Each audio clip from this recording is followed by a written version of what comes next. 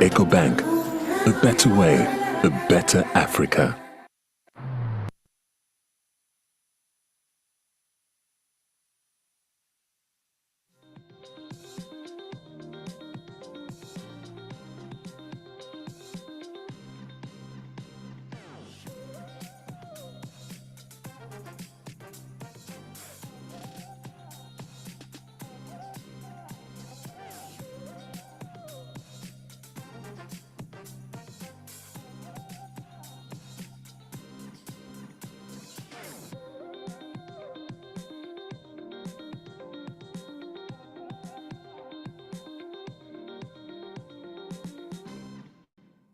Hello everyone.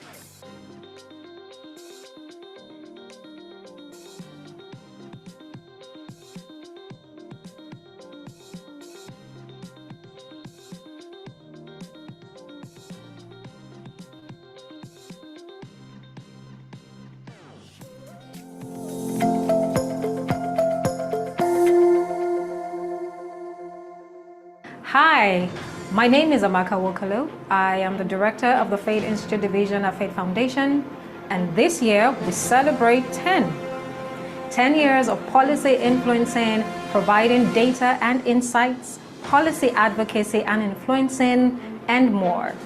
Now I am going to take you on a journey to when it all began. It began with an idea, a strategy that has evolved over the years. But guess who was at the very beginning? 10 years ago, when I started interviewing for the role of Executive Director at Faith Foundation, and I spent a lot of that time speaking with past staff members, but largely with past entrepreneurs and volunteers, and also the current board at the time. For me, it was also to understand from those that we had identified as our key stakeholders, what was our value proposition, and how could we be more relevant in the evolving entrepreneurship landscape. And so two things then happened sort of subsequently. In speaking with entrepreneurs, when they listed a lot of the key challenges they had, I mean, the obvious ones were things that were largely within their control or within Faith's control. But the other thing that was consistent then in 2015 of the challenge with engaging with those who were enforcing taxation. It was issues around registering businesses or registering their products so that they could be regulatorily compliant. The second was, for 15 years, we've been supporting over 5,000 entrepreneurs at the time directly, and over 100,000 in short course programs that we're also doing. So we did have a large audience to test and to survey or to sample. And so it just then occurred to me that, this could be an opportunity for us to then have information, have insights that would not just be useful perspectives for us, but could be useful for other people within the ecosystem to also understand how the ecosystem was evolving and really understand what was required in terms of entrepreneurship programming. It was very clear that for where we were, for the experiences we had, to be able to be more effective in the space, to be able to address the needs of our entrepreneurs, we really had to integrate research and policy almost as our R&D within our work and faith to then influence and help our entrepreneurs and help our programs to be better, to be more impactful, and to better engage effectively. When this strategy was developed, it needed board approval, and the board gave the approval in a heartbeat. The question is why? When it was brought forward by management to the board, it was almost like a no-brainer. In those days, foundations decide on their theory of change, where they're going to intervene. And initially, Faith Foundation decided it was going to intervene in the skills and the competencies of the entrepreneurs. But when they had been successful at that, the next intervention point was the policy space. We're now looking at, so we have the entrepreneurial, in front of the entrepreneurs are the policymakers, and so we intervene in that one. But behind them are the people who are supporting the entrepreneurs. So we now provided information to help those who are going to support the entrepreneurs to know where and how, what sector to work on and all that. So it's a holistic package to ensure that the ecosystem is developed. Back in 2015, when we commenced our research and policy advocacy work, there was a gap with regards to data and insights to guide entrepreneurship program design and even policy design, with little or no platforms where core entrepreneurship issues were discussed with the goal of problem-solving strategies emerging. What we started to do mattered because it helped us to better understand entrepreneurs and design programs to better serve entrepreneurs, and on the back of that helped us to also better engage with government at national and subnational levels and with key stakeholders across public, private and development sectors on behalf of entrepreneurs. It was important and really interesting to be part of an organization that kind of focused a bit more on what's the role of smart entrepreneurship policies in Nigeria? How can we get entrepreneurship policies in Nigeria to be specific, to be measurable, to be achievable, to be realistic, and to be time-bound? Also, the importance of advocacy. How do we ensure that people actually have their voices heard, talking about the issues that affect them? And how do we get government to play an important role in whether it's policies, whether it's putting out regulations? All of these things are fundamental and very, very important. Over the last 10 years, the way our strategy has evolved, the first 2 to 3 years was validating that there was a need for the data we're providing, and also that people were interested in the conversations. At least it gave us that foundational view of that policy regulatory space. The next few years for us was then trying to narrow down on the key important conversations that were cross-cutting. What are the critical enablers to facilitate the policy space? But I think that the key thing happened within year 6 to 7, when we then realized that, okay, now that we've had these conversations, what was that consistent index and measure that we then wanted to have conversations on year, while still having a focused view within that year? For me personally, our strategy significantly expanded when we launched our annual State of Entrepreneurship in Nigeria report. We were moving from just a small department to becoming, a bigger team within the foundation. We had grown. We had positioned ourselves as a strong thought leader in the market, and particularly within the entrepreneurship ecosystem. And so it was important to empower the foundation to be more front-facing and to be a pillar in relation to entrepreneurship development and growth and just policy in Nigeria. Now, having done this for 10 years, the question is, what's been our impact? For us at the Fate Institute, we measure our impact across 3 broad areas which align with our strategy at the Institute. One is bridging the data gap, which we have consistently done through our reports development and thought leadership work. 2 is creating platforms for critical conversations to happen, and we've done this consistently over the years. And 3 would be policy influencing and advocacy, which we've done through collaboration with other ecosystem players. The research and policy work has first of all assisted in bridging the data gap. Through the policy work, there's a lot of information on the SME ecosystem. We have the largest data set on micro, small and medium enterprise indicators in Nigeria to date. We have over 31 publications and counting. It's given entrepreneurs hope as well that I can aim big. I don't have to come from a lot of money, because I can see data. I can see that people recognize what the challenges are. I can see that people are providing information for other players in the ecosystem to intervene at the other choke points right, in this entrepreneurship journey that is for the benefit of all of us. We've been able to create spaces for convening and for engagement. The obvious one is the policy dialogue series that we have every year. That those conversations at the policy dialogue have now dovetailed into workshops, and that was not something that existed formally in the way we've been able to do it. Now we've shared, there's quite a lot of insights we've been sharing through our podcast series, and most recently through our Twitter space conversations, now even engaging young people in the conversations of what those insights mean for them. This Faith Foundation Policy Dialogue is, I think, it's the only space where all the key stakeholders, decision makers, policy makers, experienced entrepreneurs, and the voice, right, of aspiring entrepreneurs can sit together and really engage with each other one-on-one.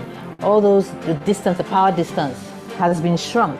We have a lot of milestones around advocacy. Well, the one primarily will be around tax. And we're very happy to have contributed to a major tax waiver that was initiated by the FRS at the time for a 1 to 2 year period that covered the micro, small and medium entrepreneurs within that space. And over the last 5 years, Faith has been the facilitator of the Nigerian Economic Summit Group MSME Community of Practice, which has then allowed us to work with much more larger influencers, stakeholders, partners, practitioners within the space, collaborating with government around the critical areas for entrepreneurship policy, particularly with respect to micro, small and medium enterprise matters.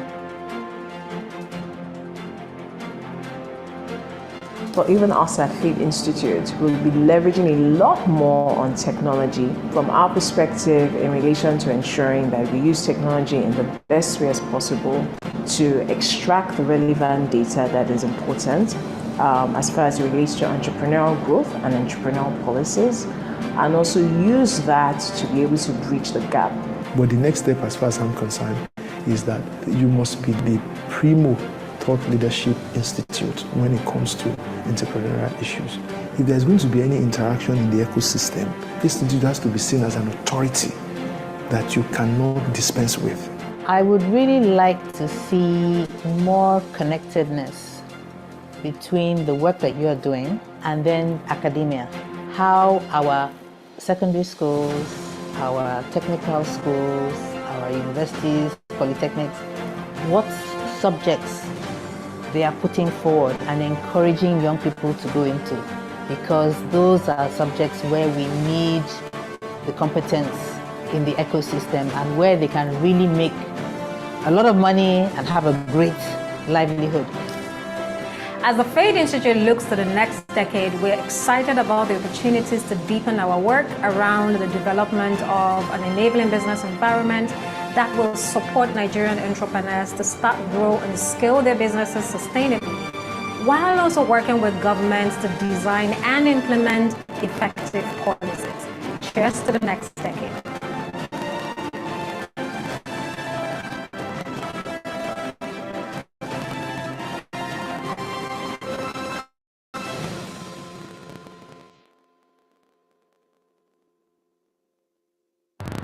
Across Africa, a new era has begun, shifting our focus to a new horizon, connecting us with one purpose: to create and share opportunities to grow.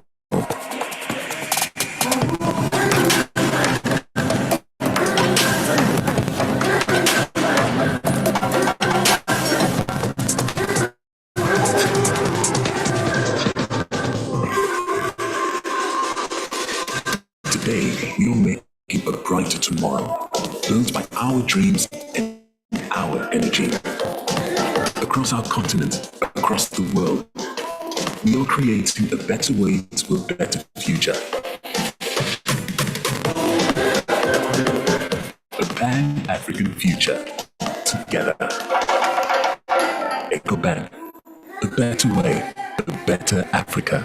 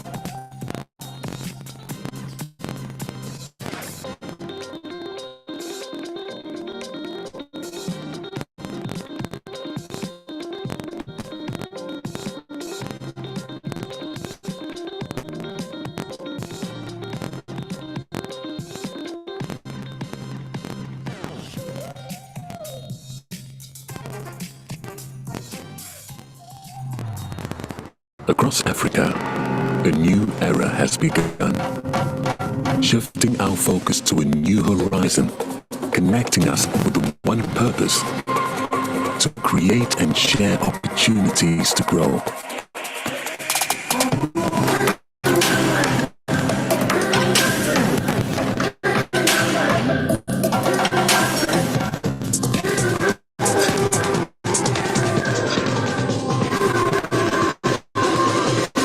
Today, we are making a brighter tomorrow, built by our dreams and our energy.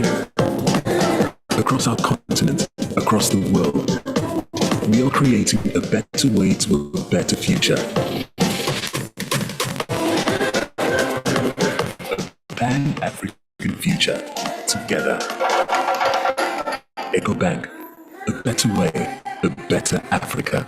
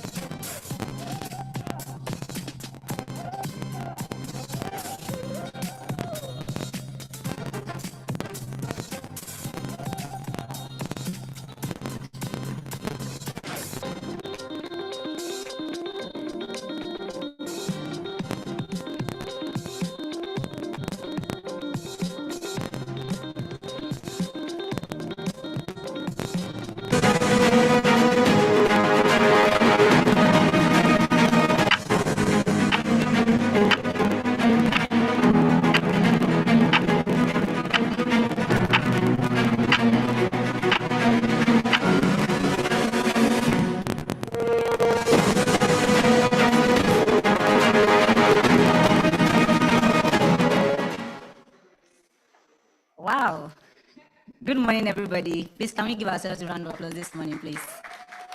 Good morning, welcome. It's such a pleasure to be here this morning, and it's such a pleasure to see everybody as well. My name is Oduwole Williams, and I am thrilled to be the convener today. We have an incredible lineup program for you. We have conversations, engaging sessions, and just sit back, buckle up, because it's going to be a great ride. Who's excited to be here this morning?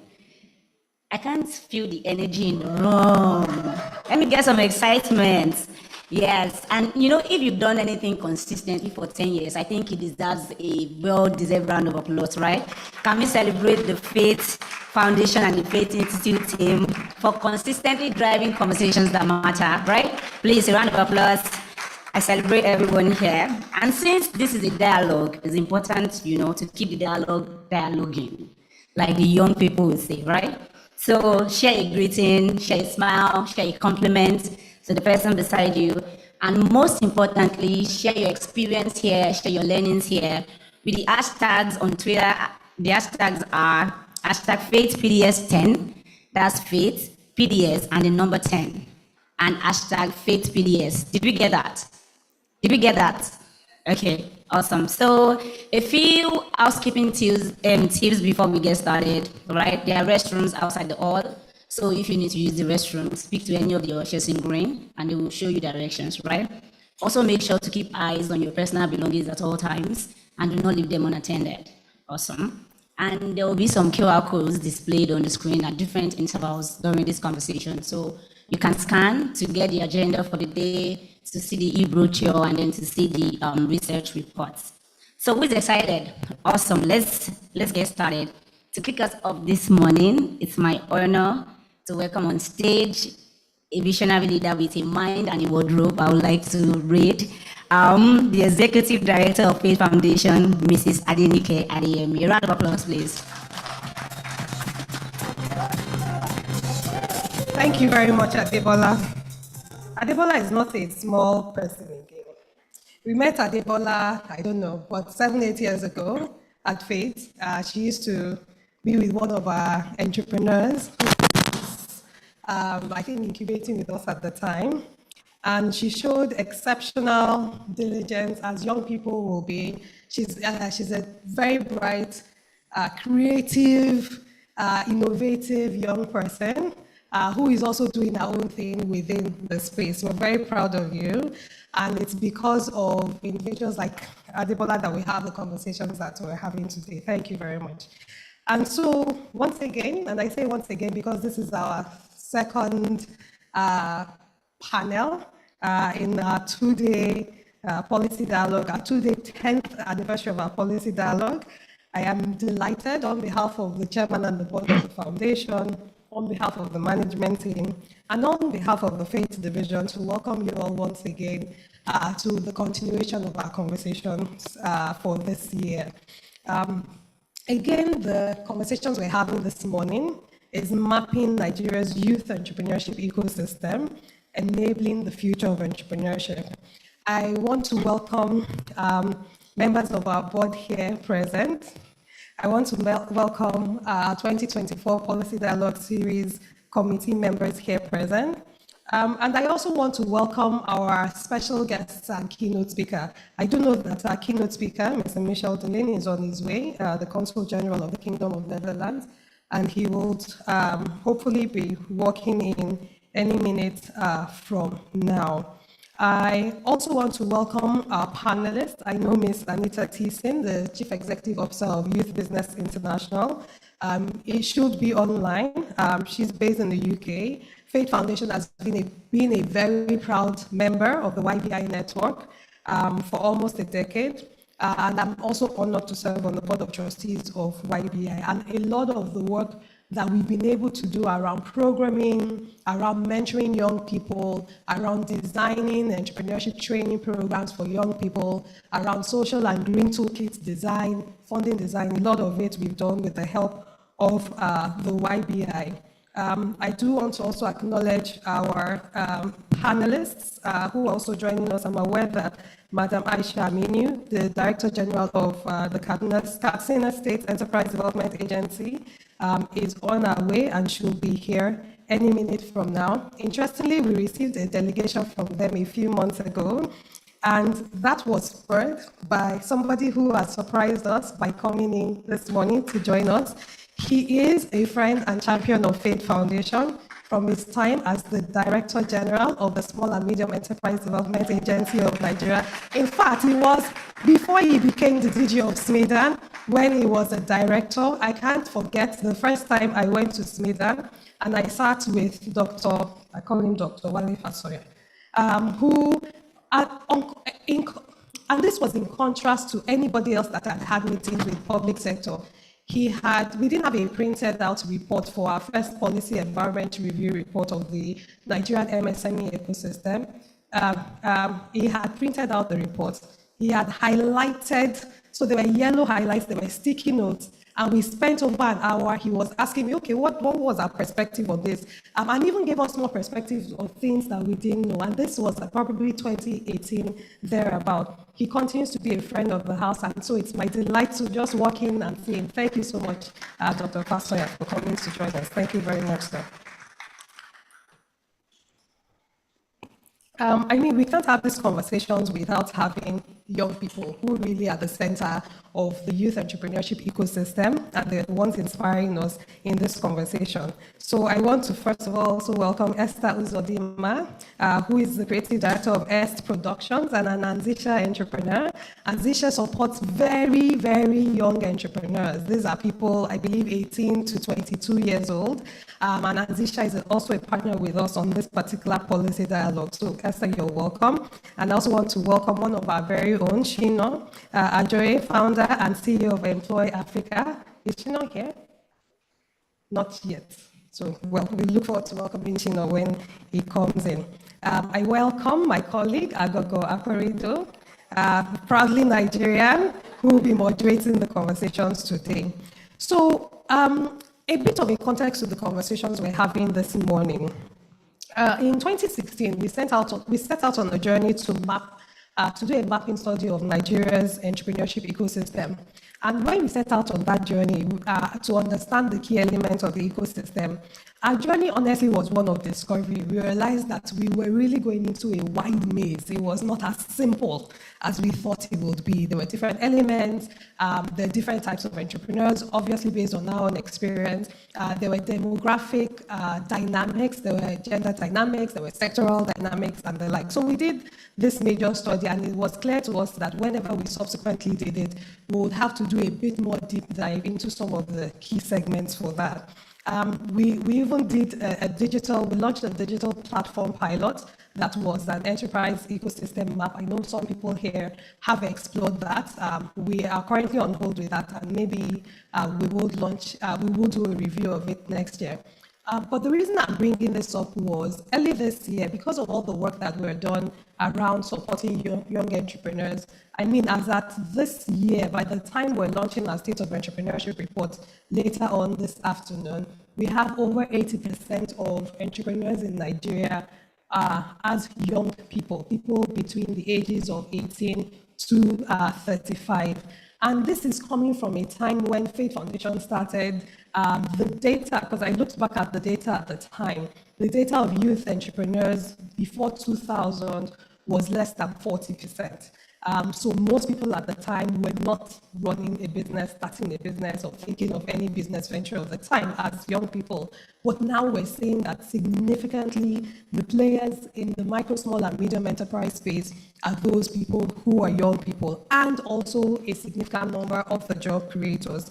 And so because we're doing a lot of work, because we've made a lot of investments in that space, we then decided to do this mapping study of the youth entrepreneurship ecosystem. And at some point today, we'll share with you the preliminary insights from that, what we're learning. We'll share that with you, and hopefully before the end of the first quarter of next year, we'll launch the detailed study of that. Why is it important to do that, and why are we having these conversations? What we've always done at Faith is to make sure that the programs that we deliver, they're data-driven, but there's also a design thinking aspect of it. You cannot develop for a space or a segment that you don't understand, and particularly a segment that continues to evolve significantly as time passes by. And my own intention, our own intention is that over the course of the next 1 to 2 hours, our insights, our perspectives will help to shape the report that we're launching, and that it will also even inspire the work that we do in so many different ways. So once again, I welcome every one of you, and I look forward to very interesting, very insightful, very engaging conversations. We had a fire panel yesterday with the Women Dialogue, and I know that will bring our youthful energy here today. So thank you, everyone, and over to you, Latibola. Thank you.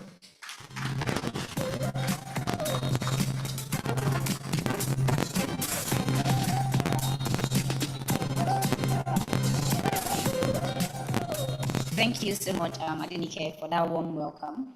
I just want to repeat a few things.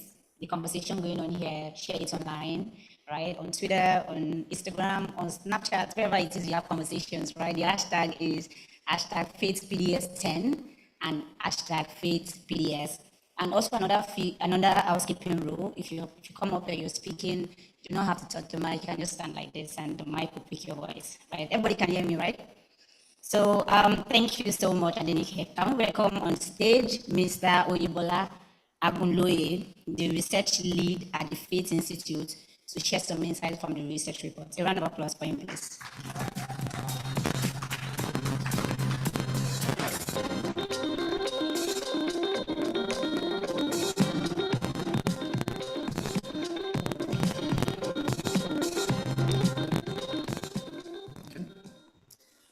Good morning, everyone. Welcome to today's session. My name is Oyebola Agunloye. I lead research programs at the Faith Institute. Very happy to be here and very happy to be setting the context for today's discussion. Today, I'll be setting the stage by discussing Nigeria's evolving landscape, particularly for youth entrepreneurs. And my presentation today will draw from two major reports, one that we'll be launching today, which is the 2024 edition of the State of Entrepreneurship in Nigeria report, and also from our ongoing youth entrepreneurship ecosystem mapping study. So the insights I'll be sharing today will be from these two reports. So I will just go straight into it. So to help with today's context setting, I sort of just put this outline so we can just know exactly what we will be talking about today. First, I'll be sharing insights on the youth entrepreneurship from our State of Entrepreneurship report 2024. And I will touch on youth entrepreneurship dynamics. I will touch on key trends and opportunities and challenges also. I would also touch on youth entrepreneurship and job creation. And I will also touch on technology adoption and skill acquisition. Then I will share insights from our ongoing mapping study, touching on some, key elements of the study, which includes the objectives of the study, why exactly we are doing this mapping study. I know my executive director, Adenike, has shared some insights around that. Not just also addressing on some of the things that she has said. I'll also be giving I'll talk about the methodology around this study. I would also be giving some of the early data insights that we're already seeing from this study. I would add that this study this mapping study is in selected states, and I'll just be showcasing some of these states, some of the data that we have from these states. Then finally, I would be rounding up with the synergy of both reports and what the role of stakeholders like yourselves play in ensuring that we create a thriving entrepreneurship ecosystem for youth in Nigeria. I'm particularly always happy to talk around youth entrepreneurship because, I myself, I'm a youth. I've been a youth for, so I always say I've been 25 for the past 10 years. So I just celebrate the anniversary of my, of my 25 birthday. But we all know that youth businesses are very, very essential to entrepreneurship in Nigeria. Number one, Nigeria is largely a youth populated, and we've seen from some of the data from our SOE and the other reports that youth businesses are very dynamic. They're very, very driven in terms of technology adoption. They are very, very they adopt technology and they infuse it in all aspects of their lives, businesses, personal and all that. So we'll be exploring some of these key dynamics of youth entrepreneurship today. I'm not feeling the energy of the youth. I mean, we are youth. Or should I start infusing some, Gen Z lingua, or Gen Alpha? I don't know the one after Gen Alpha though. But if you want me to, I will. Okay. So let's jump straight into it. So I'll be talking around youth entrepreneurship trends, and so for us at the Institute, the State of Entrepreneurship in Nigeria report, creates this compelling picture of youth entrepreneurship in Nigeria, just showing all the different parts that make youth entrepreneurship tick. And so I'll be talking about some of these trends, and and what does this data say? That's my own version of what does the law say. If anybody that knows that guy that always talks about law, and he's always jumping, but no, I won't jump. I will stay in one place. So what does the data say? In terms of age range and business ownership, what we've seen from the data is that youth entrepreneurs account for the largest share of total businesses in Nigeria.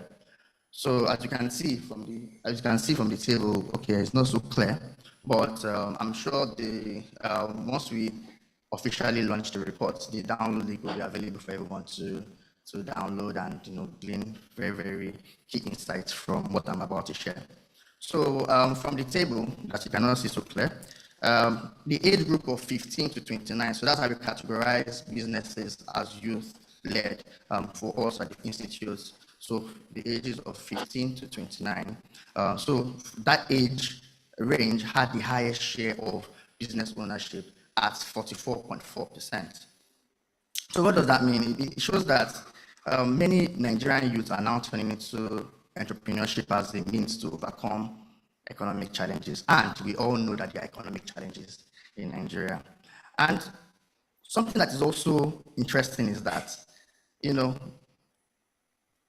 most of these businesses also, when we have a business idea, we want to have an idea, maybe we want to plug into a particular issue in society, fix it, and all that. But what we've seen from our data is that most businesses that have come up within the last 5 years have been established as the means to just survive. Survive this harsh economic.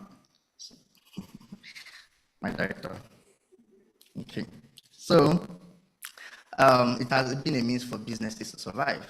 And another interesting part of our data is that last year we introduced a question in our State of Entrepreneurship survey that just really asked around what was the reason for starting a business. And for what we saw, 52% of the businesses that we surveyed said that their motivation for starting that business was a need to earn extra income just to sustain their livelihood, So that was even, for businesses that wanted to start, for youth businesses that wanted to start, or businesses in general that started that business for, meeting a particular, plugging into a particular challenge in society or in the business environment, that came in second. So that shows that business creation in Nigeria currently is largely driven by economic necessity, because many youths in Nigeria now are turning to entrepreneurship as a means to survive rather than opportunity-driven motives. So that's something to think about. Even myself, I'm thinking of going into entrepreneurship too, because extra income. Looking at age and the age of business, what we saw from what we can see, or what we've seen from our data is that data shows that very young businesses that are less, the majority of businesses are very young. That means they are less than 5 years old. So that means they've been established within the last 5 years. And so you can see that, the point around businesses being established as a means to survive is really what has driven youth to established businesses within the last 5 years. So I'll quickly go to the next point because we have a couple of slides to go through. I would speak on performance of youth entrepreneurs, also data from our State of Entrepreneurship report. On performance of youth-led businesses, what we saw or what we can see is that 62.3% of youth-led businesses reported growth in their business in the last 1 year. How many entrepreneurs in the house, how many of us recorded growth in our business in the last 1 year?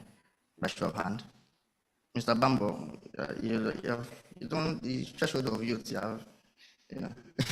So how many of us recorded growth for our businesses? So the entrepreneurs that we surveyed noted that they reported growth in the last past year, 62.3% of those entrepreneurs. And from the chart also that is on this, is in this slide, if we compare that with other age groups, we'll see that youth businesses have been severely impacted by the harsh or the growing challenges that we have in Nigeria's business environment. From the chart, you will see that in terms of, if you compare it with other age groups, youth businesses, that recorded growth came in very low, lower than other businesses, particularly in 2024. For the businesses that noted that indicated growth in the past 1 year, 5 top growth areas were increase in customers, increase in profits, increase in employees, increase in revenue, and an improved cash flow. And still on growth or business performance, when we asked around the drivers of growth for these businesses, youth entrepreneurs identified access to new markets and opportunities as their most significant driver for their business growth within the past year. And it's interesting because one of the sessions that we have today is going to, delve into access to markets and the importance for youth businesses and in general entrepreneurs in Nigeria. So after access to new markets and opportunities, we had increased demand, we had technology adoption, and we also had skilled workforce. So these were the drivers of growth for businesses or for youth businesses that recorded growth within the last 1 year.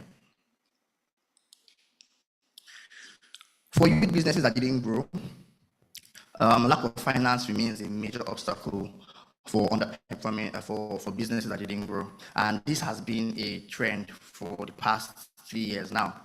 And when we ask what were some of these drivers of slowdown of youth-led businesses, access to finance is always lack of finance is always number one, followed by insecurity.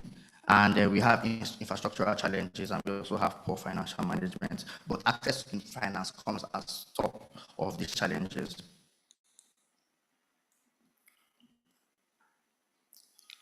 And when we look at the access to finance challenge, and we ask what were some of the obstacles, that were linked to them not being able to access finance, one that came up top with the challenges is the high interest rates, particularly to access funding from commercial institutions.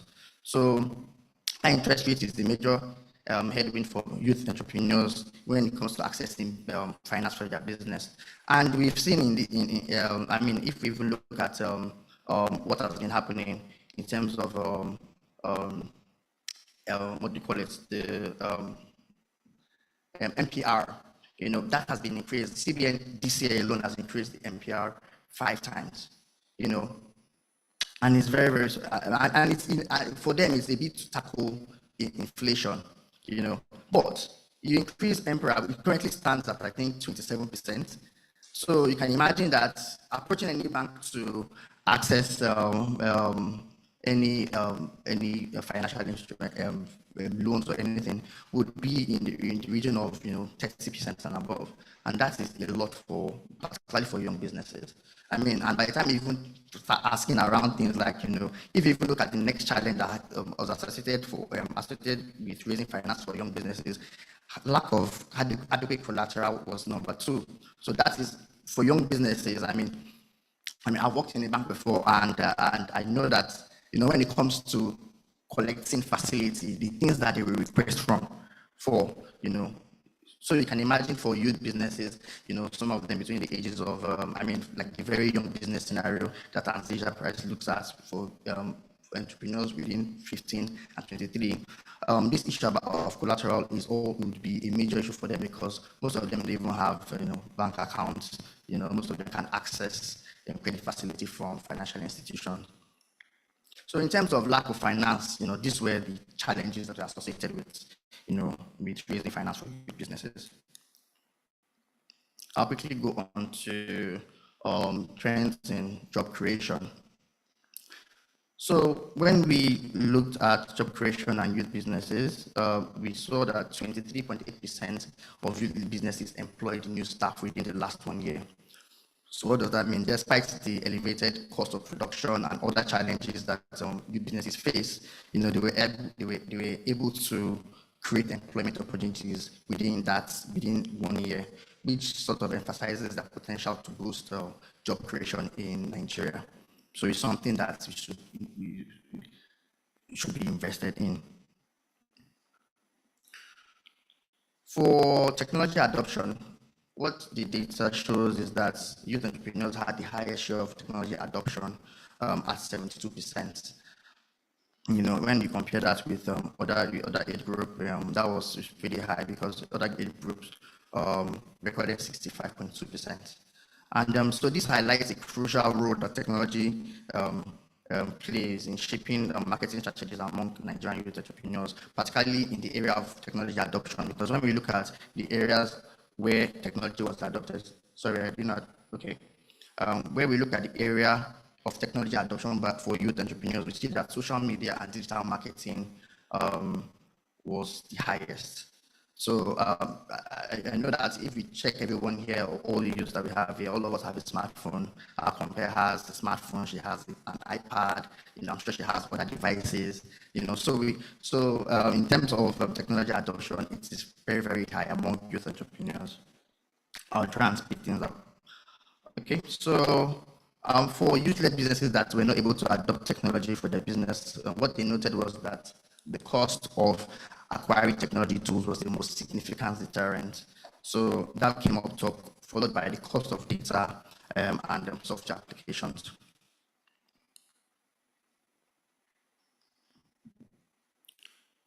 Okay, so the last slide on our state of entrepreneurship report, we'll look at skill acquisition, and what we saw was that skill development was more prominent among young entrepreneurs than other age groups, and that meant that young businesses sought to expand their knowledge base to better run their businesses. So I'll quickly just share highlights on our marketing report. And why it's important for us to do this is because complementing our state of entrepreneurship report is this ongoing mapping study that we are currently working on, which focuses on youth entrepreneurs aged 15 to 35, and we are doing this across selected states in Nigeria.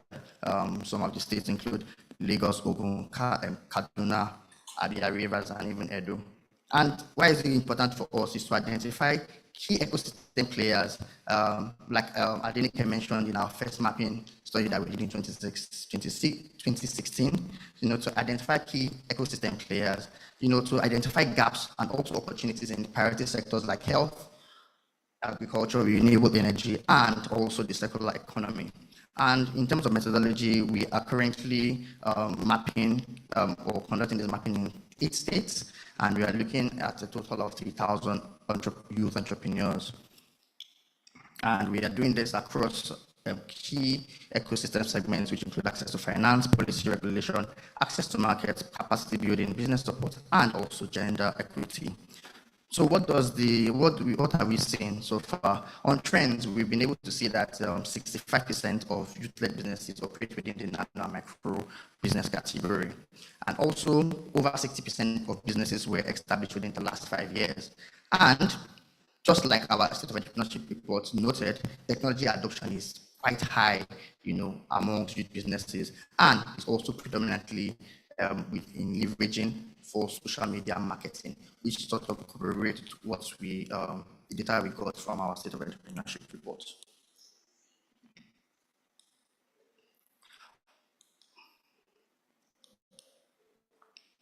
Okay, so this just sort of gives an overview of what the mapping of each of these states is, the critical sectors, critical segments we're looking at in terms of policy regulation, and some of the key players that we've been able to identify in each of these states. I just put 3 states, Lagos, Kaduna, and Edo, as states, just to showcase some of the critical stakeholders that we've been able to identify in each of these ecosystem states. So finally, I'll just touch on some of the gaps and opportunities that we've been able to see that also sort of links with what we've been able to see from the State of Entrepreneurship report, which includes limited access to finance in terms of unsupportive government policies and regulations, multiple taxation, lack of information, high costs of business support. And we always see opportunities around technology adoption and digitization, job creation potentials, and increased gender inclusion. So I will stop here, and I'm sure that from the conversation that we'll be having today, we'll be able to get more rich insights from some of these reports. So thank you very much.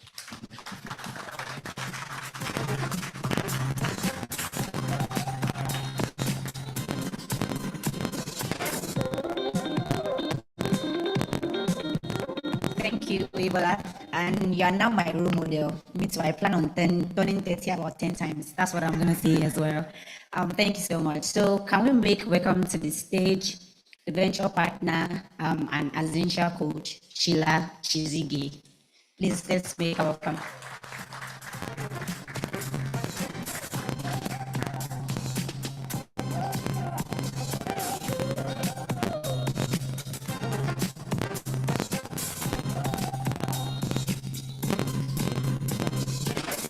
Quickly, they will display the QR code on the screen. The media team is going to do that, and you can access the program agenda on there. Thank you.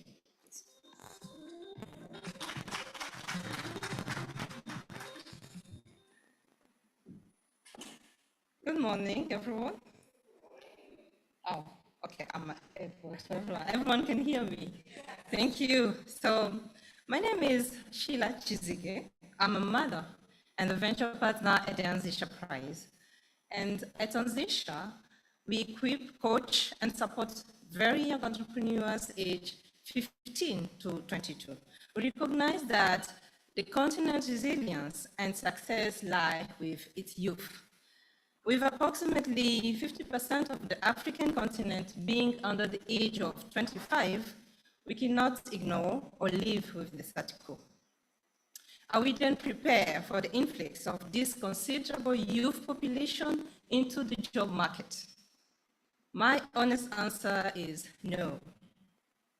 And this situation demands urgent attention and action. So we cannot afford to wait. Now that young people need jobs and they cannot find them, they're naturally pushed towards entrepreneurship. But how do we create an enabling environment and a situation for these young people? How do we equip and partner with the youth to build a sustainable and vibrant economic future for the continent? Ladies and gentlemen, on behalf of the Anzisha Prize, I will briefly go through a very young entrepreneur's real-life challenge and succinctly demonstrate why the young entrepreneurship scenario matters, and if appropriately implemented, the young entrepreneurship is actually the continent escape from poverty and underdevelopment. So I will start with the real-life challenge. This is Musa, who designs Ankara bags, and he has a team of talented workers, and they've won a substantial market with a major supermarket in the capital city. The supermarket makes an order of $24,000 with a 30-day payment term and calculated 30% margin on this order. But Musa only has $3,000 in working capital and cash reserves. He needs an additional amount of $10,000 to complete the order. Family members and friends cannot lend him this additional fund. So Musa has been in business for 2 years and is only 19 years old. So he has just been allowed to open a business bank account and a registered company. He has a mobile money account, but it does not qualify for a bank facility. So Musa failed to secure the order. Musa failed because he lacked talent? No. Musa failed because he lacked opportunity? No. Did Musa fail because he couldn't deliver? No. He has a team of talented workers. He knows what he's doing. Musa failed because we are here to create an enabling financing system for very young entrepreneurs. Musa failed because he is not trained to negotiate better or favorable working terms with suppliers and customers. But despite these challenges, Musa's potential is undeniable. Musa is a testament to the power of very young entrepreneurs. So it is time to establish youth-focused loan, grant, and financing all over the continent. So there is an African proverb that says, to see further, the young generation must stand on the shoulders of the older generation. Are we lending our shoulders to the younger generation? Are we? All of us, are we? Okay. So keeping Musa's challenge in mind, I want to think about 3 possible scenarios for very young entrepreneurship. Number 1, let's continue with the status quo. If nothing changes, the environment will slowly and gradually improve youth employment. With this scenario creates opportunities for our children, younger brothers and sisters. Scenario 2, let's leverage on existing entrepreneurs' fear by focusing on older individuals because we believe they are experienced and they are mature. But remember, our generation is slowly and surely exiting the scene, so opportunities lie with the younger generation. Scenario 3, let them invest in very young entrepreneurs. There is a citation in French that says, aux hommes bien nés, la valeur n'attend point le nombre d'années.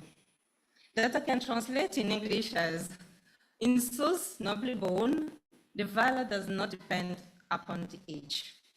So I can tell you that these very young entrepreneurs are mature, dedicated, and forward-thinking. I have experienced that.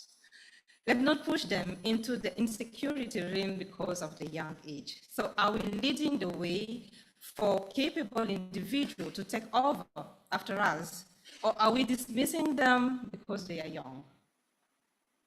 With this question in mind, I want to address 3 groups of stakeholders here: the policymakers and investors, the parents and educators, and very young entrepreneurs with leadership potential.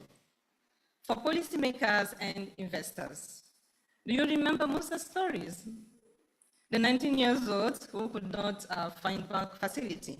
So will you be the first one to establish social credit or movable property as a guarantee for very young entrepreneurs? For educators, will you be the first one to rethink the curriculum, introduce real-life business analysis as case studies, redesign assessment to include problem-solving, innovation, and collaboration? For parents, will you be the first one among your community to encourage and support your children if they choose entrepreneurship? And young entrepreneurs with the potential, will you boldly embrace to solve a real problem? Start small and not be afraid to start small. Learn and lead as you grow your business. If all of us, policymakers, investors, educators, parents, and young entrepreneurs unite, we will for sure unlock the very young entrepreneurship scenario. At Transition, we know that this is possible. And I will invite you all to visit anzisha.org and see how many jobs and revenue a bunch of 258 very young entrepreneurs have created. Actually, you will be amazed. You might even be shocked at the potential that we are not investing in as educators, policymakers, and investors. So, as William says just before me, the very young entrepreneurship scenario is a reality. I challenge you today to join the movement. Are you joining me? At Transition, we've started and we've seen that it's working. So please join the movement with me. Thank you.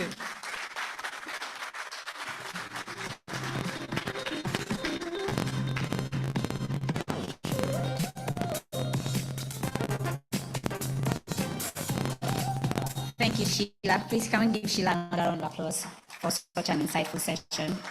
So we are at a very crucial point of this event. To deliver the keynote address, please join me to welcome on stage the Consul General of the Kingdom of the Netherlands in Lagos, Mr. Michel Dillion. A round of applause, please.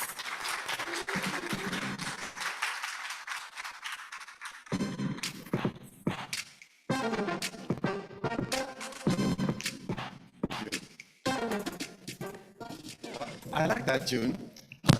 It gives you that swing when you walk on stage. Good morning, everybody. Great to see you here on a discussion on ecosystem entrepreneurship and youth. I'm not going to say again that I'm very happy to be here with you, because I always say that, and it's actually very, very true, because one of the things I got inspired with, specifically in Nigeria, is when I talk to young entrepreneurs who all have a story to tell, who all have challenges and problems, but who also all have a dream, an inspiring dream, and who turning that dream into reality. But those type of stories do not exist in isolation. An entrepreneur doesn't doesn't engage in business in splendid isolation. The reason actually why you are an entrepreneur is that there is somewhat supply and demand. Somebody's asking for your services, for your products. So you're automatically part of what we then call today the ecosystem. And those systems, when I was preparing for today, I actually also realized that those systems come on different levels. Ecosystems are, in a certain way, can be an abstract thing or can be a conducive environment thing, but an ecosystem probably starts with you and the people you know and the people who know you. And I think, for example, if we look at our good friends from Faith Foundation and the Orange Corner program that we run, that every cohort of the Orange Corner is an ecosystem of itself.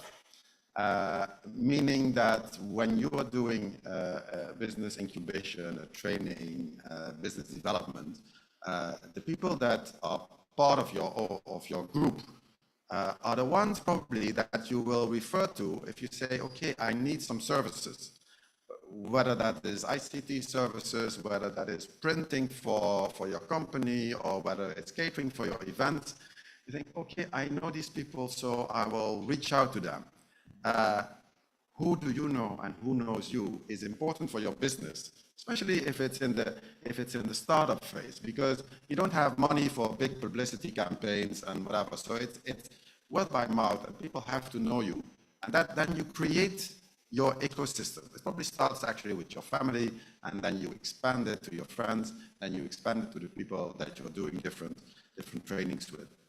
And this who do you know and who knows you also works. For example, I see that very often when companies move into sort of unknown markets for them, when they go for export or when they change locations.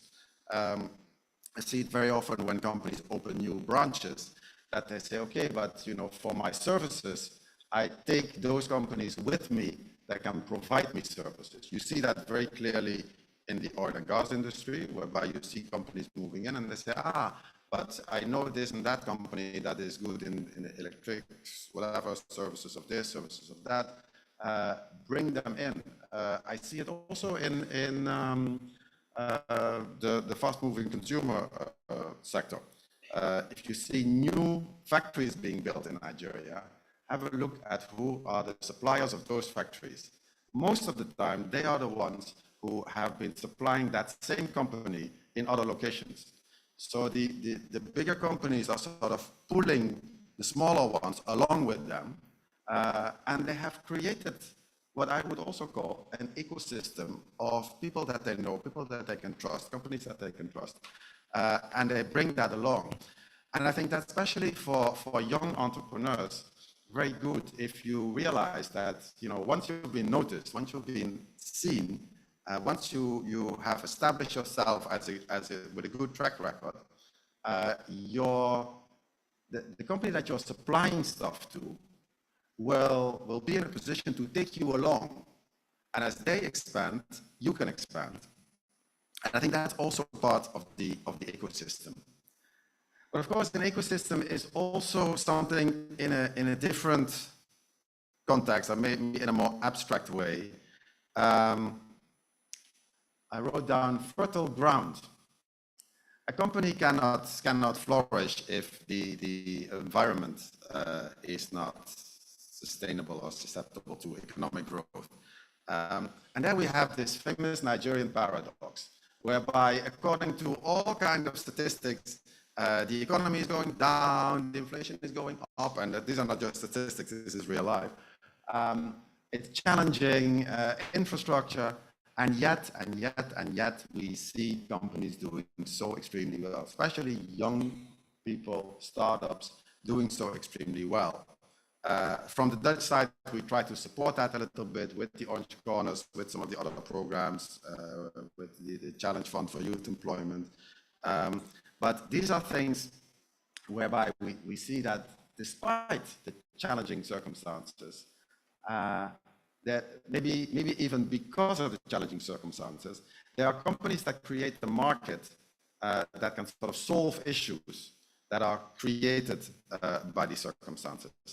Nevertheless, I think we would all be very happy if infrastructure would be better, if taxation would not be double, if legislation would benefit more. Of course, we know about the Startup Act, but it's about implementation. And if financing would be more accessible. I think these are elements of an ecosystem that you need. I understand later on the day we'll also have some people from Abuja speaking, so I'm sure they can tell us what they're doing about that part of the ecosystem. A company will flourish, yes, but it will flourish more if the government side of things, the famous conducive environment, is taken care of. And that is the big challenge. It seems to be a big challenge. Yes, we have unicorns in Nigeria, we do, but I'm sure we could have even more if the circumstances would be better. This is, of course, a combination of facts. You can't just blame one entity. Or let me be very clear, you can't just blame the government, but it's something that all of us have to do together, and also as a way of policy influencing. I think policy influencing as part of the ecosystem is also an important one, to give that feedback, to push to government to say, by the way, you want the economy to grow, great, but we have these and these and these challenges. Now, companies will say that in any country, including in the Netherlands. They will bitterly complain to the Dutch government saying that taxation is too high and rules are too rigid. That's of course, as an entrepreneur, you have that friction between doing what you want to do and government rules that might regulate what you do. Regulation is also an important part, I would say, of the ecosystem, but regulation should not be stifling. And that is what we sometimes see here.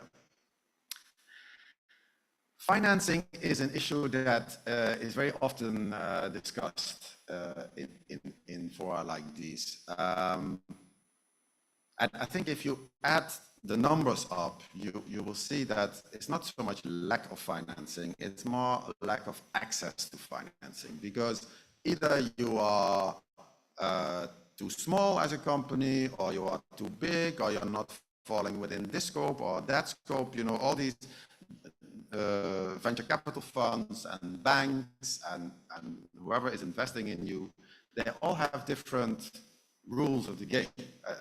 They have different criteria that you have to match. And we see very often that whole groups of young entrepreneurs come to see us, or come to see my colleague Sonia, who is working very hard on that, to see, well, you know, we try, we want to, but we can't get access to all these funds that are announced in the newspaper. This bank receives that, that bank receives this, from the African Development Bank, from the Dutch government. All these fundings are there to help companies, but how do you access them? And that is a challenge, also a challenge of the ecosystem, and something that we ourselves should also work on to make it more accessible. So those were just a few thoughts that I had when I was thinking of ecosystem and youth. Nevertheless, as I say, I'm very happy to be amongst you today. And I know that the entrepreneurial spirit is basically reigning here. And it's not that you're waiting to become an entrepreneur. You are an entrepreneur. You just want to become, you want to grow. You want to become a better entrepreneur. And in that context, the ecosystem determines your roots. An ecosystem is a term also from biology. So the roots of your company determine the growth of your company. So you need to be firmly rooted financially, institutionally, for you sort of to blossom and to grow. And I think those are the things that we will discuss also further today. So very happy to be here with you, looking forward to the discussions, and thank you very much for inviting me.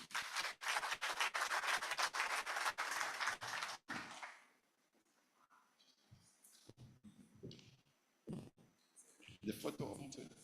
Thank you so much, Mr. Michel. Like the young people say, if there is no picture, there's no proof that it happened. So let's take some pictures, right? To join Mr. Michel on the stage for a picture session, let's welcome Adenike Adeyemi, the Executive Director of Faith Foundation. Let's also make welcome Mrs. Sheyi Bella, the Director of Faith Foundation, Ms. Shola Diola, Director of Faith Foundation, Ms. Amaka Wonkolo, Director of Faith Institute, and Mr. Bambo Adibowale, the Dean of the Faith School.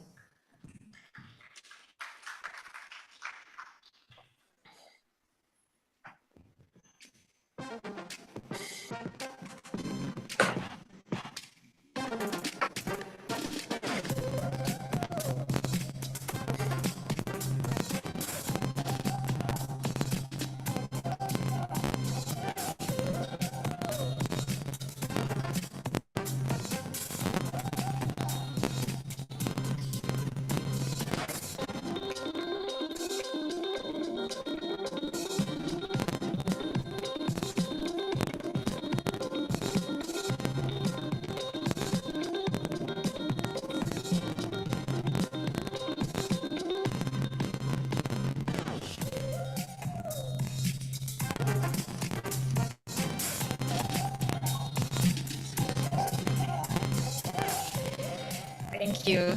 One of the things that Mr. Michel said, and I want you to ask the person sitting beside you, who do you know? Just ask the entrepreneur beside you, who do you know? Who you know, yeah, who you know. Right, then ask them also, who knows you? Right, really good, interesting. So we are moving on. This is a good time to tweet. There have been some really important things that he has said. A lot of people that have come up here have said. Tweet, share pictures with the hashtag. And you see, I'm repeating it because social media footprint is very important for me. So tweet, tell everybody that you're here. Let's give people FOMO so that next year this place will be packed up and brimming, right? Coming up next is a miracle talk on empowering Nigerian youth. Okay.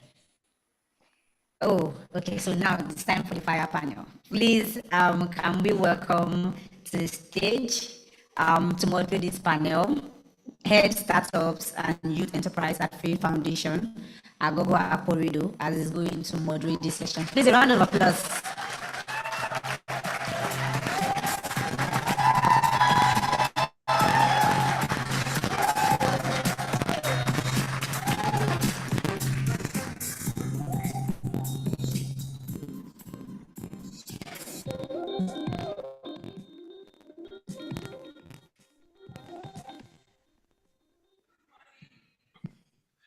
Yeah, thank you for that encouragement.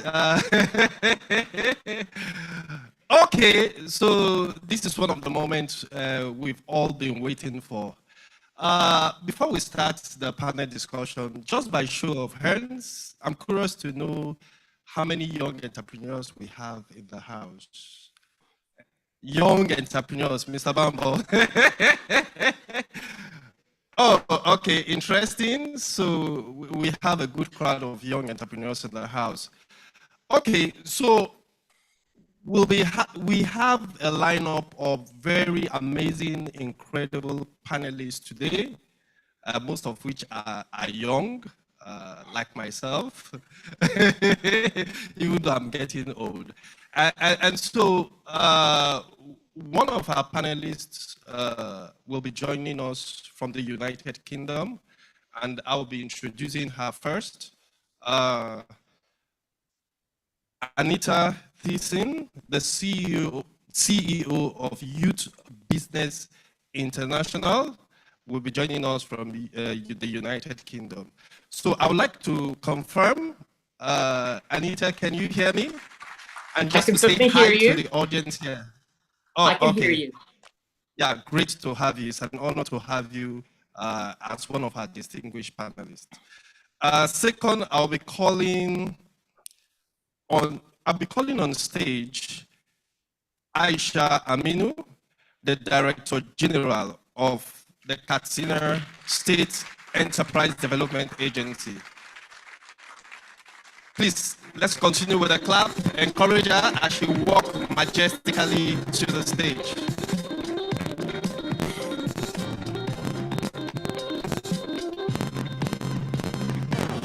You're welcome.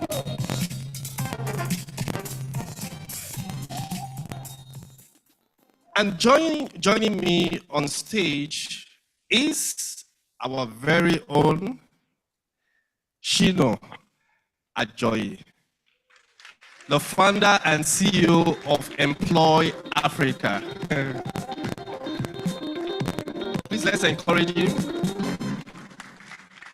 And I say our very own because he's an alumni of the Orange Corner Nigeria, cohort 9. So you're welcome. Next on the panelist is, we have Esther Uzodimmer, who is the Creative Director, EST Productions.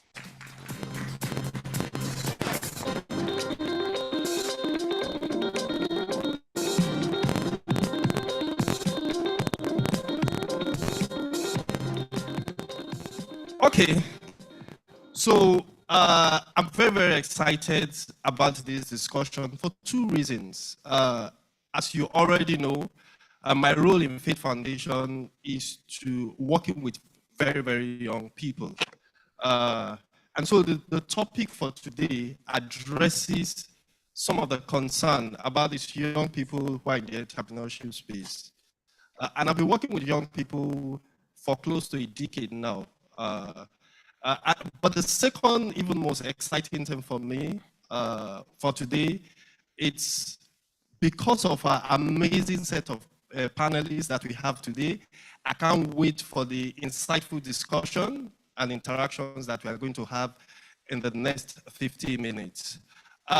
There will also be an opportunity for the audience, both the audience joining us in person and those who are joining us virtually, to ask questions towards the end of this conversation. So please take your time to write down all the questions that you have. we'll be able to take maybe a couple of questions after we are through with the panel discussion. So first and foremost, I would like to set the context for today's discussion. We all know that Nigeria is home to one of the youngest population in the world. In fact, there's an estimate that 60% of Nigerian population is less than 25.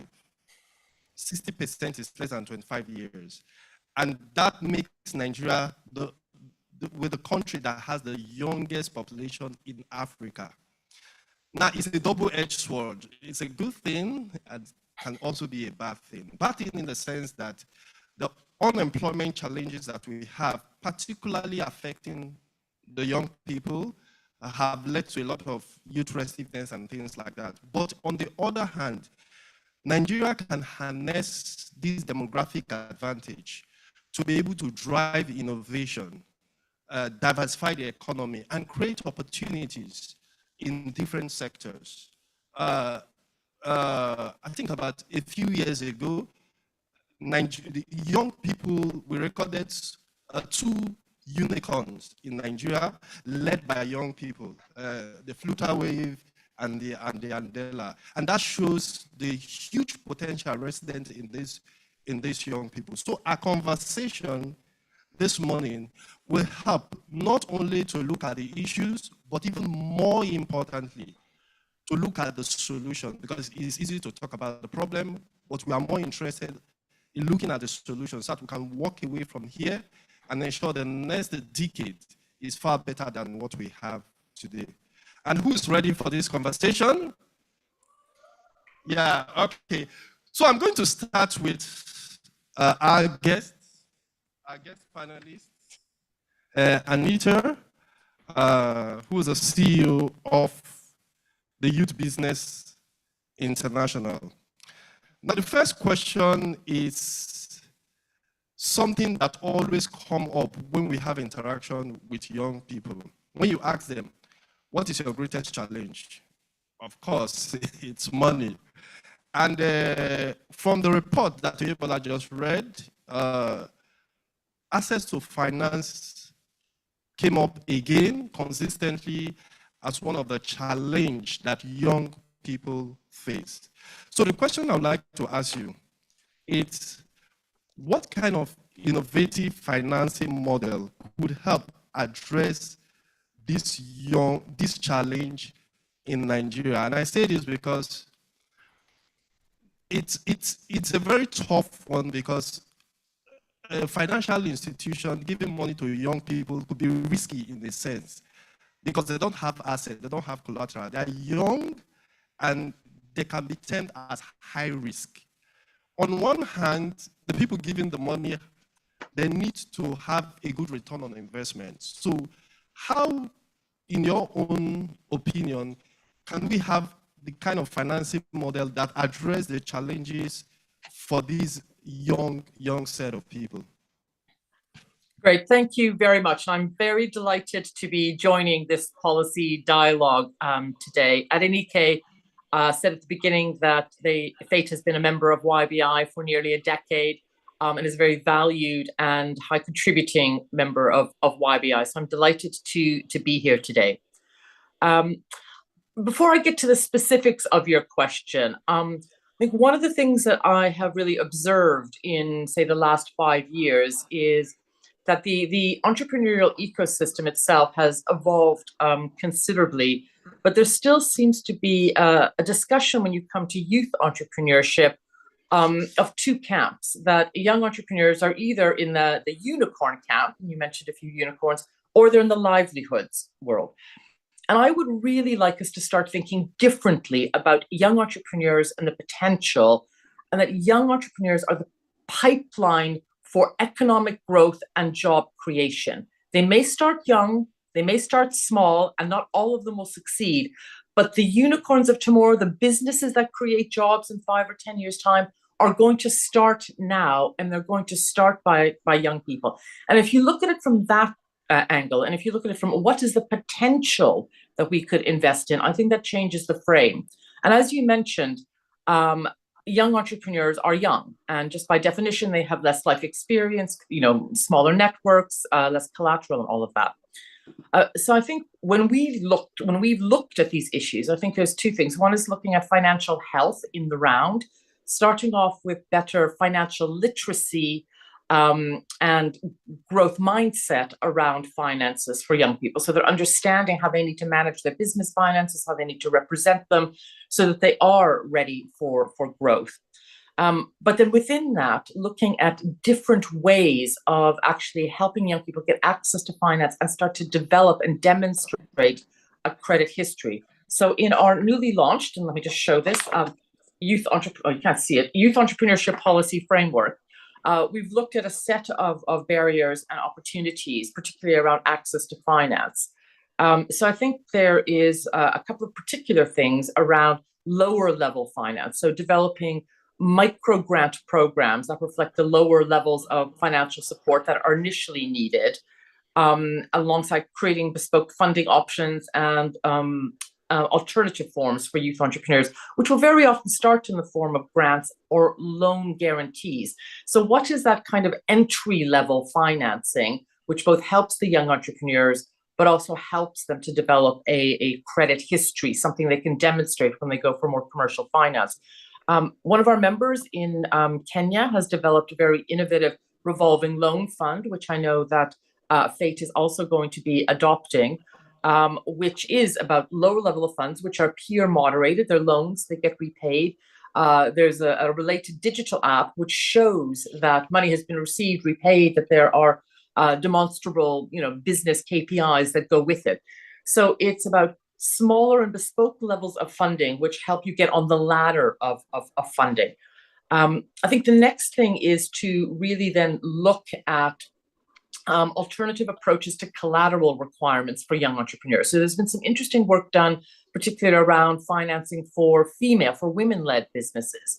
And I think looking not just at an actual collateral approach, but a revenue-based approach, or prioritizing entrepreneurs who can demonstrate that they've gone through very stringent business development services. So what are the other ways to develop, to look at the assets that a young person is bringing to the table, de-risking the repayment element.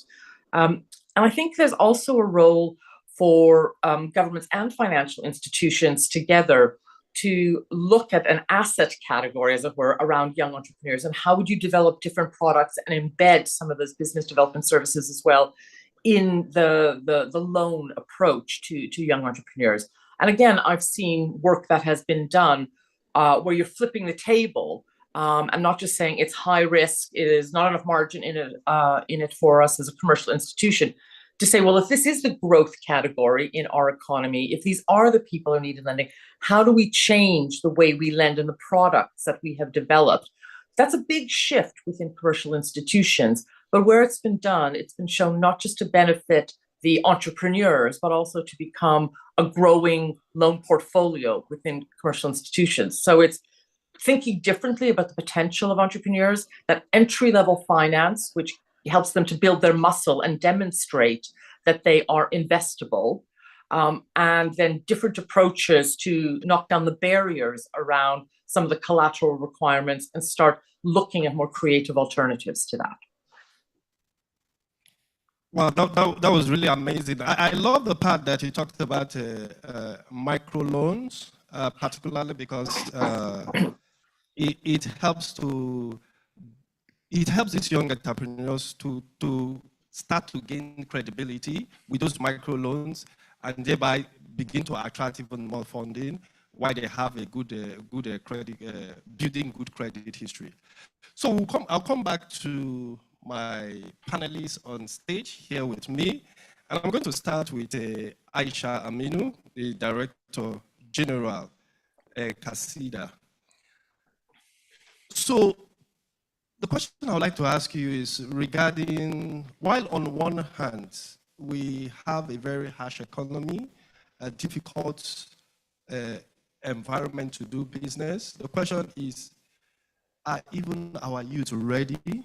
Do they have the requisite skill are they prepared to actually start and run a successful business? So in your work in Kaseda, what are the gaps that you see among these young people, particularly when it comes to entrepreneurship? And secondly, how can we improve our educational system beyond just the formal educational system, even informal educational system, in ensuring that this skill gap is being addressed, so that while on one hand we are trying to tell the government to improve the business environment, we are ensuring that our youth are ready to tap into those opportunities. Okay, thank you very much and good morning. Like you rightly asked, are the youth ready? I particularly think, based on the experience and interaction with them, I think the Nigerian youth are ready. A lot of them are very creative, innovative, and hardworking. I mean, nonetheless, there's one or two out there, there's a percentage that is not willing to make much impact, but the vast majority of them are. And, you know, like you said, statistically, about 60% of the youth, of the population in the country is from the youth demographic. So I believe that's a huge potential for harnessing economic transformation. So if we look at them not just as beneficiaries of our policies or interventions, but rather as partners, and we begin to work with them from that perspective. So there's a lot of great potential and harnessing of economic growth and activity to be achieved. So that aside, on the issue of skills gaps, yeah, there's a lot of gaps in that regard. So as a government, for us, particularly at the state level in Katsina, we're working hand in hand with licensing and certification agencies.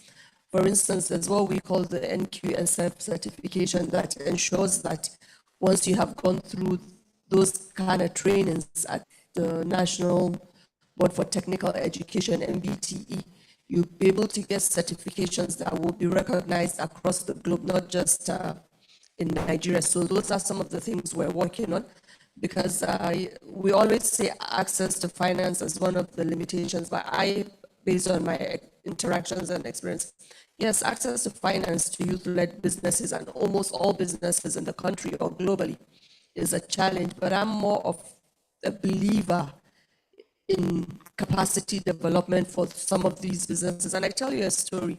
There's a young lady when I took over a year ago that runs a business in the state, and she would always say to me that she's not making money.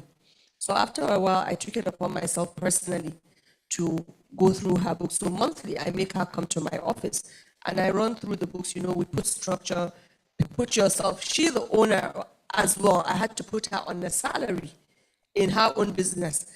So when we started doing that, 6 months later, she realized she was running a profitable business. As against in the past, everything that comes in, she purchases, she offsets her bills, and any desire gets paid from the business. So there's also that aspect of financial management and financial literacy discipline for youth-led businesses, inclusive of skills gap. So a lot of these youth-led businesses are being operated like informally. So, and I always tell people, whether you own the business or you're working for the business, you must be financially disciplined. So as youth entrepreneurs, I would always indulge you to also put yourself as the owner of the business on a salary. Let everything be mapped out clearly. So beyond access to finance skills gap, there's also lack of financial management and discipline, which is more prevalent in the youth these days, because, I mean, I'm sorry to say, one of the speakers up here said social media. Yeah, social media is a very great tool. It's a great innovation that has brought a lot of advancement and development in our world at large. But then also it has its setbacks. What are the setbacks? You tend to look at what other people are doing. There's a glamorous life put out there. So as a new business owner, you're young, You want to run faster than yourself. You know, you see what is being done somewhere.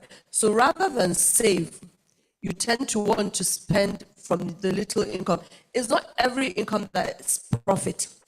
So there's a great need for beyond access to favorable finance for youth-led businesses, equipping them with skills. There's also a need for capacity development as regards financial management and discipline. Then as a government, yes, we have realized that government alone cannot do it, both at subnational and national level. Where are the jobs? The jobs are really not there. When we look at the job figures from developed countries, really now every month, they're not jobs from government. They're actually jobs from small businesses across those countries. So, and entrepreneurship has to be in your mind. There has to be a mindset shift and awareness for everybody to be able to do well in the entrepreneurial ecosystem. So for us as a state, what we're trying to do right now is introduce also entrepreneurship clubs right from junior high school. What that's in Nigerian context, the JSS, you know, before you even get to the secondary school. And I know that a lot of universities at the national level are also bringing in courses, degree programs now around entrepreneurship beyond the old business administration that used to be studied in the past. I know University of Lagos is even starting an entrepreneurship program, a doctorate program on that, and a couple of universities across the country are also doing that.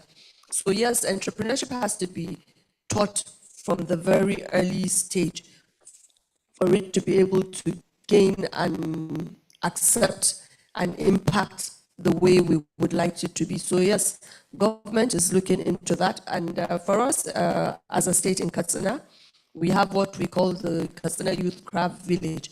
So right after secondary school, a lot of people have the opportunity to go into the program and they get equipped with the necessary skill. You could learn plumbing, electric works, artistry, beauty, cookery, a lot of different photography, web marketing, and web design. You know, there's a host of skills that can be trained there. And when you go through the training, you get certified. And thereafter, the graduates are usually moved onto my own agency, where we give them access to finance to support them to start their own businesses. So I think that should be able to address your concerns, what we're doing as a government.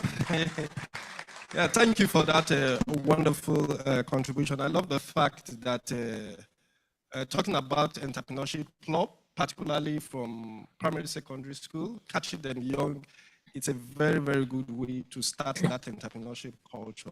Also talking about financial literacy, which is what we currently, there's a program we're currently running in Faith Foundation, in partnership with YBI, the revolving fund program that gives also microloans.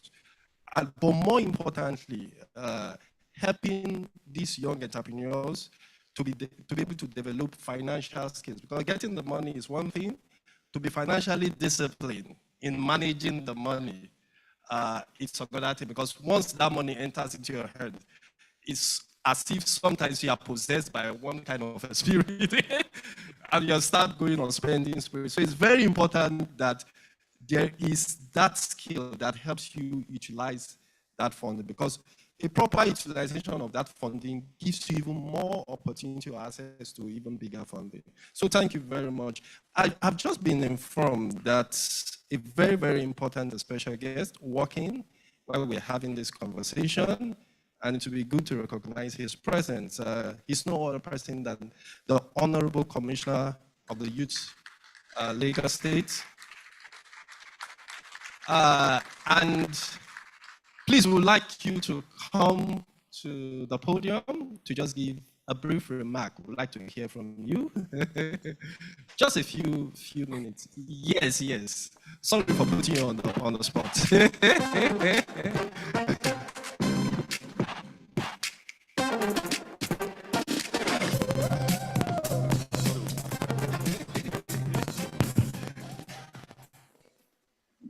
Good morning, distinguished ladies and gentlemen. Build the youths. Good. They didn't hear us. Build the youths. Build the nation. Fantastic. So I'm not alone, even though he tried to put me on the spot. Good morning, distinguished ladies and gentlemen, once again. My name is Mobolaji Abubakari Ogulende, your Commissioner for Youth and Social Development here in Lagos State. It's an honor, it's a pleasure to be here once again. And I thank you for giving me the platform to, give a goodwill message. I was here last year, and we had a very great session. And I'm here again this year, and we all thank God for giving us the ability to be alive, to be here. Because if we're not alive, we would not be able to, attend this sort of forums and contribute our own quota, to the environment. But let me recognize the organizers of this event, especially the management of Faith Foundation. Can we please give them a round of applause? For the great work you do, and to all the stakeholders as well that are here. I recognize you personally, and I thank you for the great work, and of course, our speakers that are here. As a government, we recognize we cannot do it alone. So we continue to look for ways to collaborate, to see how we can form partnerships, to see how we can do it together, because united we stand, divided we fall. That is one of the reasons why I'm here. Ironically, I have to dash in and out because Mr. Governor is also presenting the budget for 2025 this morning at 12 o'clock to the State House of Assembly. And as a cabinet member, I need to be there. But it was also important for me to pop in just so that I can quickly lend my voice. And I can also continue to extend that hand of support. Support is not necessarily financial all of the time. It's us being to hold our hands together as partners to see how we can continue to play a role to impact the youths who are the ultimate beneficiary. So in a forum like this, for someone with my background coming from the professional world, being in the government space now, the least I can do is to turn up and continue to encourage ourselves to see how we can continue to work together. But so that forms a major part of my goodwill message. But I can also not speak to our audience, who are the youth, those that are here and those online. It is tough. Difficult times, so many variables, uncertainty, hardship, discouragement, mental health, all of these things continue to look at us in the face. But irrespective of that, we are Nigerians, and we have that spirit of resilience, which is the reason why, we would all continue to see what we can do to create that platform so that you can be successful entrepreneurs. But a lot of it, and I like the question Agoro asked, which is, are the youth ready? That is the critical question, because we can come here, have several platforms, have several engagements, but if the youths are not ready, right, then it could probably be a waste of time and effort. But for me, yes, the youth are ready. They are ready, and because I deal with various spectrums of youth, both the privileged and less privileged, they are ready, but mostly what they're looking for is mentorship and that platform to be able to thrive. Very quickly, we had a program called the Business Amplifier Clinic in Lagos State. I'll also take this opportunity to diverse a little bit. Opportunities are there for the taking. A lot of people don't believe that some of these opportunities are real. You just have to try. You need to take advantage of it. And as entrepreneurs, you must be able to take risks, right? Calculated risk, of course. A few youths, non-governmental youths, applied for this Business Amplifier Clinic program that we had. Bottom line, we ended up having 8 youths from different areas of Lagos. They went through leadership skills, they went through entrepreneurial skills, digital literacy, financial skills as well. And at the end of the day, we had 8 youths that shared a grant. Each youth was able to go in with about $1 million and 1.5 million, across themselves. But the bottom line is, we created that platform for them. they were able to get these grants. In the last 2 months, 3 of them have been able to get additional grants because of that platform that we gave to them. So as entrepreneurs, you need to take risk, you need to be transparent, you need to be accountable, and you need to be professional. But all of this is encompassed around discipline. If you're not disciplined, then the financial literacy that or knowledge you have will not be able to come into play. The professionalism that you need to have will not come into play, because all of this need to put together to be able to be successful as an entrepreneur. So those are the few tips that I have for you. It's unfortunate that I would not be able to stay, for the entire program, but I'm sure, just like last year and the previous years, there's a lot that you can take away from this. The ultimate objective for you as youths that are here today is to ensure that you live here not being the same person. A lot of people are going to talk. There's going to be a lot for you to take on board, but just ensure you take 1 or 2 things from 1 or 2 people to add to what you already know, so that we can continue to ensure that the greater Lagos continues to rise. Thank you, and God bless you all. Thank you very much, Honourable Commissioner. Please, a round of applause for the Honourable Commissioner as he walked down to his seat. Thank you very much, and thank you so much for the amazing work that you're doing in Lagos State. We thank you for supporting the youth and for also taking time out of your very, very busy schedule to come and join this conversation. So I'll be going to my next panelist. I can see he's smiling. Okay, so Shino, obviously you're a young person, and as a young entrepreneur, we would like to hear from your own perspective the challenges that entrepreneurs are facing, particularly for young entrepreneurs like you, that are peculiar to young people like you. What are some of the challenges that you see as an entrepreneur, and even interacting with your fellow entrepreneurs who are in this ecosystem? We'd like to share some of those challenges. Okay, thank you very much, sir. I would like us to appreciate Faith Foundation for the excellent work they are doing. I'm an alumni of Faith Foundation's Orange Corners Nigeria's incubation program, and that program transformed my life. I've participated in very large-scale pitch competitions. I'm a finalist of the Stanbic IPTC Fuse competition, the one with Brady Bello and all of those kind of people, only because I learned a lot from Orange Corners Nigeria incubation program. So can we celebrate them one more time? So to the question, one of the greatest challenges that we are facing in our time now is access to talent. I know that this issue of access to finance, that is an institutional problem, but I feel like there's a challenge of access to talent. One of the things that I realized over time, because I run a recruitment organization in Employer Africa and I recruit for top brands, is that there are a lot of people looking for jobs, but there are very few talent.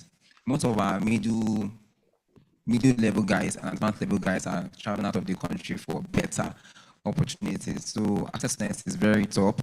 It's at the very top of the challenges that young people are facing. And business on the managerial skill, the fact that you can play somebody's the fact that they can make a bag, the fact that they can make a shoe doesn't mean you're a business owner. You have a skill of making a bag. I would even argue that a business manager will do better than you in that business of making bags. You just have the skill of making a bag. You don't have the skill of making a bag. So it's quite, you see a lot of people say that they are business owners. They please, well, you are making money.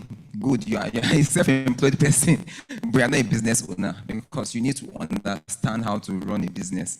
Running a business is a lot. Shake Pro Max, because and that brings me to mental health issues. If you check the demography of people that are going to hospital this year with a lot of issues, very severe issues, they are young people. Why? We overwork ourselves. And that's also spinning off from what I said about the business managerial skills. Many of us hold that just so dear to our heart that it's quite difficult to bring people into the picture, to bring people to work with you to achieve your goal. And also, we believe that we don't have so much to get people into the team. And that's a lie, because on the long run, what the person that is planning to get a job in your company is looking for is beyond just the money. I have a lot of young people who are looking to intern. that want to learn one or two things in running a business too. So joining you for a short time is something that we need to do. But some business owners are like, I don't have money, let me just do everything, and then you overwhelm yourself with operations and you're still trying to get sales. So one of the things that I've realized over time, and one of the things I'm doing as Employer Africa is that we're doing a program by the end of this month called Career Connect Africa, where we're bringing career professionals and entrepreneurs. We're bringing top people who are successful in HR and business to talk to them on how they can become top talent as job seekers and also as entrepreneurs, how they can begin to think of how to manage their business properly. So we have to accelerate the entire ecosystem, because you say that you need a job, you come to me, you're a recruitment agency, give me a job. I'm not the job, I'm just the midwife in the entire process, and I can't present someone that is not quality enough to top brands. And so I need to be sure you are good enough, you are presentable enough to get the job. And then for the entrepreneurs that come to you and say, please, I need this person, I need the startup entrepreneurs that come to you and say those things, you need to check what exactly they need. They say that they need one thing, but actually when you look deeply into it, that they need another thing. Then also the process of managing talent. So one of the things we're doing now, we're thinking of doing in Employer Africa, is that we have a HR documentation for offer letters. You need to start thinking of that. You're going to institutionalize your business and build that business to outlive you, like GIG Logistics and these big brands. It's the family business that started from just very little beginnings, and today they are outliving generations because of the institutionalization of the business from the outset. So we're helping businesses look at how they can begin to be more organized in their processes. Recruit talent, you have a handbook, you have just very small things that will matter on the long run. Because you'll be very shocked that one of the organizations that I recruited for said one of the persons that was recruited stole their money and ran away. So we are facing a lot of challenges in the youth sector as regards access to talent, access to finance. Then health is the most underrated issue for young people, but we as young people we need to begin to think of how to be healthy. It's when you are alive that you can begin to do excellently in your business. So we need to think about that and the mental health issues. Then finally, do you ask for strength or just challenges? Okay, so for strength, yes, technology adoption is on the top of we are very technology savvy people. Yes, so one of the reasons why I started my company is because I actually apprenticed in an HR consulting firm, and I see a lot of paper, documentation, all of those things. It's very mundane and very tiring and very rigorous. So that's why I started my company. And so a lot of my sets of contemporaries in businesses, they are really doing well in terms of adopting technology. AI is there, and we can't do anything to stop that. So we're already adopting AI. You see it adopted in financial technology, you see it adopted in agricultural technology, and you see it adopted in health technology, even property, real estate, you see that adopted already. That's the AR. So technology adoption is at the top of the craft. Then innovation. Innovation is very key. Now we have businesses that can do multiple things. We have super apps where you can do logistics, you can, what Childek is doing, you can do logistics, you can connect people, you can order food, you can, so there are there's a lot of integration of more things in one business like you would normally not see before now. So innovation is very key to what youth are doing doing currently. Thank you very much. Thank you very much for that insightful contribution. So I'll be calling on Esther. Esther, you have been doing really an amazing work. I think when I was even reading your bio, just that ambition of mentoring over 200,000 people between now and 2030, it's really, really amazing.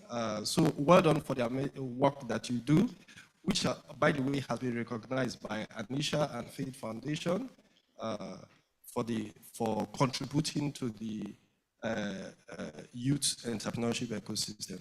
So I would like to ask you, you are a creative director in the EST production, and one of the things you are good at doing is telling stories. Mm-hmm.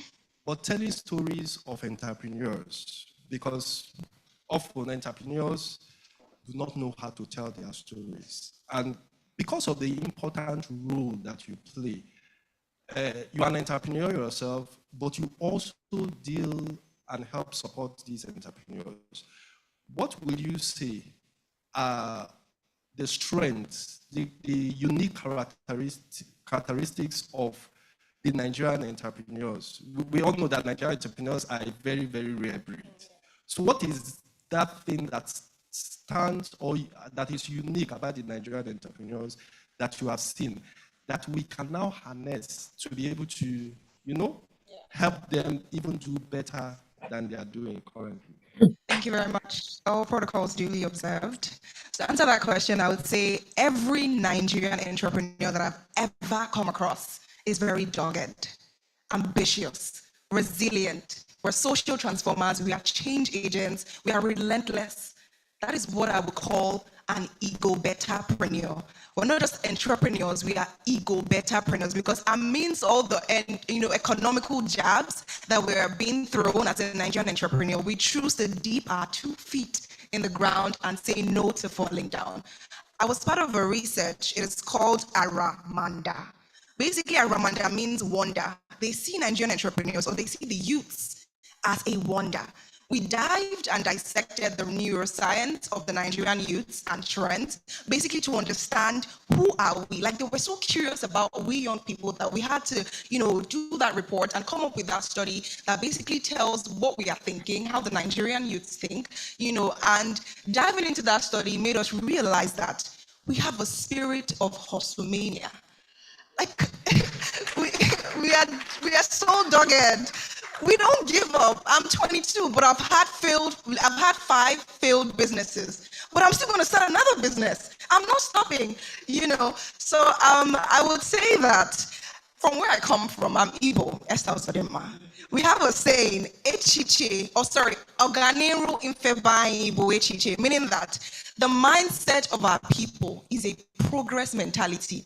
What I mean is forward ever, backward never, right? So if you have any young entrepreneur by your side, can you just tell them quickly, ego better? Thank you very much. Now let me dissect what ego better means, right? Ego better basically is a salutation to every young entrepreneur, meaning that, we have the inflation rate, we have the taxation, we have, not having people believe in a young entrepreneur. If you're 15 years old and you tell your mom, I want to start a business, I want to do this, I want to do that, they don't really believe in that, zeal that you have. So basically, ego better is inspired from an Afro-optimism of a bold and resilient Nigerian who chooses to believe in a future that exists. It can only be Niger. Niger know they carry last, right? Niger know they carry last, and that's a period. So I would like to say that every young Nigerian, every young entrepreneur, which is why I'm so grateful to the Anzisha Prize team for choosing to believe not just in the venture, but in the entrepreneur. I was having some bad records in my finances, and I spoke to my venture partner at Anzisha that, I'm not making so much money, I'm not really generating the revenue that I want. And I was told, Esther, I don't believe in the venture, I believe in you as the entrepreneur. So as parents that are sat here today, I would like to appeal, believe in your child, believe in their dreams, even if they fail 1 million times, believe that they have a vision, that can change, that can bring about a global transformation, right? And I wrote a short poem because I'm very passionate about young people. I'm very passionate about youths, which is why I do what I do at Reshape Foundation, because I believe that it all starts in the mind. Sensitization of the young people, because the African Youth Charter recognizes young people from the ages of 15 to 35 years old. So catch them young.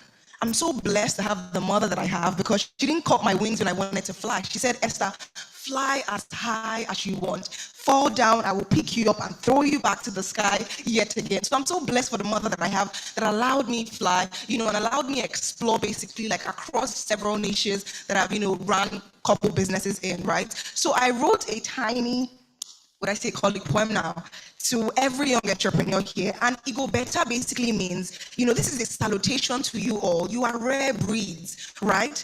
You are someone who chooses to sojourn every single day with dignity, You're not on the streets. You're not touts. You're not, causing nuisance in the streets of Lagos or Nigeria as a whole. You choose to be better. You choose to strive for yourself, not just for yourself, for the community at large. I see that and I appreciate that. I mean, knowing that these qualities lie in you, you have what it takes to create. Please don't stop creating. Don't stop believing, because the generation that you are in now, we are literally like being examples to the next generation to come. And I want to stand on a stage and a young girl says, Mommy, Esther Uzodinma inspired me to be what I am today. To every youth, to every Nigerian entrepreneur, you go better, and I salute you. Thank you very much. Wow. Awesome. Esther, you really came here ready for us today. How many people felt that energy? It was just oozing around the room. So wonderful. Thank you so much. Resilience was something that I picked from you, and it's something that we should continue to encourage in our young people. I've been told that our time is fast running. I wish I could just pause the time, but it's impossible. So I'm going to be asking the final question. And so just for us to make good use of the time, I'll be asking 2-in-1 questions. I'll be asking one major questions, and you use the opportunity to give your final words so that we can quickly conclude on this panel session. So I'll be going to Anita. Anita, can you hear me? Just to confirm. I can. Oh, that's beautiful. Okay, so this question goes to you, and this is my final question to you. And it says, how can government work more efficiently with private sector players to shape policies that will directly benefit young entrepreneurs? So just give us a response to that and use the opportunity to give your final word. Great. And I mean, it's Esther, you're amazing, and I can't possibly replicate the energy and determination you have, but I just want to say you're fantastic, and I think you're a great inspiration. So moving to the land of policy. So I think government and private sector together have a big role to play in creating the environment and the ladder up for young entrepreneurs. So I think there's a couple of things. So government, having the regulatory framework and so forth, can do a lot to basically simplify the process of setting up a business, basically get barriers in the regulatory world out of the way, look at different forms of taxation for early stage businesses and so forth. So there's a whole suite of things that can be done, starting with a mindset of how do you make it easier to set up and run a business, working with the private sector, and particularly with larger enterprises. I think it's looking at how can you create that that ecosystem where the larger companies can also be bringing in the other companies into their supply chains. And I think, again, building on some of the themes that have come throughout, is sometimes those procurement processes are very stringent and are not accessible to earlier stage and younger entrepreneurs. So how do you actually knock down some of those barriers, create opportunities within that? And I suppose more broadly is how do you, particularly working with financial institutions, is how do you create that mindset and the products which allow young entrepreneurs to access the finance for growth? So making it less difficult to set up a business, working with major companies to be that pipeline in their supply chain, and working with financial institutions to actually enable that growth finance for businesses, youth-led businesses at an earlier stage.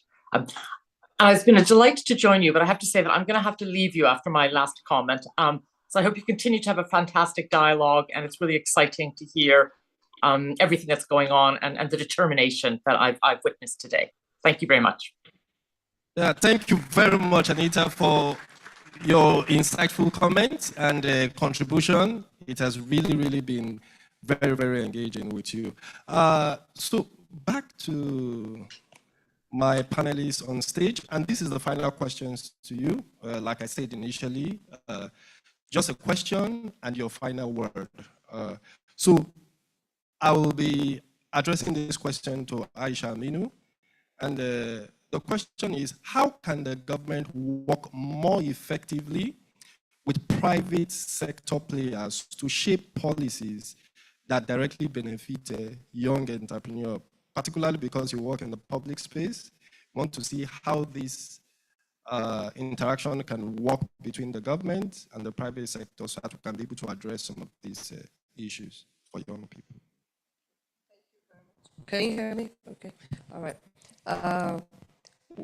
The government, that's the public sector, and the private sector can work together more closely to give a more enabling environment for youth-led businesses and businesses as a whole, by first of all identifying what the needs are. You know, you need to get all the stakeholders together, identify their needs, and those stakeholders include the youth as well. And then you also assess and analyze what strengths you have. That's on both sides. The government, you know, what they can offer, and as the private institution, what the private institutions can offer. So basically, government can offer a more enabling environment for businesses to thrive through the formulation of policy frameworks and favorable business incentives such as tax waivers, and other indices around the business ecosystem. So, and also private sectors also would be able to tell us what they can offer to support and complement businesses. So with all of that, you know, having identified the needs, assessing what opportunities each one has, both on the private and public sector, I think we can now come together, which is what we have been doing. You know, there's been a lot of PPP currently going on across national and subnational levels. For us as a state, we've gone into partnership with quite a few organizations that are operating in the private sector, both financial organizations, development partners, and foundations like you. You know, we're working together to see how each one of us can support the entrepreneurial ecosystem based on our capacities and opportunities within us. So like I said earlier, the youth-led businesses, you know, the youth demographic should be viewed as partners, not just beneficiaries of our support or intervention programs. When we see each other as partners, you know, hold each other's hands and walk side by side, I think there's a lot of opportunity for great economic transformation in the country. Thank you very much. Thank you very much for that concluding word. My question now goes to Shino. So the question is pretty straightforward. What are some of, as young entrepreneur, what do you think are some of the government policy that will make it easy for young people like you to be able to run their business even more successfully? Okay, thank you for that question. Taxation, policies around taxation. So for my kind of business, I even if we're not making profit, you need to file, you need to pay for filing, you need to, up to my age, you have to pay for filing, you need to pay if you have staff in your organization. So many taxations. So if you can have a more simplified and accommodating tax regime, it will really help us. Then secondly is the regulatory organizations. If you are a financial institution, you have to register with CAC, register with CBN, register with NIFDA, register with FCPC. There are a lot. So even before you start the business, you're already overwhelmed with the registration and all of that. And that brings me to what actually challenges I faced, sharing the practical experience. I wanted to bring in a payment portal into my organization, a very popular one. They are one of the unicorns in payment. And thank God Mr. Mike is here. I was in the face foundation that day. I think Mr. Mike that this is stressing me. Just to put payments portal. So, and I don't blame them. It's because they are now big. One of the things I see, I'm not on any, I can't let anybody. Once you're a big company, just expect government to be at your door. so they so many things. They were asking me for a lot of things that I felt like should not be asked. So the regulatory organizations, they should look at how to have a unified regulatory organization. Those things would be delayed to growth phase. It shouldn't be entry level requirements actually. It should be like growth phase. As you grow, then they're going to bring those regulatory stuff. So taxation and regulation basically. And for CAC, there are so many bureaucratic bottlenecks. You have to have an agent. You can even register if you register online, they'll tell you are wasting your time. Even for school certificates that I want to register for my organization, I had to pay an agent to help me collect it because they said, yeah. So the system is very porous. We need to have a transparent process, and we need to be sure that if we have a online registration portal, we should stick to it. We shouldn't bring human beings to exploit people through those. Yes. Thank you very much, Shino. Okay, so I've been told that there's a QR code on the screen, and the purpose of that QR code is so that our audience, both online and in person, can be part of this conversation. So scan the QR code and just drop your comment there so that you can contribute to that discussion. So going back to Esther, the energy lady. Okay, so if there was one piece of advice that you could give to a young entrepreneur who is about to start a business, what is that advice? What is that one thing that you think that, look, you just have to get this to enable you start successfully? What would be that advice? Okay, so my mom once told me that, right, wherever value is placed, even if it's under a rock, people will troop there to find it. That's why people go to mine gold in, like, the deepest of places and the dirtiest of places. Value is very important. And I got to learn that, during my teenage days. Do not place money over value. For every young entrepreneur seated here today, and even to parents, educators, the academia as well, teach your young ones that value is very prior. When you have a good value proposition, when you care so much about the people you're servicing or your customers or your clients, trust me, they will feel it. The impact will be felt. Money should be secondary. I mean, money definitely will come. When you have value, money will be secondary, right? So I think that's one thing. I don't want to leave them with so much, but I think value is very, very important. And I'm very, very, very big on God as well. So put God first, yeah.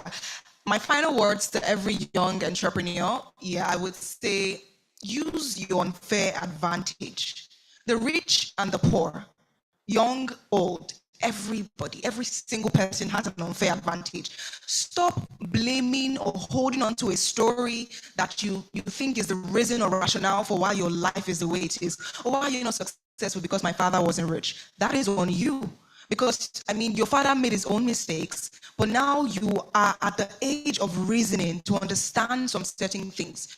Use your unfair advantage. As a young person, your unfair advantage is your flexibility, geographically, your vibrancy, your energy. As an older person, your unfair advantage is your experience that you've garnered across the years, the people that you've met, the institutions you've been through. So use your unfair advantage. Let everything, find something that works for you. Let me tell you, everything works together for your good. You just need to find the silver lining. So yes, value is very key, and make sure you use your unfair advantage and put God first. My name is Esther Ozodima. Thank you very much. Wow, thank you very much. That was a wonderful closing. You agree with me. I love the fact that I say, do not place money over value. I wish we can just loud it like that we say. Okay, I don't know if we have time for questions. Oh, I apologize, I'm sorry. So let's use our QR code. That will be an opportunity to not only make your comments, but to also ask some of the questions, some of the burning questions. Okay, so we've now come to the end of this amazing panel discussion. Do you agree with me that today's discussion has been amazing, insightful, interesting, engaging? Yeah, please. Let's clap for our wonderful audience, our wonderful panelists on stage and even virtually. So thank you very much for your time. And that will be the end of our panel discussion. Thank you so much.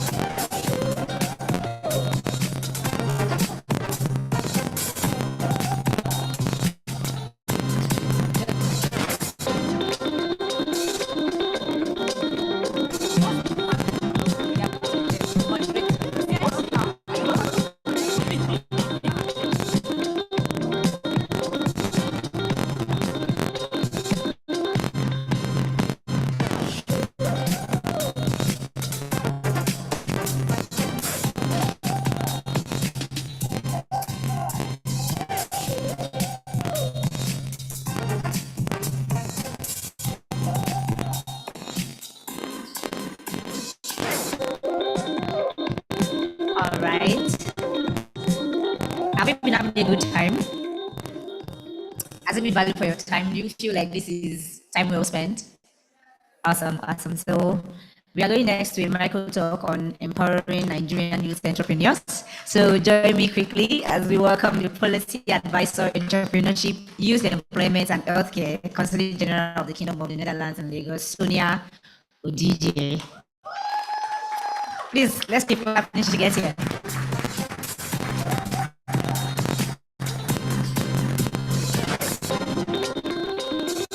Good morning, everyone. It's great to see everyone, and I love the colors that are popping. A big thanks to Faith Foundation for putting this together. I work with the Netherlands Consulate, and I manage the entrepreneurship and youth employment portfolio.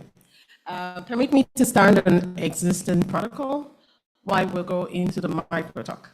So the topic for today is the role of, sorry, my laptop has gone, okay.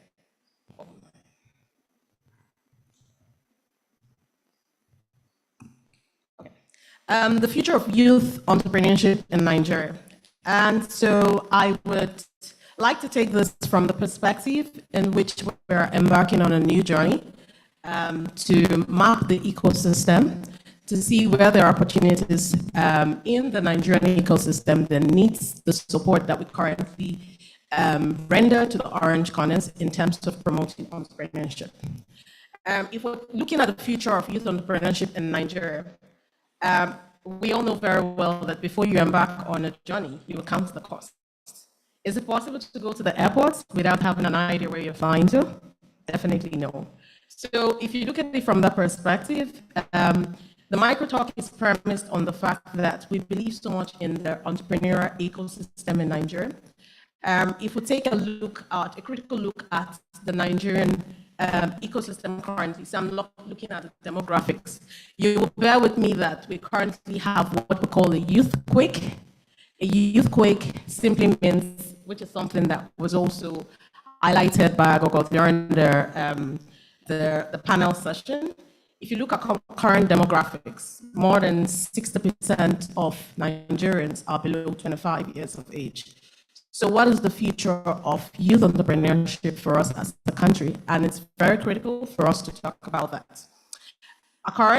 Our population growth surpasses our GDP, which is a big concern. It's a cause for concern for everyone to have. But however, we can harness it to our advantage or our disadvantage. You know, if you look at countries like India, you will see that they've made use of their population. One thing that strikes me about the country is the fact that they've been able to, through diaspora remittance and support, they've been able to develop their technology systems. So you see a lot of export of services from India. A very good example is with the Business Partners Organization. So if you look at it from that perspective, what future do we have? A famous saying goes that small businesses are the backbone of any thriving economy. They provide unique products and services that cannot be found anywhere else. And then they play a critical role in creating jobs and driving growth in local economies. I will zero this down with our Orange Corners program that we have. When we started the Orange Corners program, so I'll just give a little snippet into the Orange Corners program. The Orange Corners program is our flagship entrepreneurship program that we run in different countries in the world. We currently run the Orange Corners program in about 21 countries. The bulk of it is Sub-Saharan Africa, Middle East, and Asia. Now, why the Orange Corners program? The Orange Corners program is meant to support and spark innovation within the ecosystem, but also most importantly, see how we can help young entrepreneurs which fall under SMEs to see how we can help to support them to grow. Now, when we started the Orange Corners, the intention really was to spark, that innovation, to support the innovation. And the Orange Corners basically was for startups in the ideation phase and proof of concept. So I don't need to speak so much because I have a testimony in the house. Sheena was also on the panel. So that tells you what we are doing well and why we are embarking on the ecosystem mapping, basically to identify locations in Nigeria where we can also set up the Orange Corners incubation program. When we started Orange Corners, it was amazing to see the ripple effects of the program. It was meant to support startups, help to foster innovation, collaboration. But then what we discovered in the years was that it was also a tool to create jobs. It is a known fact that if you enable a startup or a small business, they have access to finance, you're able to plug them into value chains of multinationals, like Anita mentioned. You would see that by default, if they want to employ, they would employ their peers. That means we're solving the unemployment problems in Nigeria. Now, that is the future of entrepreneurship. That is the future where we should all focus on. Entrepreneurship, people have different definition, but I love to go with the definition of the godfather of entrepreneurship, who made this at the Harvard Business School. He said, entrepreneurship is the pursuit of opportunity beyond resources controlled. So pursuit means relentless focus and integration of innovation, like we see with our startups and the impact they make. However, there are challenging economy. If you agree with me, the Consul General of the Netherlands alluded to the fact that ecosystem is made up of different parts. And one of the things we see in the ecosystem or some of the things we see are the challenges that we see in the ecosystem. There are so many challenges that you see. I was very surprised, I think some few months ago, when one of our startups had reached out to the council to mention that they had some challenges with some of their businesses.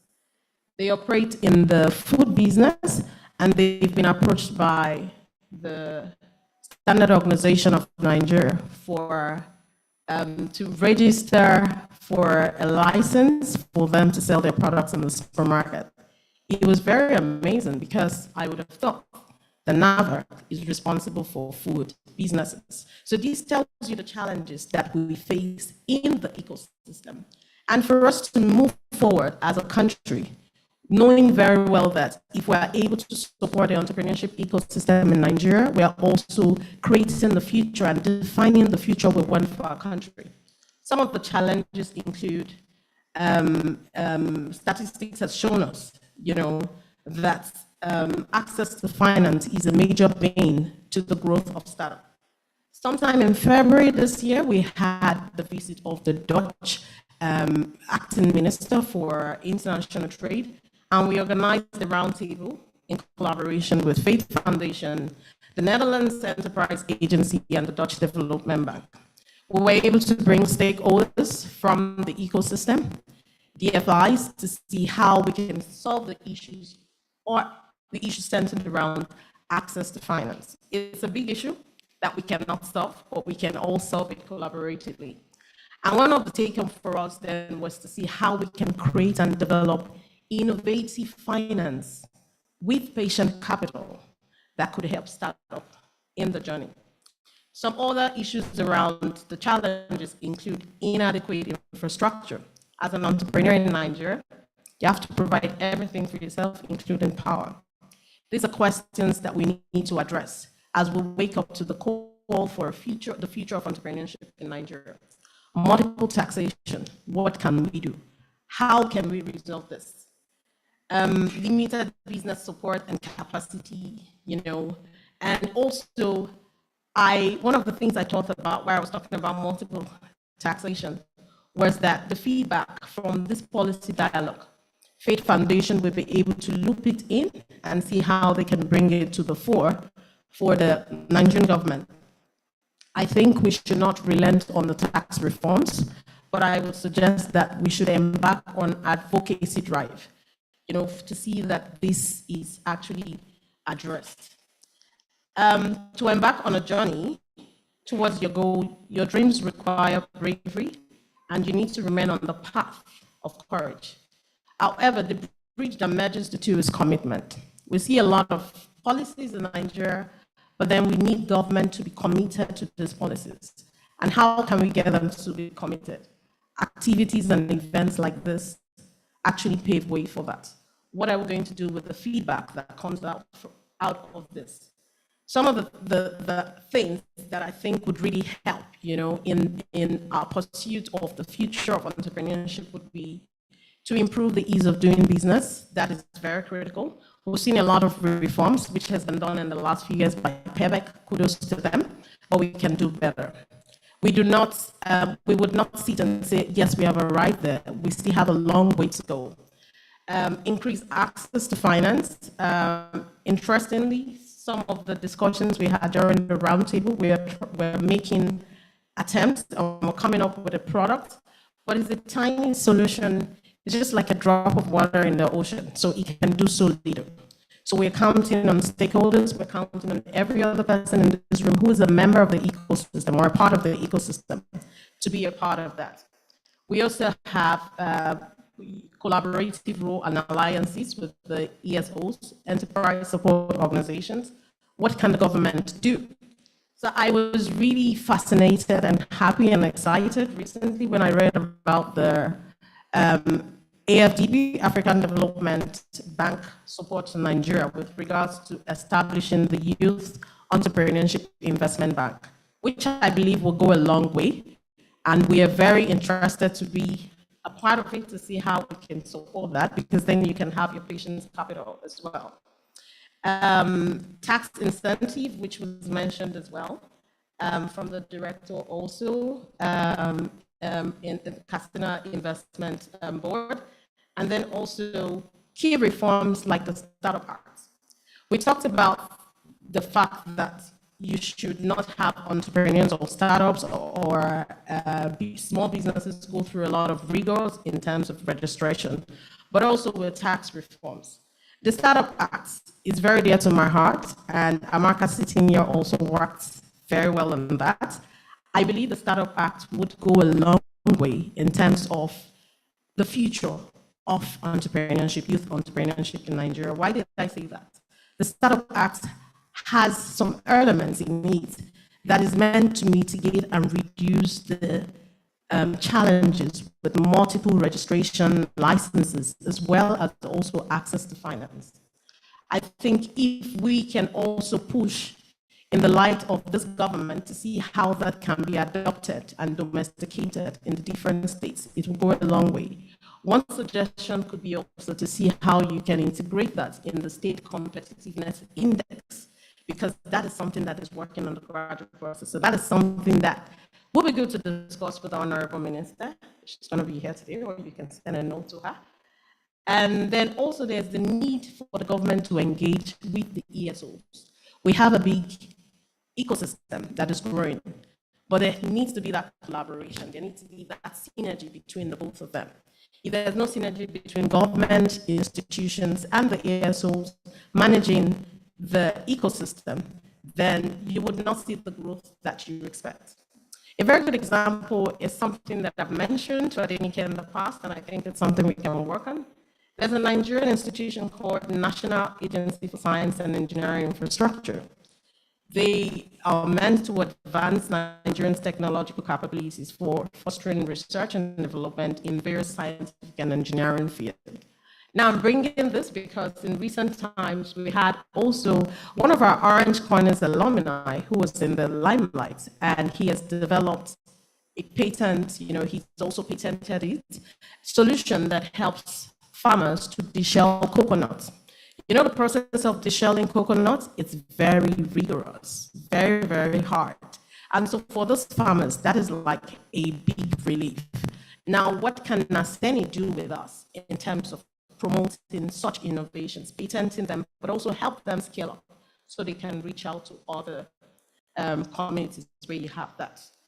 I think with this, I would like to just wrap up and say a big thank you for the opportunity, and I wish you the very best. Thank you.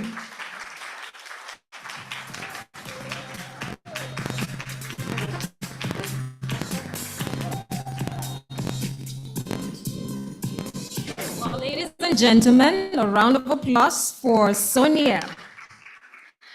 Have we learned today? Has today been worth your time? The conversations we've had today around young people.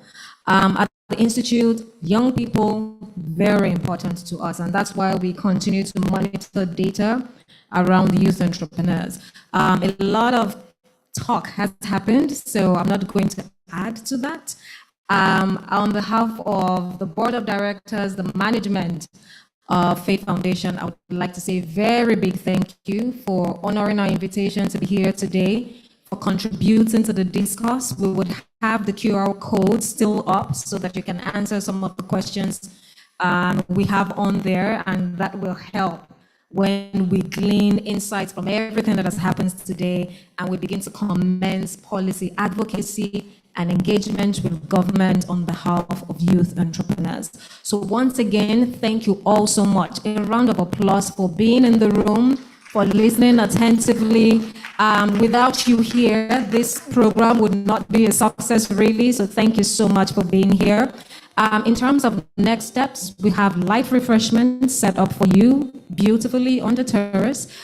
So we would encourage that you please follow the prompts of the ushers who would guide you, to the terrace so you have something to eat. Our special guests will be ushered into the room where they will take their own refreshments as well. Very important, we have the main policy dialogue coming up 12 noon. So we encourage you to stay behind, wait behind. Again, with regards to, tagging you, we can always have some of our ushers and support team help with tagging you for the next session and giving you your meal tickets as well for the next session. The next session, we would launch the State of Entrepreneurship report that Oyebola Agunle, my colleague, shared insights from, and so you can have access to the full report and see what the data is saying. So we strongly encourage you to wait behind. I think that's it from my end and from everybody. Please watch your bags and your personal belongings. So as you make your way out of the room, please ensure that you watch your bags and your personal belongings. Thank you very much, ladies and gentlemen. We're so glad to have you in the room. From all of us, it's bow for now, or bye for now, rather, and see you at 12. I don't know why I said bow, but bye for now. See you at 12 noon. Thank you very much. Can we have the energetic music come up now? Thank you so much.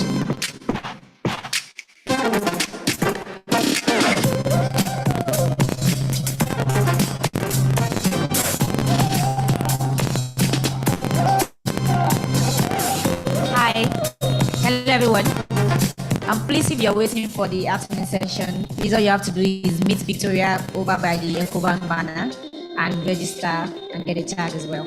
Thank you.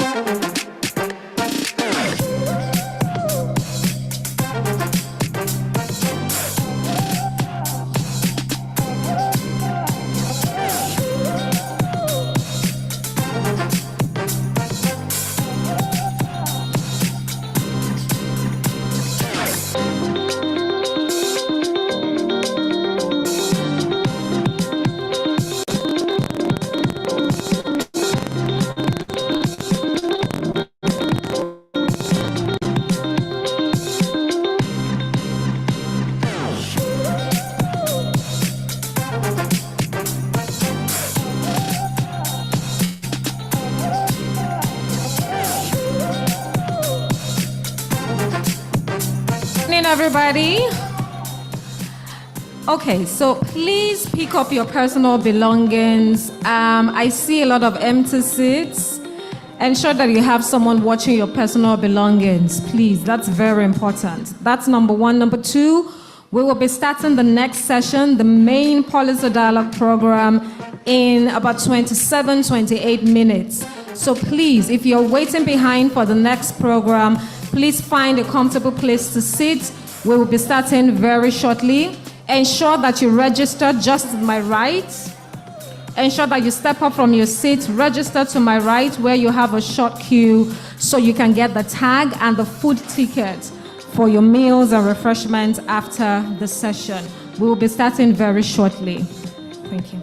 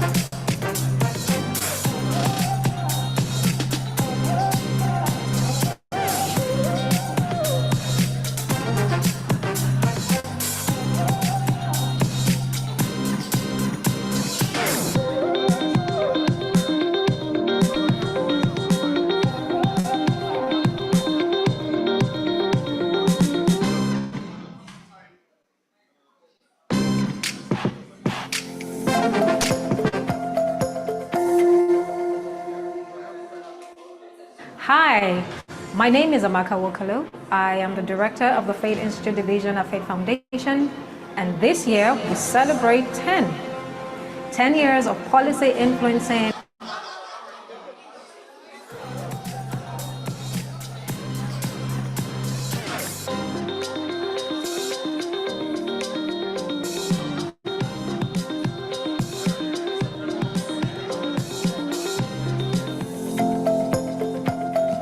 Hello again.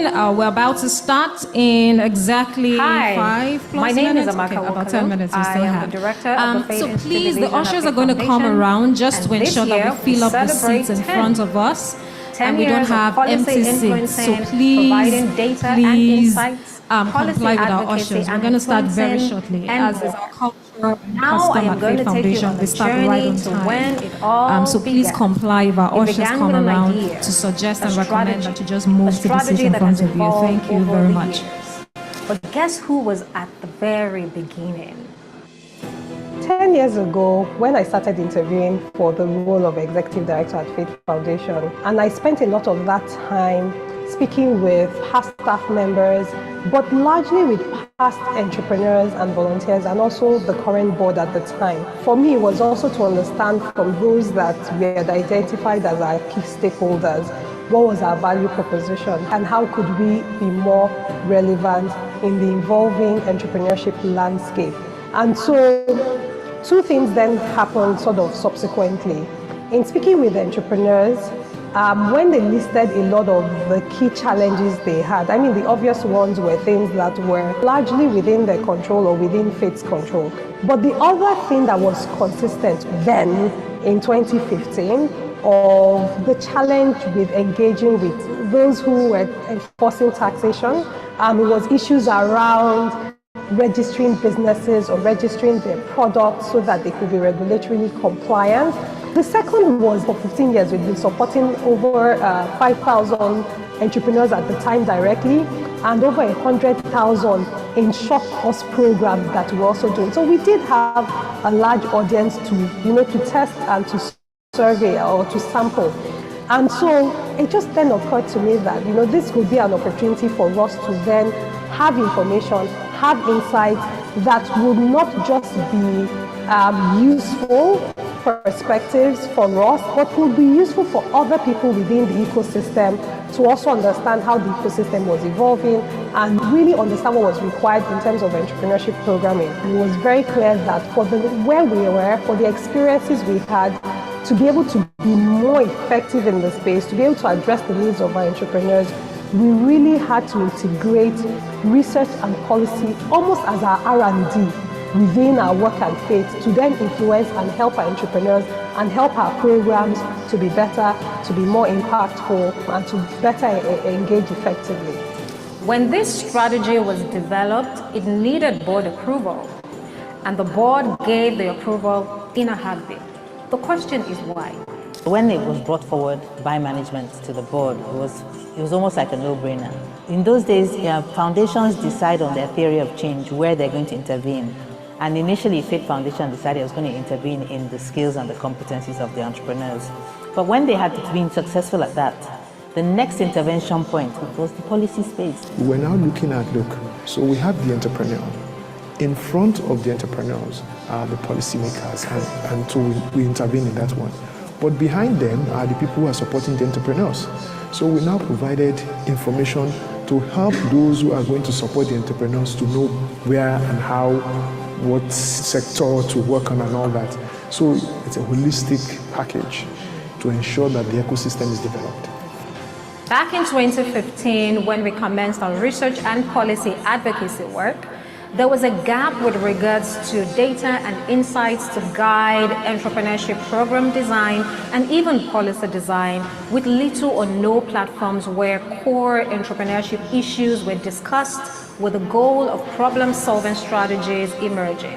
What we started to do mattered because it helped us to better understand entrepreneurs and design programs to better serve entrepreneurs, and on the back of that helped us to also better engage with government at national and subnational levels and with key stakeholders across public, private, and development sectors on behalf of entrepreneurs.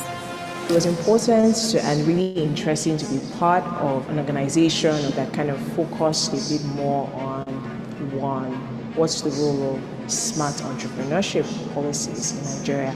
How can we get entrepreneurship policies in Nigeria to be specific, to be measurable, to be achievable, to be realistic, and to be time-bound? Also, the importance of advocacy. How do we ensure that people actually have their voices heard, talking about the issues that affect them, and how do we get government to play an important role in whether it's policies, whether it's putting out regulations? All of these things are fundamental and very, very important. Over the last 10 years, the way our strategy has evolved, the first 2 to 3 years was validating that there was a need for the data we're providing, and also that people were interested in the conversations. At least it gave us that foundational view of that policy regulatory space. The next few years for us was then trying to narrow down on the key important conversations that were cross-cutting. What are the critical enablers to facilitate the policy space?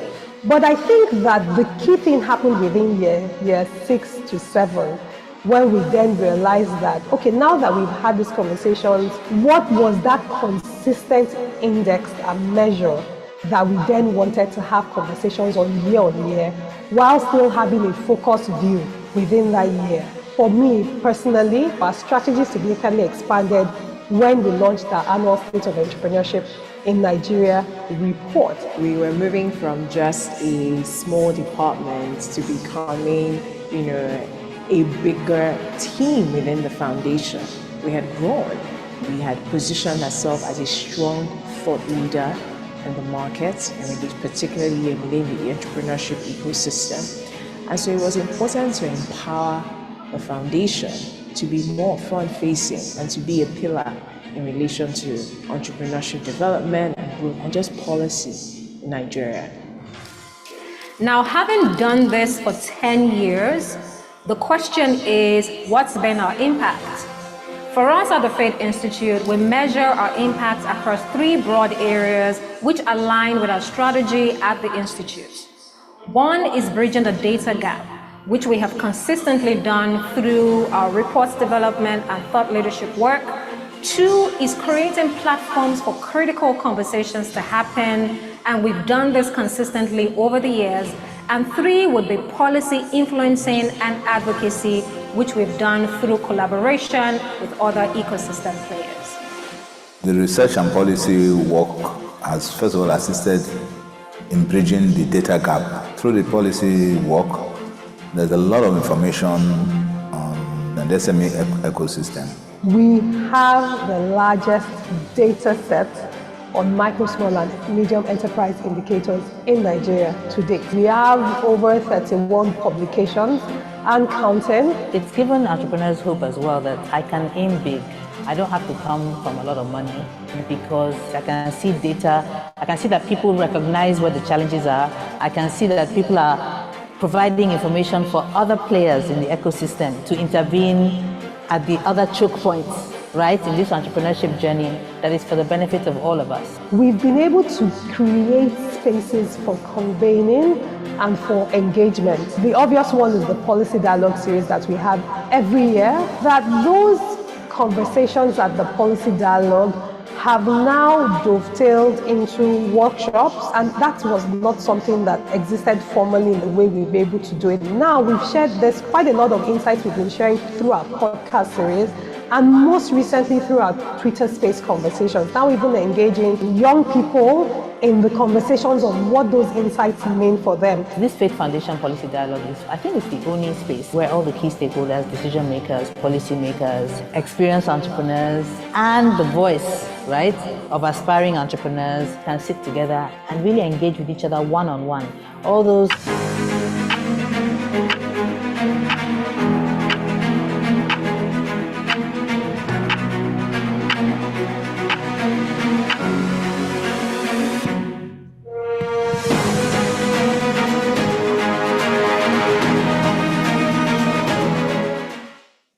Good afternoon, ladies and gentlemen.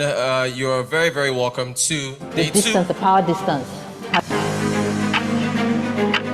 Videos are important, all right? They keep you up to date on what's going on. Good afternoon again. Rodi Sodiri here with the Global Business Report on Arise News. I'm very happy to welcome you to day 2 of the 10th Policy Dialogue series on entrepreneurship, brought to you by the fantastic people at the Faith Foundation. Before we begin, have a little bit of housekeeping.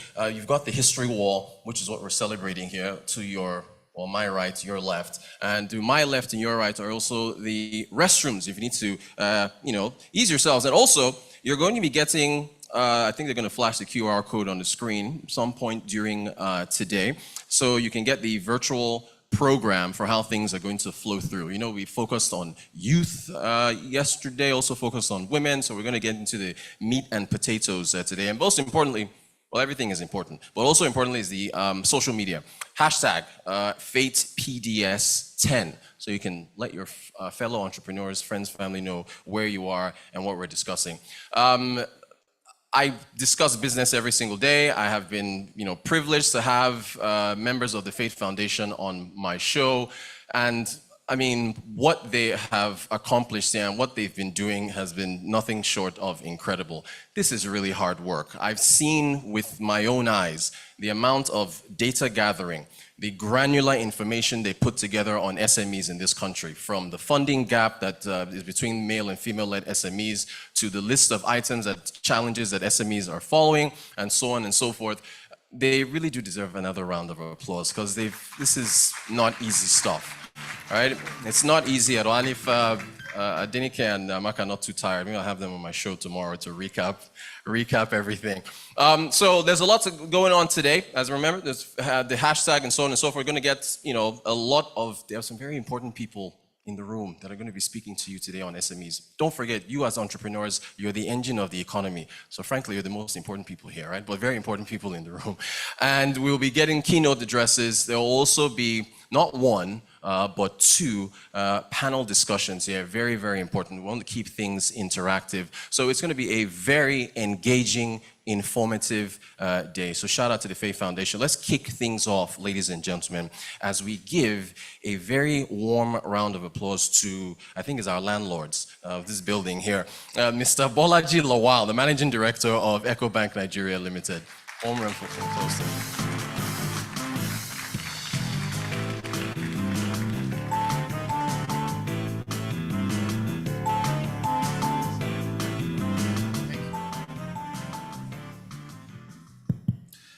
Okay, good morning, everyone. The Honourable Minister for Industries, Trade and Investment, nice to have you here. Thank you once again.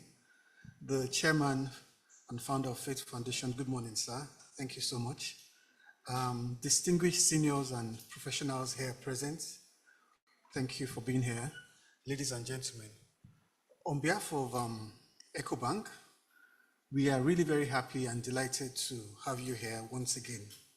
And we very much align and support with these initiatives, and we genuinely hope that it will help transform emerging businesses across the country. So my own role is very simple. It's just to say thank you and to welcome you here, and we look forward to an engaging and fruitful deliberations. Welcome.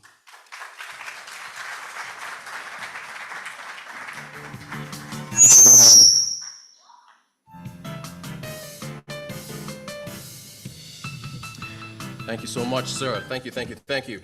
We move right along, ladies and gentlemen. Another warm round of applause for Mr. Fola Adiola, founder and chairman of the Faith Foundation. Yes, sir. Yes.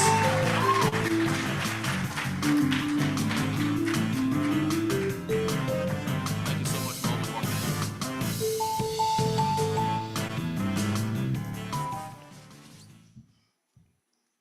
Good morning. Because it's a formal event, there is some order here that Adenike has insisted that I must follow. But I'm not just following it. I mean, not only because he said I should follow it, but it's also nice for me to follow it because it gives me so much joy to welcome the Honourable Minister of Industry, Trade and Investment, Dr. Jumoke Oduwole.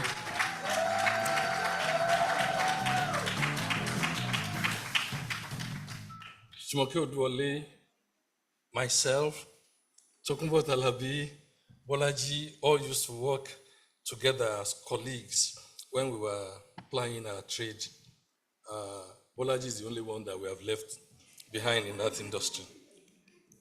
Well done. Thank you. The National Coordinator, Nigeria on the African Continental Free Trade Area, AFCFTA, Mr. Olusegun Awolowo. I think because he didn't work with us, he can enjoy the liberty of coming late. When Adenike said to me, we are still expecting the minister, I checked my watch, and it was about 3-4 minutes to 12. I said she will be here before noon. She's here.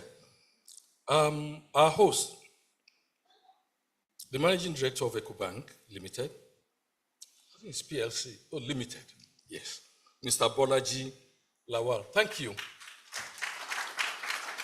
Just to report him to all of you, this is the 3rd year running that he has been gifting us this space. And unabashedly, we have consistently received the gift from him.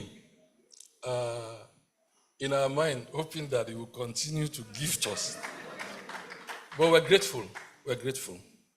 Our panelists and speakers for this year's Policy Dialogue Series, members of the Board of Directors of Faith, members of the 2024 Policy Dialogue Series Technical Committee, members of the 4th Estate of the Realm. When I got up here, I was starstruck when I saw Rotus. I only see him on television. You know, people you see on television, when you meet them in real life, it tends to give you the impression that you are doing something well. That's why you can run into them. Thank you very much, Rotus. Distinguished ladies and gentlemen, I'm happy to welcome you to the 10th edition of our annual Faith Policy Dialogue series on entrepreneurship. 10th. This is the 10th year that we have convened people. This is the second time we are receiving the minister in different capacities. And because she came the first time, by the time she's appearing this morning, she's moved up again. And by the time we are bringing you again, thank. So what? Thank you. But for the entrepreneurs here, the lesson of that line is very simple to me. The only time it doesn't grow is when we didn't plant it. Every time we've planted it, it's grown. So 10 years ago, we had this silly idea of running this. And all of a sudden, we look back, and it's 10 years. The child that was born at that time is busy arguing with the mom that, no, that's not the way to do it. Maturing. So, get it planted. Get it planted. And one day, you'll just be shocked that we'll all be invited, that your company is 10 years old. And that's how they grow. Whether it's since 1553, or since 1409, or since 1990, or since 2024, they grow. They do grow. The dialogue is delivered through our division, Faith Institution Division, whose main goal is to lead innovative thinking and create platforms to enable idea exchange and problem-solving strategies to foster sustainable entrepreneurship in Nigeria. What we expect of government is what we call a conducive environment for us to do that which we want to do. We do not want to do that which they want to do, but we both occupy the same ecosystem.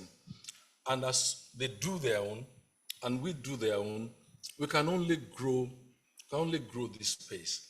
And the space is yearning to be grown.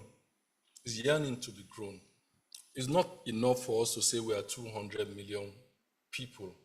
We need to capacitate everybody that is in good health. People that are sick, we can say to ourselves, we'll take care of them. But with what? It's with what we are able to produce in the different spaces. So that whether it's in form of renewed hope or in any shape that it may come, we can create a happy environment where people are able to run their lives without disturbing one another.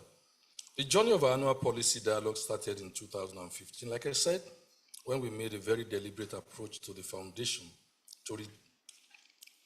to include research, policy dialogue, and policy advocacy as strategic program delivery pillars to further enable our work of 15 years, which at that point had been delivered primarily through our Faith School of Entrepreneurship.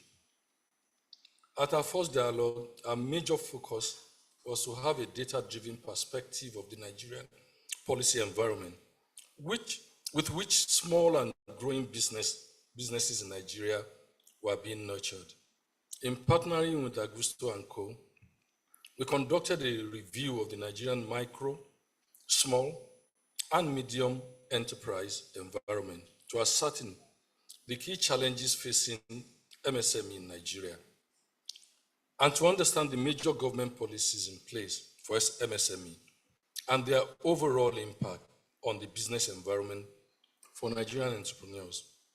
This is very detailed, and at that time, the first of a kind research deep dive on the MSME space helped to create the foundation for sharing our data insights and analysis, and has formed the basis for how our continued programming and support services for entrepreneurs have been designed and delivered over the last 10 years. In addition to creating the space with which our research and policy advocacy focus for the year is shaped, every dialogue series has and continues to serve as a very important learning and reflection point that has also shaped subsequent initiatives, such as our Research Fellows Program and our quarterly workshops for ecosystem policy managers. The theme for this year, aptly titled Nigeria in the Next Decade, Building a Thriving Entrepreneurial Ecosystem for the Future.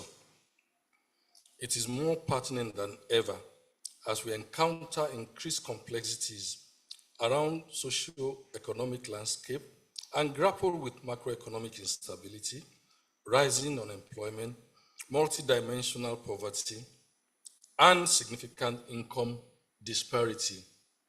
In the 10 years to come, my hope is that the adjectives behind or in front of those words will change to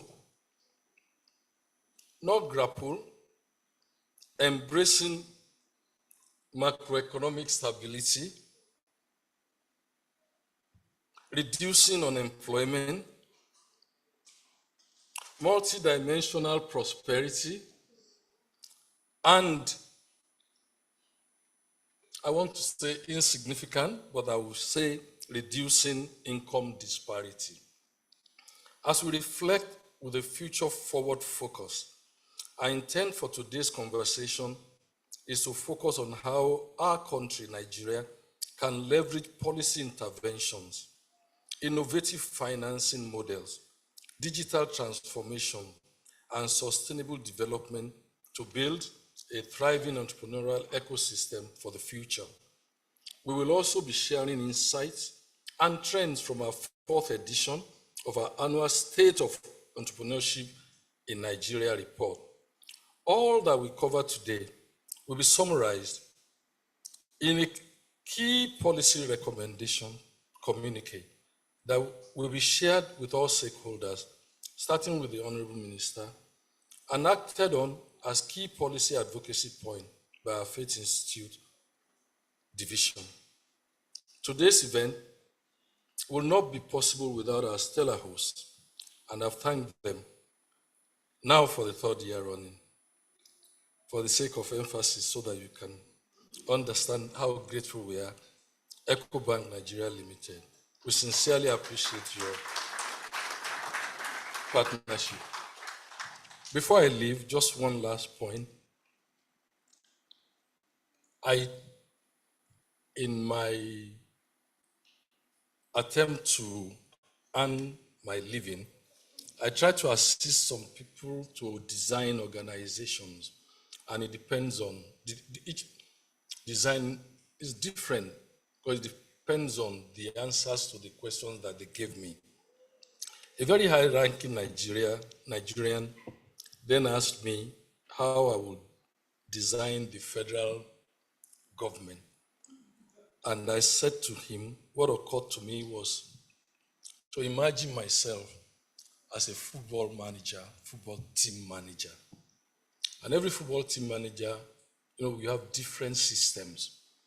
And the system I had was that I would structure the country as it's operating and have as my striker, the person who's going to score my goals, the Ministry of Industry, Trade and Investment.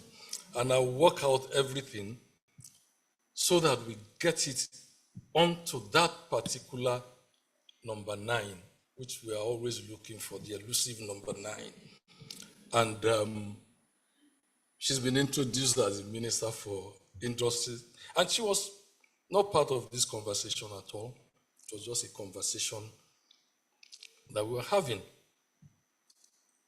Lo and behold, the number 9 appeared during the restructure.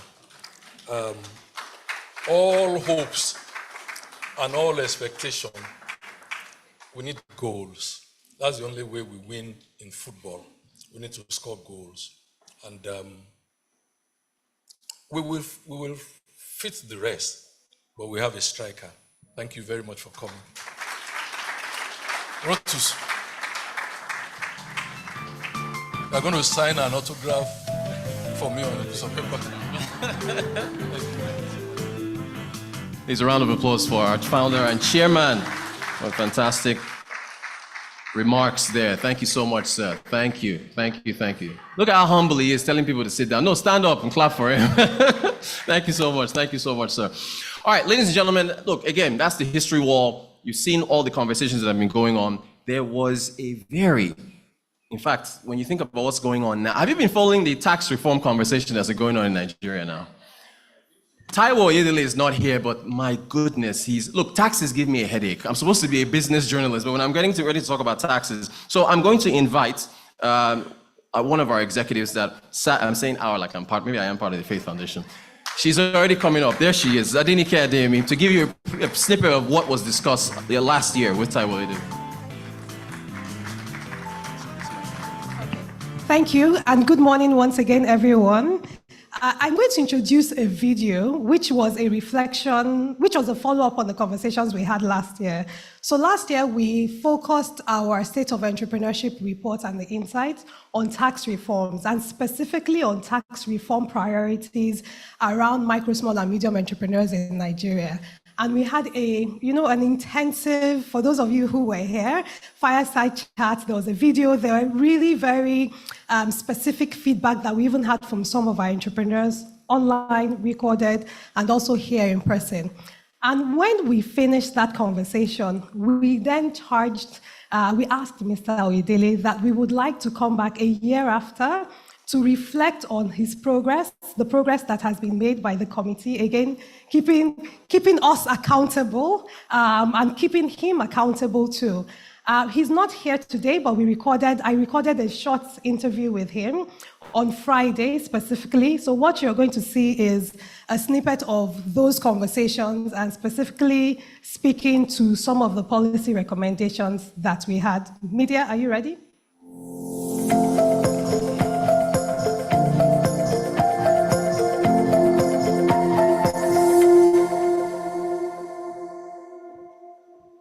My first question will be around the progress that you have made, you and your committee have made in addressing some of the milestones that were discussed. So let me start by thanking Faith, your leadership, as well as your members in this journey, which is now a little over 1 year. Stakeholders that were able to provide us with concrete information that is data-driven. One of the videos that you used for the conference turned out to be very instrumental for us, so we shared it with some of our political leaders just to get the message directly. And we also used it in our committee meetings to inform some of the decisions that we took. So thank you very much, we're grateful for that. Since we had the last engagement, we have done quite a lot. We started by trying to engage with stakeholders to properly understand the challenges that we face, particularly based on hard evidence and data, and the extent of those issues. We are very grateful to Nigerians generally. We were also pleasantly surprised ourselves to receive submissions and input from every single state across Nigeria. So this exceeded our own expectation, and is the show of confidence that people have in the work that we're doing. As part of that process of trying to deal with the issues, we also drafted a national fiscal policy. The intention being, as a country, can we set a framework around how we deal with fair taxation, how we ensure that we have responsible borrowing and sustainable spending. We discovered that beyond taxes, Nigerians are concerned about how their monies are being spent. We've been able to address some of these in our document around national fiscal policy. In addition to that, We, like you mentioned, we have prioritized issues around tax harmonization.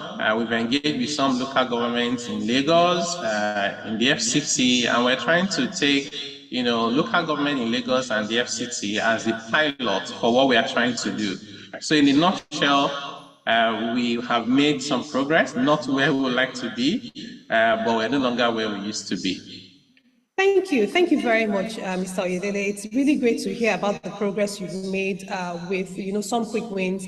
One of the issues people have always had, a lot of our businesses have always had, is that even when I pay this tax, there's no transparency around how that revenue is being utilized to then benefit me. So the proposals within the National Fiscal Policy is noted, and definitely, as you said, it is a marathon, it's not a sprint. So this then moves me to my second question. Can you provide a very high-level view of the proposals within the reform bills? Therefore, from my understanding, within the reform bills that are being presented to the National Assembly. And please also clarify, has this been withdrawn or not? Because we have some news in the media that, it's been withdrawn.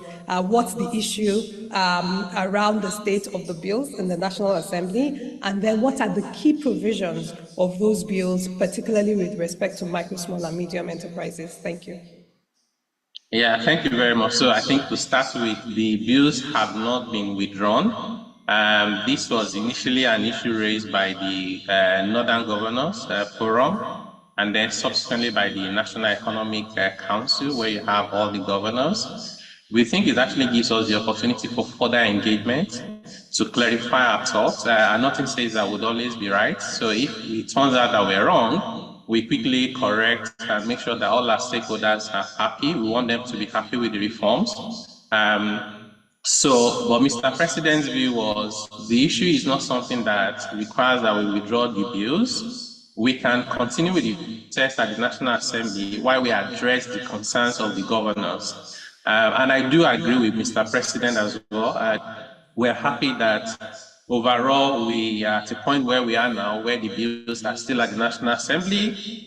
And we continue to engage with the governors, with the lawmakers, with ministers, and other key stakeholders as the process continues. So in terms of the major provisions of the law, so there are four of them, like rightly mentioned. We have one that we call the Nigerian Tax Bill. So this is supposed to be one law that brings together all the major taxes in Nigeria. Then the second bill is the Nigerian Tax Administration Bill. So this is one law that is together how we do tax and revenue administration. And then the third one is the Federal Inland Revenue Service Establishment Act is being repealed and to be replaced by what we call the Nigerian Revenue Service Establishment Bill. And then the last one is the Joint Revenue Board Establishment Bill.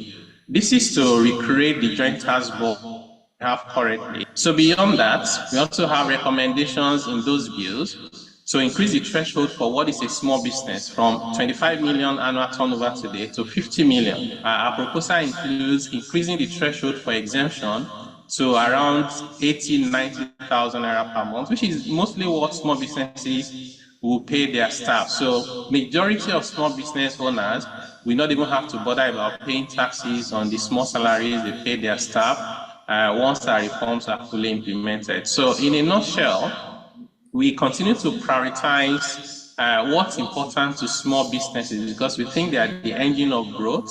They're the majority of our people, and they're the one that will help us with inclusive development, not leaving anyone behind. Great, thank you, and we're happy that you continue to remain optimistic and you fully detailed out, as best as the time would allow us, sort of the different provisions for each of the four bills. My last question, and if you can quickly respond to that, will be where can everybody find this information in terms of the bills that are being proposed, people that support micro, small, and medium enterprises across Nigeria in different spaces? How can they continue to engage with your committee and engage in this reform process? Is there still opportunity for even submissions and for engagement with your committee at this stage where we are? Yes, very good question. So thank you for asking. So indeed, we draw our strength from the engagement with our stakeholders. The number one way of engaging with us and staying informed about what we're doing is to engage with us on our various platforms. So we have a dedicated website. It's updated almost every day. So it's Fiscal Reforms NG. So just remember fiscalreformsng.com. You see fraud. Once you go to that website, you would also see the link to our social media accounts. We are on LinkedIn, we are on Twitter, we are on Facebook, we are on Instagram.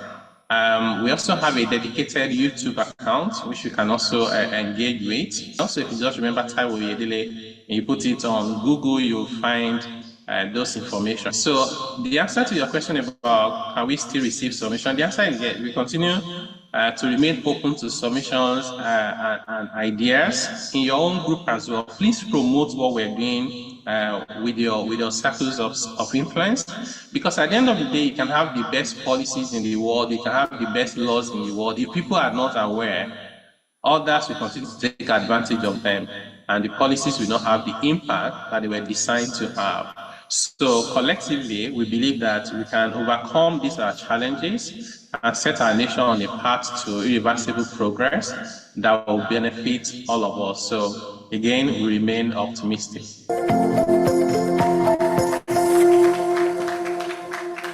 Fantastic conversation there. Round of applause. Denike, great at interviews. Up next, please, a warm round of applause for Ms. Amaka Okolo, Director of the Faith Institute. She's going to give you a preview of the 10th anniversary documentary.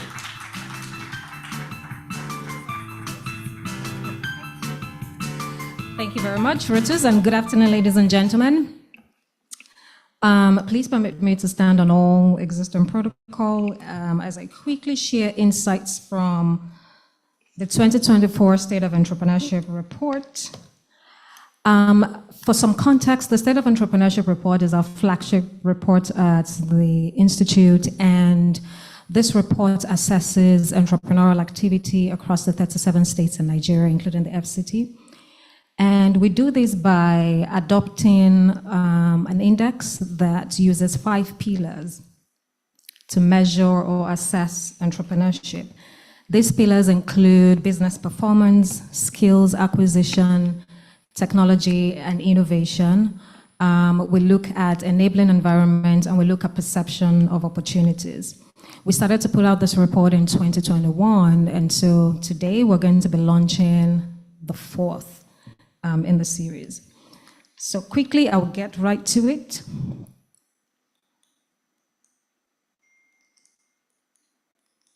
Okay, so can somebody help me? Okay, will somebody help me with the clicker, please? Okay, I'll get right to it because I don't have much time. This year we surveyed 10,535 businesses across the 37 states in Nigeria. And with regards to what entrepreneurship is looking like from this data and from this report, looking at gender and entrepreneurship, of all the MSMEs that we surveyed, over 10,500 of them, we observed that 48% of them were female-owned businesses.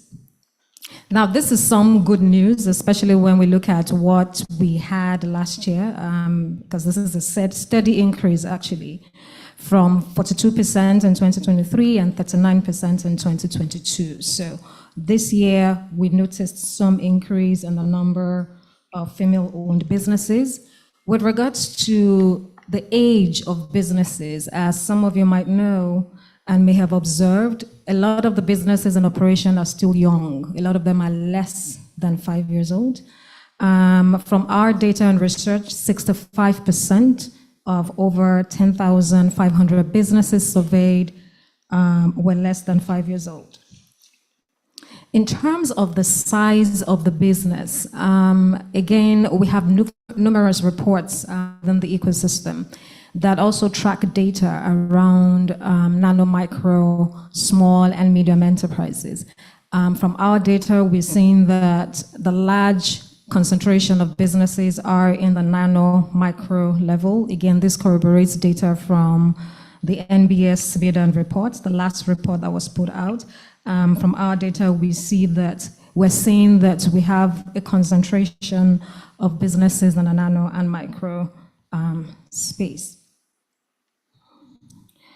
Okay, now to business performance, and this we try to measure how businesses performed, in the last year.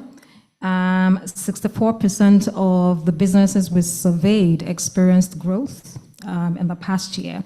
Now, while this seems to be high, it's lower than 72% that we had in 2023 and 75% in 2022. Now, some of the burning questions would be why? Why are we seeing this decline? There's some factors that we can easily allude to, but I would leave that for the panel speakers to dissect. Now, with regards to where businesses saw increase, 48% saw an increase in profit, 41% saw an increase or improvement in cash flow, and then access to markets and new opportunities was a major driver of growth for a lot of businesses this year. For businesses that did not grow, I wonder if you can guess why. We already alluded to it in some of the conversations we've had already. And your guess is right, it's finance.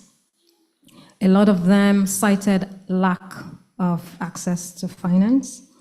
For female-led businesses, 63.1% of them recorded growth in the last 1 year. But again, this is a decline from 73.6% in the previous year, right? So again, a lot of the questions that you might have would be, why? What's happening within the space? Some of them we can allude to because for everyone in the room, you understand the macroeconomic environment that we're operating in and we're on living in. But with regards to top 5 growth areas, one, we had increase in customers, we had increase in profit, cash flow, revenue, and others cited improved operational efficiency as drivers of growth. Access to markets, an increased demand for products and services, technology adoption, access to finance. Some people cited that as a driver of growth for their business.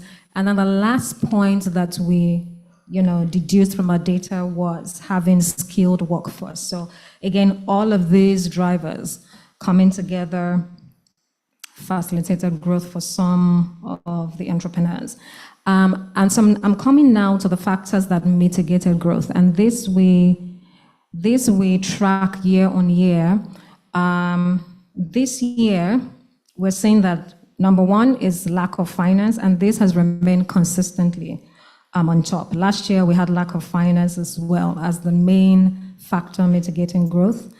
Number two, we have poor access to market. Interestingly, this year at number 3, we have insecurity. Last year, insecurity was number 7. It was one of the top 10. This year, it rose all the way up to number 3. Foreign exchange challenges, number 4. And as we all know, power supply. So again, I would say, Band A folks in the house, a wave of the hand.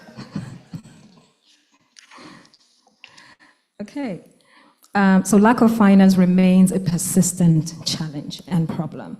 And we see this across board and sectors, demographic segments. So it's not just for male entrepreneurs, we see it, for female entrepreneurs, we see it for youth entrepreneurs. And so with regards to designing innovative products and systems that would help resolve the problem, it's that we're taking into consideration these varying dynamics. For the business environment, the top challenges were 1, limited access to finance and poor power supply, like I had stated. So top 2. With regards to opportunities that we see within the environment, this we track every year to say how optimistic are our businesses with regards to the business environment. This year, we had a slight increase with 70% of people noting that they were very optimistic.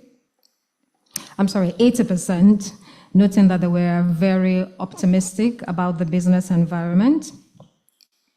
Now that's an increase from,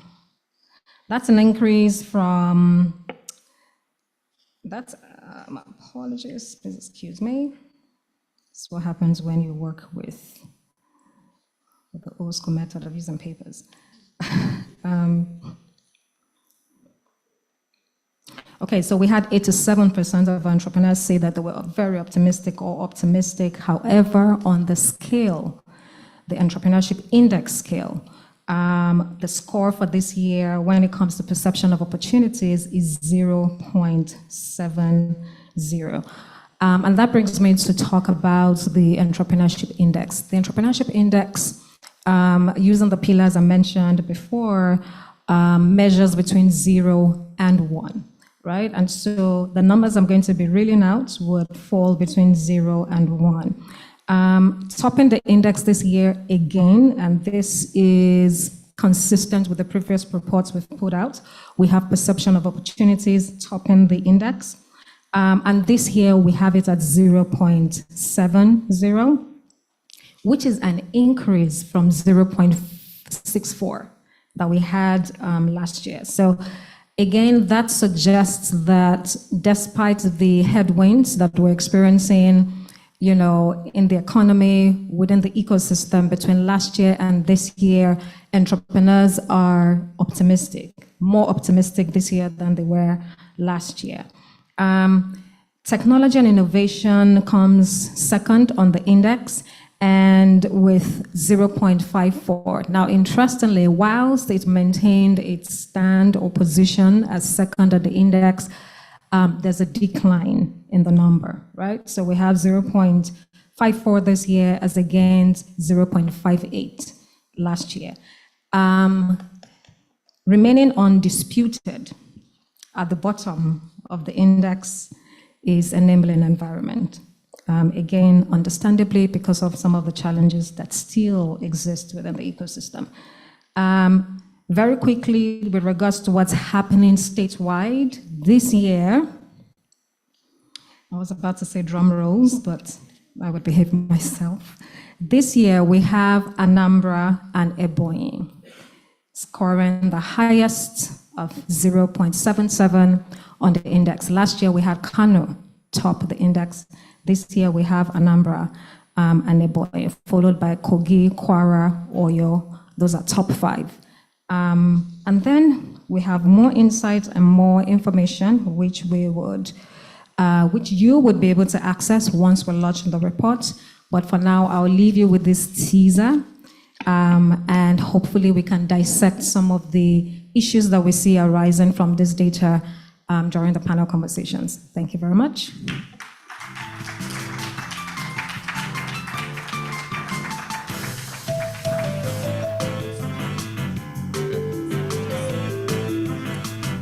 Round of applause. Well done, Namaka. Not easy going through all those reports. One of the standouts for me was the, man, there were so many stats in that report. What was the standout for me? Was the 65% of the businesses that they spoke to are under 5 years old. So there's a discussion around longevity. And by the way, that also reinforces how well the Faith Foundation has done being around for 10 years and keeping this policy dialogue going. So well done, Namaka. Thanks for all the information there.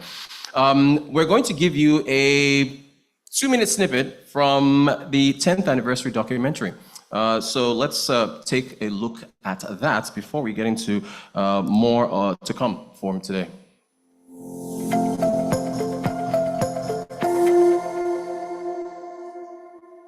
Hi, my name is Amaka Wokalo. I am the director of the Faith Institute Division at Faith Foundation, and this year we celebrate 10 years of policy influencing, providing data and insights, policy advocacy and influencing, and more. Now, having done this for 10 years, the question is, what's been our impact? For us at the Faith Institute, we measure our impact across 3 broad areas which align with our strategy at the Institute. One is bridging the data gap, which we have consistently done through our reports development and thought leadership work. 2 is creating platforms for critical conversations to happen, and we've done this consistently over the years. And 3 would be policy influencing and advocacy, which we've done through collaboration with other ecosystem players. The research and policy work has first of all assisted in bridging the data gap. Through the policy work, there's a lot of information on the SME ecosystem. We have the largest data set on micro, small and medium enterprise indicators in Nigeria to date. We have over 31 publications and counting. It's given entrepreneurs hope as well that I can aim big. I don't have to come from a lot of money because I can see data, I can see that people recognize where the challenges are, I can see that people are providing information for other players in the ecosystem to intervene at the other choke points, right, in this entrepreneurship journey that is for the benefit of all of us. We've been able to create spaces for convening and for engagement. The obvious one is the policy dialogue series that we have every year, that those conversations at the policy dialogue have now dovetailed into workshops, and that was not something that existed formally in the way we've been able to do it. Now we've shared, there's quite a lot of insights we've been sharing through our podcast series, and most recently through our Twitter space conversations. Now even engaging young people in the conversations on what those insights mean for them. This Faith Foundation Policy Dialogue is, I think it's the only space where all the key stakeholders, decision makers, policy makers, experienced entrepreneurs, and the voice, right, of aspiring entrepreneurs can sit together and really engage with each other one-on-one. All those, the distance, the power distance, has been shrunk. We have a lot of milestones around advocacy. Well, the one primarily will be around tax. And we're very happy to have contributed to a major tax waiver that was initiated by the FRS at the time for a 1 to 2 year period that covered the micro, small and medium entrepreneurs within that space. And over the last 5 years, Faith has been the facilitator of the Nigerian Economic Summit Group MSME Community of Practice, which has then allowed us to work with much more larger influencers, stakeholders, partners, practitioners within the space, collaborating with government around the critical areas for entrepreneurship policy, particularly with respect to micro, small and medium enterprise matters. But even us at Faith Institute will be leveraging a lot more on technology from our perspective in relation to ensuring that we use technology in the best way as possible to extract the relevant data that is important as far as it relates to entrepreneurial growth and entrepreneurial policies, and also use that to be able to bridge the gap. But the next step, as far as I'm concerned, is that you must be the primo thought leadership institute when it comes to entrepreneurial issues.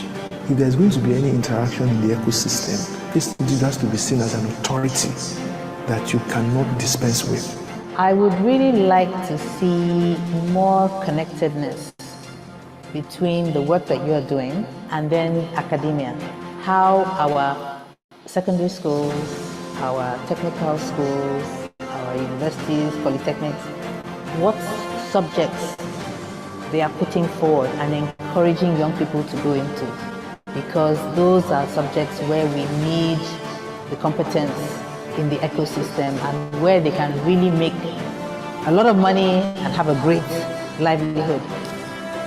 As the Faith Institute looks to the next decade, we're excited about the opportunities to deepen our work around the development of an enabling business environment that will support Nigerian entrepreneurs to start, grow, and scale their businesses sustainably, while also working with governments to design and implement effective policies. Cheers to the next decade.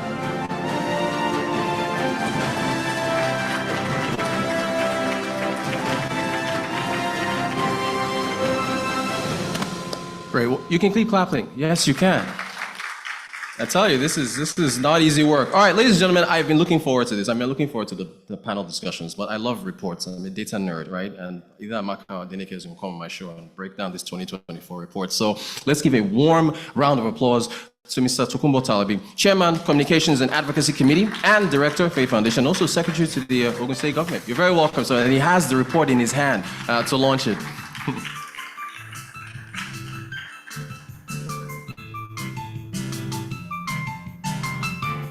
And after he speaks, we're going to call up a number of folks here to launch the report. You're welcome, sir.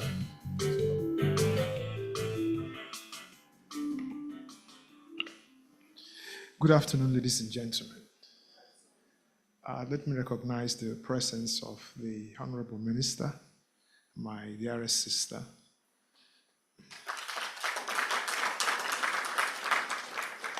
Mrs. Oduwole, and my boss, my mentor, and also the founder and the initiator of the Faith Foundation. We have not given him a title yet, so the title he has to come after his name. But the title we know usually come before their names, Chief, Honourable, and all that. But we'll just go with Mr. Foladiola.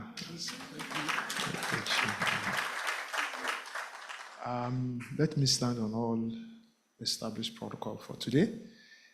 First, I want to welcome everybody for this event. Each time we have this, I do a deep reflection about how we have been as a nation. And I think it is pertinent for us to have somebody who gives us an appraisal, not a judgment of what we have done or what we haven't done, but just says, this is where you are, a reflection of who we are, a reflection of the picture that we should be seeing when it comes to the state of entrepreneurship. Quite a few, let me indulge myself in some of the statistics that we see here. I have to say that we know everybody talks about gender balance, but there's so much gender balance in new businesses because 65% of new businesses didn't even come from our side of the divide. So, Mrs. Oduwole, your work is cut out for you. This book, let me call it a book now and not just a publication because there's so much in it. And I'm going to give you maybe one or two snippets of what intrigues me and should intrigue you. There's always this myth around those who are doing business in Nigeria. And everybody wants to believe that when you say medium, micro enterprises, they are uneducated people. But this thing shows to us that only 1% didn't go to school in all those who started school, those started businesses. Only 2% additional are the ones that went to primary school level. Every other person had a higher level of education. So they become easy to approach, they become easier to relate with, they become easier, they easily will understand the issues around business growth and all the issues that has to do with access. So let me just tell you that that is one thing that you haven't looked at, and that's why this book must be a companion for all of us who mean well for Nigeria, who are determined to make sure that Nigeria will succeed, who are determined to make sure that Nigeria stays where we should be. People can give us indexes. I've seen so many negative indexes in Nigeria that I'm asking myself, where is the good in us? But this book reflects the good in us and the possibility of the betterment of the good in us, if there's an English like that. So, Madam Minister, I know you know all these details by heart, but it will still give me the pleasure to present it to you as coming from Faith Foundation. A legacy that we want to contribute, something we want to contribute, the legacy that you want to leave in your time as minister. You've done very well with ease of doing business.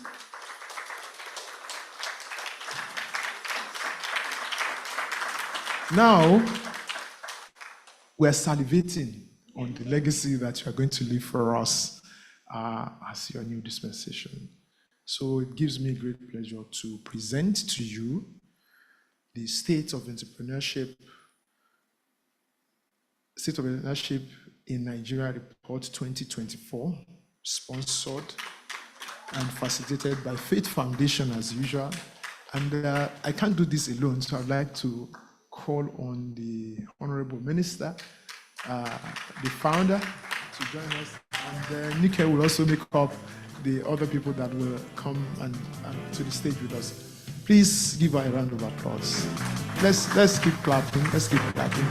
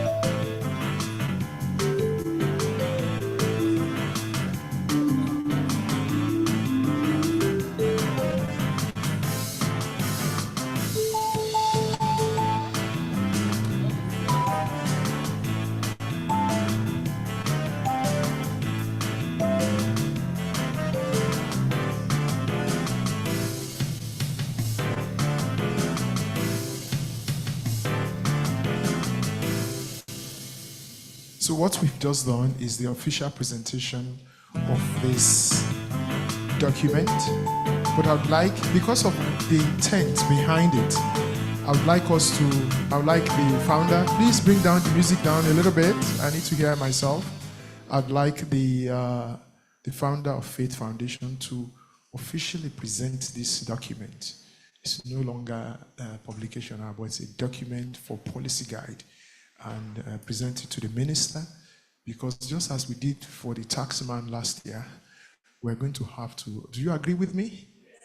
That we will have to call the minister back and demand of her and her team what they have done with our sweats and reports.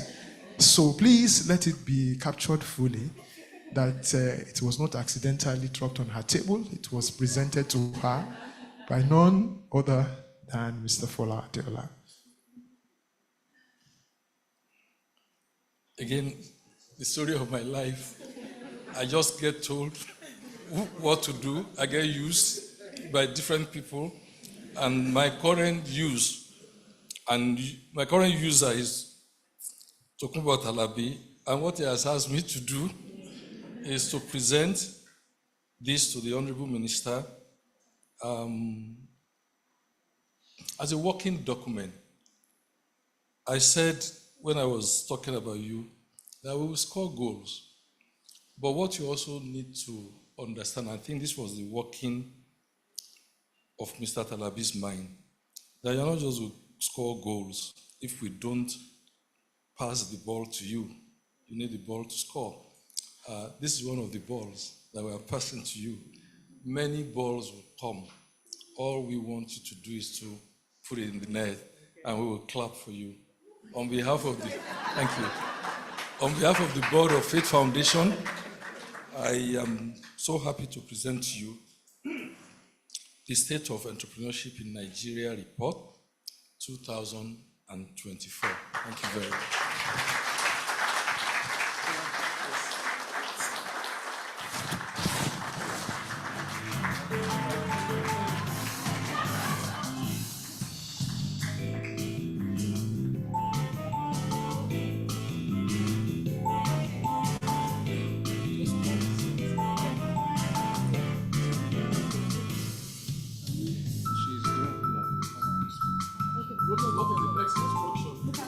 You may all go back to your seats and we'll give you a round of applause. Thank you so much for launching the report.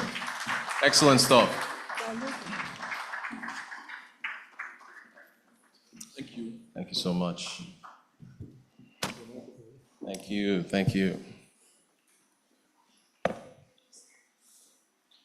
And I think they flashed the QR code on there. I saw the number of people when Maka was going through some stats, they were diligently taking notes, and it's all going to be on that report. So when they flash up the QR code, you can download it and dive into those numbers. Thank you so much for launching that report. All right, we are going to now get into a micro talk on ease of doing business. And energy. Well, you all know that energy has been making the headlines as well in the country. So let's give a warm round of applause to a player in this sector, Kola Oshinowo, who is the CEO of Baobab Plus Nigeria and the 2024 Senior Research Fellow of the Faith Foundation. You're welcome, sir.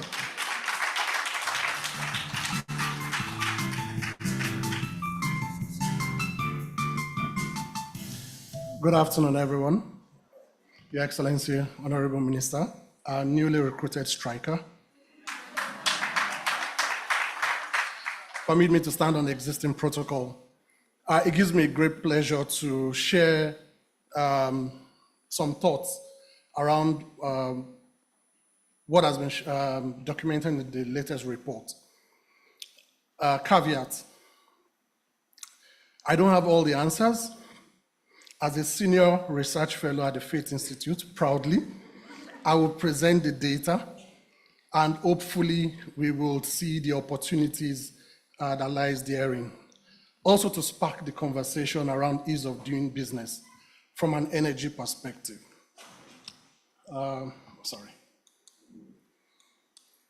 So, in Nigeria, problem no dey finish. As highlighted from the 2024 report, not different from what has happened in the last 2 years, these are the top 5 problems that we see. But as entrepreneurs, we believe that the more the problems, the bigger the problems, it fuels us, and we really want to find creative solutions to these problems. So we are not going to complain. This is not a rant, but we just love that the problems keep coming, and we'll keep finding creative solutions to them. I'm one of you. I'm not just a researcher, I'm also an entrepreneur.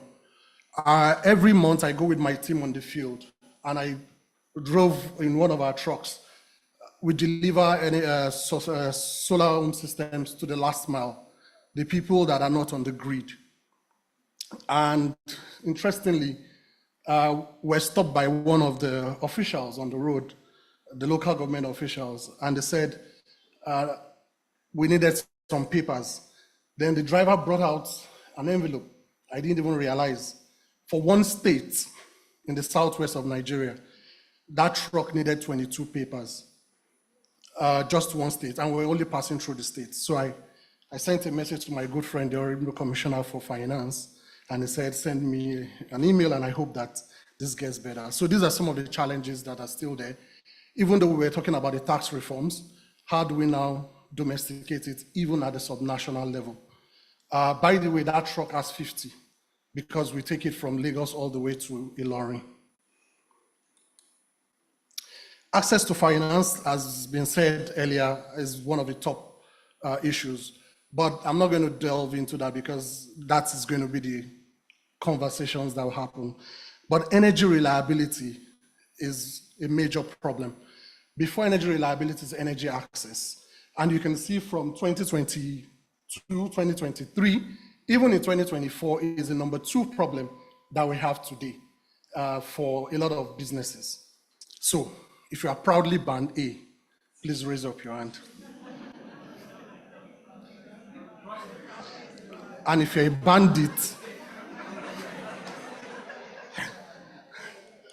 but this might be funny, but this is what a lot of businesses face, from Ijora to Barute in Ilorin to Kano and all parts of the country. I've been to places where for the last 3 years, they've not even experienced power supply. They don't, so when you say the national grid collapsed, they don't even understand what happened. And a lot of these businesses rely on power supply to thrive. I've been to some hotels in certain parts of the country where they tell you, oh, we only put on the gen between 11 and 4 p.m. No, it's the other way around. From 4 p.m. till 11 a.m. And if you're not there, they switch off the gen. So I was really surprised that that happens. And this is the challenge that a lot of entrepreneurs face today. One of the entrepreneurs was telling me that their electricity bill moved from 100,000 to 800,000. So where do they put this expense? They pass it on to the consumer, and that's how it has a spiral effect. But more importantly, when we work in the off-grid sector, we found out that a lot of these businesses actually just need power to drive specific aspects of your business. I'll give you an example. If you go to Ijora, under that bridge, those women who sell fish and chicken, all they just need is those freezers to be cool. And that is what powers their business. If that freezer goes down, that's the end of the business. And our job is to make sure that we'll continue to power it. This is what excites me. It's a problem. We are the least electrified country in the world. 92 million Nigerians do not even have access to electricity. You might feel bad. I feel excited. Because this is my, not just addressable market, it is the real market for me. And the next country that comes close is DRC, and we are 35% far away even from DRC. So 92 million. So I'm inviting everybody, climate tech, energy professionals. There's a lot of opportunities that you can take. We are already in the space. We want more people to come into that ecosystem because you can play in different ways. We do not have enough even technicians to install solar panels. We do not have a lot of salespeople. By the way, my top salesperson is a woman. And yes, please. The top 3 actually are women. And they give me joy because they can relate this back to the economic livelihood of their homes. So 92 million are off grid. I'm not even saying people that are on the grid. But the problem is not just in the rural areas, but it's also in the urban areas. So there are about 67% of people in the rural areas without access to electricity. 22% of them are in the urban areas. There's a place in Lagos State, Nigeria, called Totowu. They've not had access to it. Most of you do not know, in Alimosho local government. Sometimes you have to get there by boat. They do not have access to electricity. So we go there and we deliver solar-powered freezers, solar-powered fridges in order for them to run. And for me, that's a good opportunity. Agreed. One thing that I found from the Access to Energy Institute recently is that the installed capacity of generators is 8 times the size of our grid. And I've not even added renewable energy. So we have more generators, 22 million generators, powering businesses than the grid itself. In the last 10 years, this policy dialogue has been 10 years. In the last 10 years, my house has been powered by solar. Today, I've made the grid my backup. And I'm not joking, the grid is my backup. In my system, it is said that solar first, then the grid second. And today, our office is almost 90% of the grid. But how many businesses can afford this? And that is where my policy recommendation comes in. We need concessional financing for ecosystem players. Honourable Minister, I was part of, in 2016, I was part of the young people that, I'm not so young anymore, that was supported by your ministry under the AVDD program, where we're giving grants to drive our business. And it might seem small, but from 1 employee, we grew to 10, and the business still exists, that I had to exit and had another person run the business, and they're still doing fine today. So we need concessional financing for ecosystem players. And when I mean ecosystem players, we do not produce renewable energy products, as an example, in Nigeria. But if I'm going to bring in lithium batteries or solar panels, and you're charging me roughly about 30% of customs duties on lithium batteries, Please say 1. And NPR today is 27.5%. Maybe EcoBank will give me at maybe 29% or 30%. Add that to it, what margin would I put on this product for it to be affordable? So we decided, well, as problem no dey finish, we will offer innovative financing solution. So you make a small down payment and you pay the rest over a period of time. And we realize that a lot of our customers are informal businesses. They do not have credit history. They do not, so we also use that to also gather data where based on their repayment rates, they can take that because they've also acquired an asset. They are unbanked. So we also drive financial inclusion. So we take that data, we can also give it to the microfinance banks, and based on the data, they can say, okay, this person in 12 months, every week, because we do collections every week, never missed a payment for 12 months. That person is credit worthy. And based on that, they're able to give them financing. But there's no way I will be able to borrow at 30%, clear at 30%, then still be able to make the product affordable.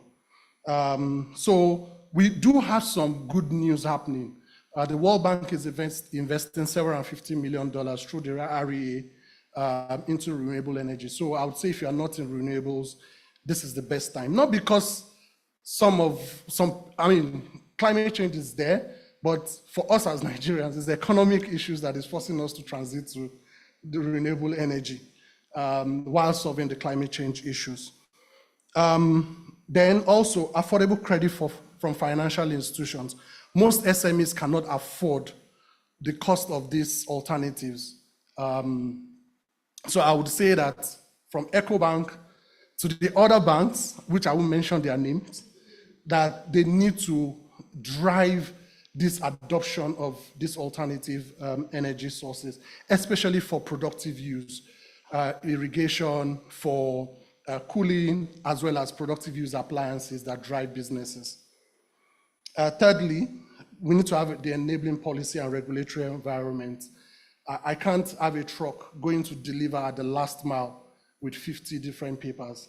The last one I got was ecological EDL, and I actually have the one that has not expired. And they said, oh, because it's 2 months to expiry, I need to get it earlier. And I said, whatever that means. And that was in Osun State. Then to the entrepreneurs and everybody here, I would also say we should engage our state governments. So Mr. Talabi, you are from my state. The Electricity Act has empowered state governments to be able to produce and generate electricity. Because I strongly believe that if all states are generating their electricity in one form or the other, and the grid collapses, we will not even notice because your state is already generating. And we're not just talking about renewables. You know, the energy mix could be a combination of gas, renewables, and the like. So these are some of the thoughts that I have. And I do hope that this will spark the conversations that will follow. Beyond the tax reforms, beyond access to financing, please let's also put power supply in the mix as well. We're here to make things happen as entrepreneurs. We will not jackpot because the money is here to be made. And I see 92 million opportunities. Thank you very much. I'll take no questions.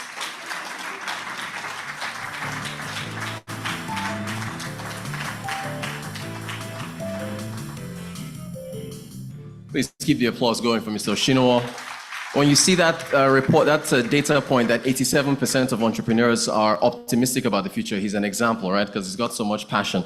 Ladies and gentlemen, it's time for the first of two keynote addresses. And look, Dr. Jumoke Oduwole is one of the most humble people in public service I've ever met. When I Yeah, okay, she said I should say it. So yes, I'm saying it real loud. Thank you for that. When I was just getting into business media on radio, she came on my show, what was this, 2016, 2017, talk about the PEBEC report. When I hit the big time on television, she came again to talk about another public sector report from PEBEC. As recently as August, she was on my show to talk about a transparency and compliance efficiency report from, that's the Presidential Enabling Business Environment Council, a special advisor to the president. Look, and then 2 months later, she's the Minister of Trade and Investment. So please, a warm round of applause as she comes up to give her keynote address.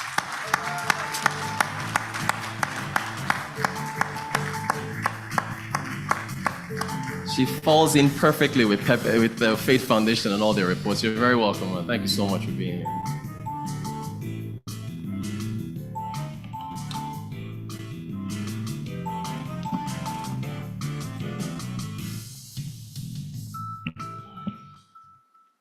Good afternoon, everyone. It's really, really, really a pleasure to be here. Thank you for the very warm reception. I appreciate it. Let me start from Mr. Adeola. We had a meeting this morning and it ran over a bit. And I was telling my team, I cannot be late. I don't think they understood. I cannot be late. I said, he will be there. He will be on time. Bolaji knows what I'm talking about. You'll be locked out. You'll be locked out. There will be no meeting. You will be out. And you dare not leave the out. Between him and my father, I learned a lot about time management, and I'd like to appreciate you, sir.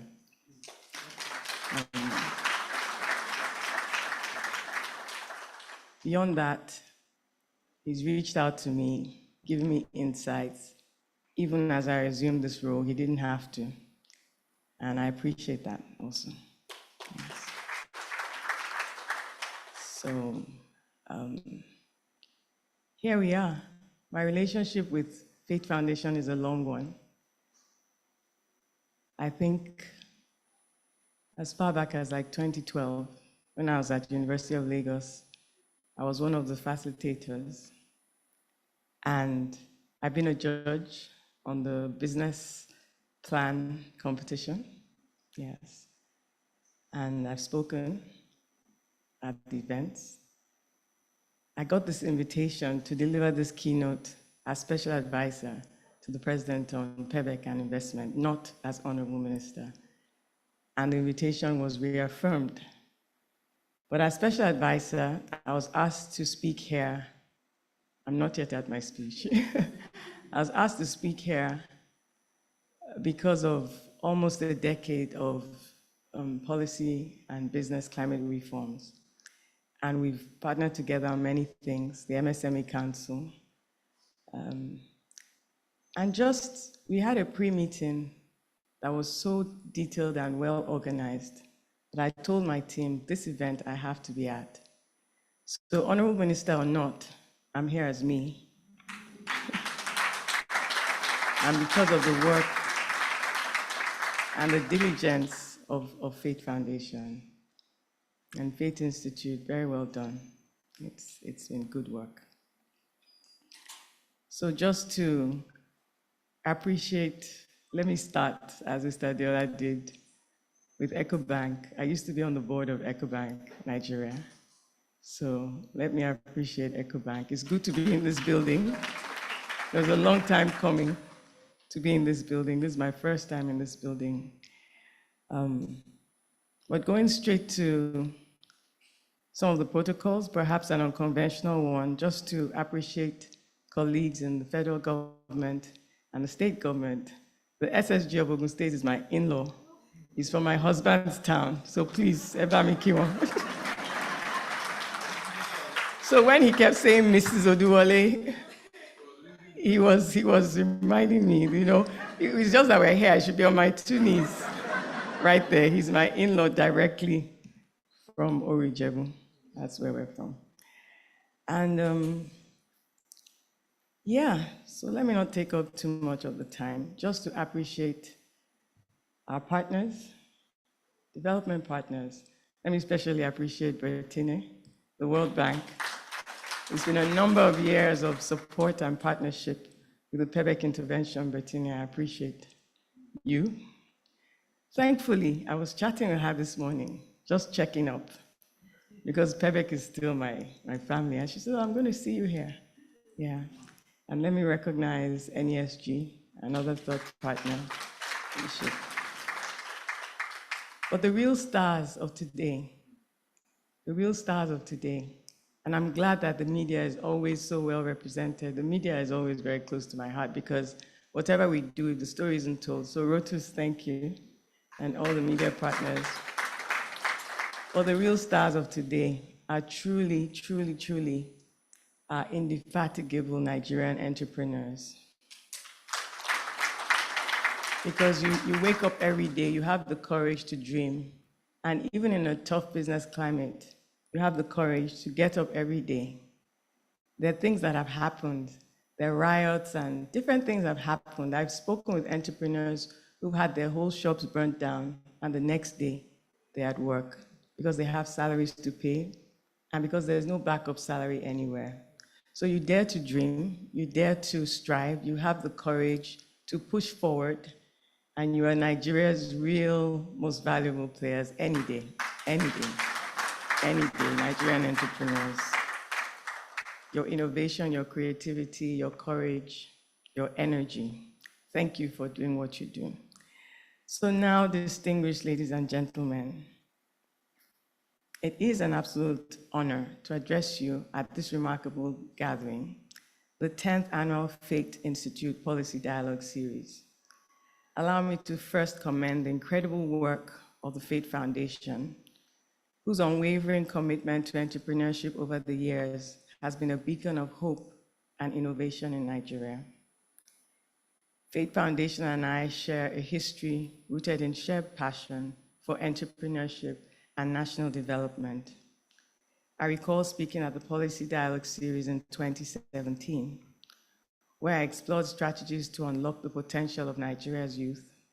Most recently, in 2022, I had the privilege of addressing Pioneer Fellows at the Fate Institute, emphasizing the importance of evidence-based policy strategies.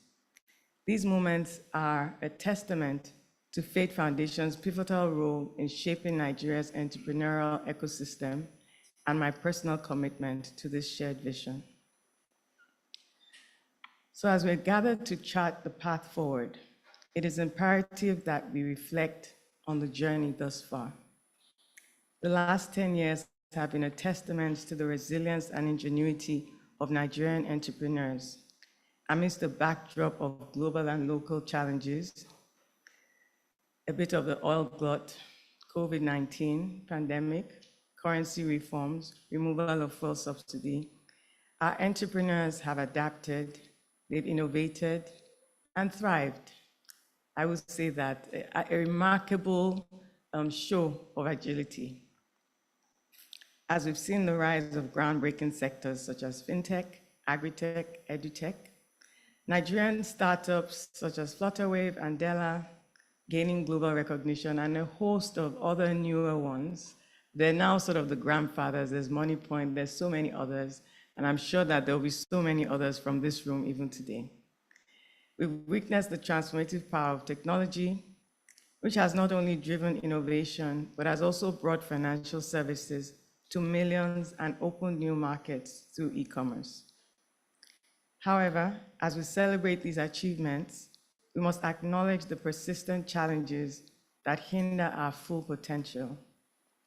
Access to finance, unreliable infrastructure, regulatory inefficiencies, and limited inclusivity of women, youth, and rural entrepreneurs continue to constrain growth.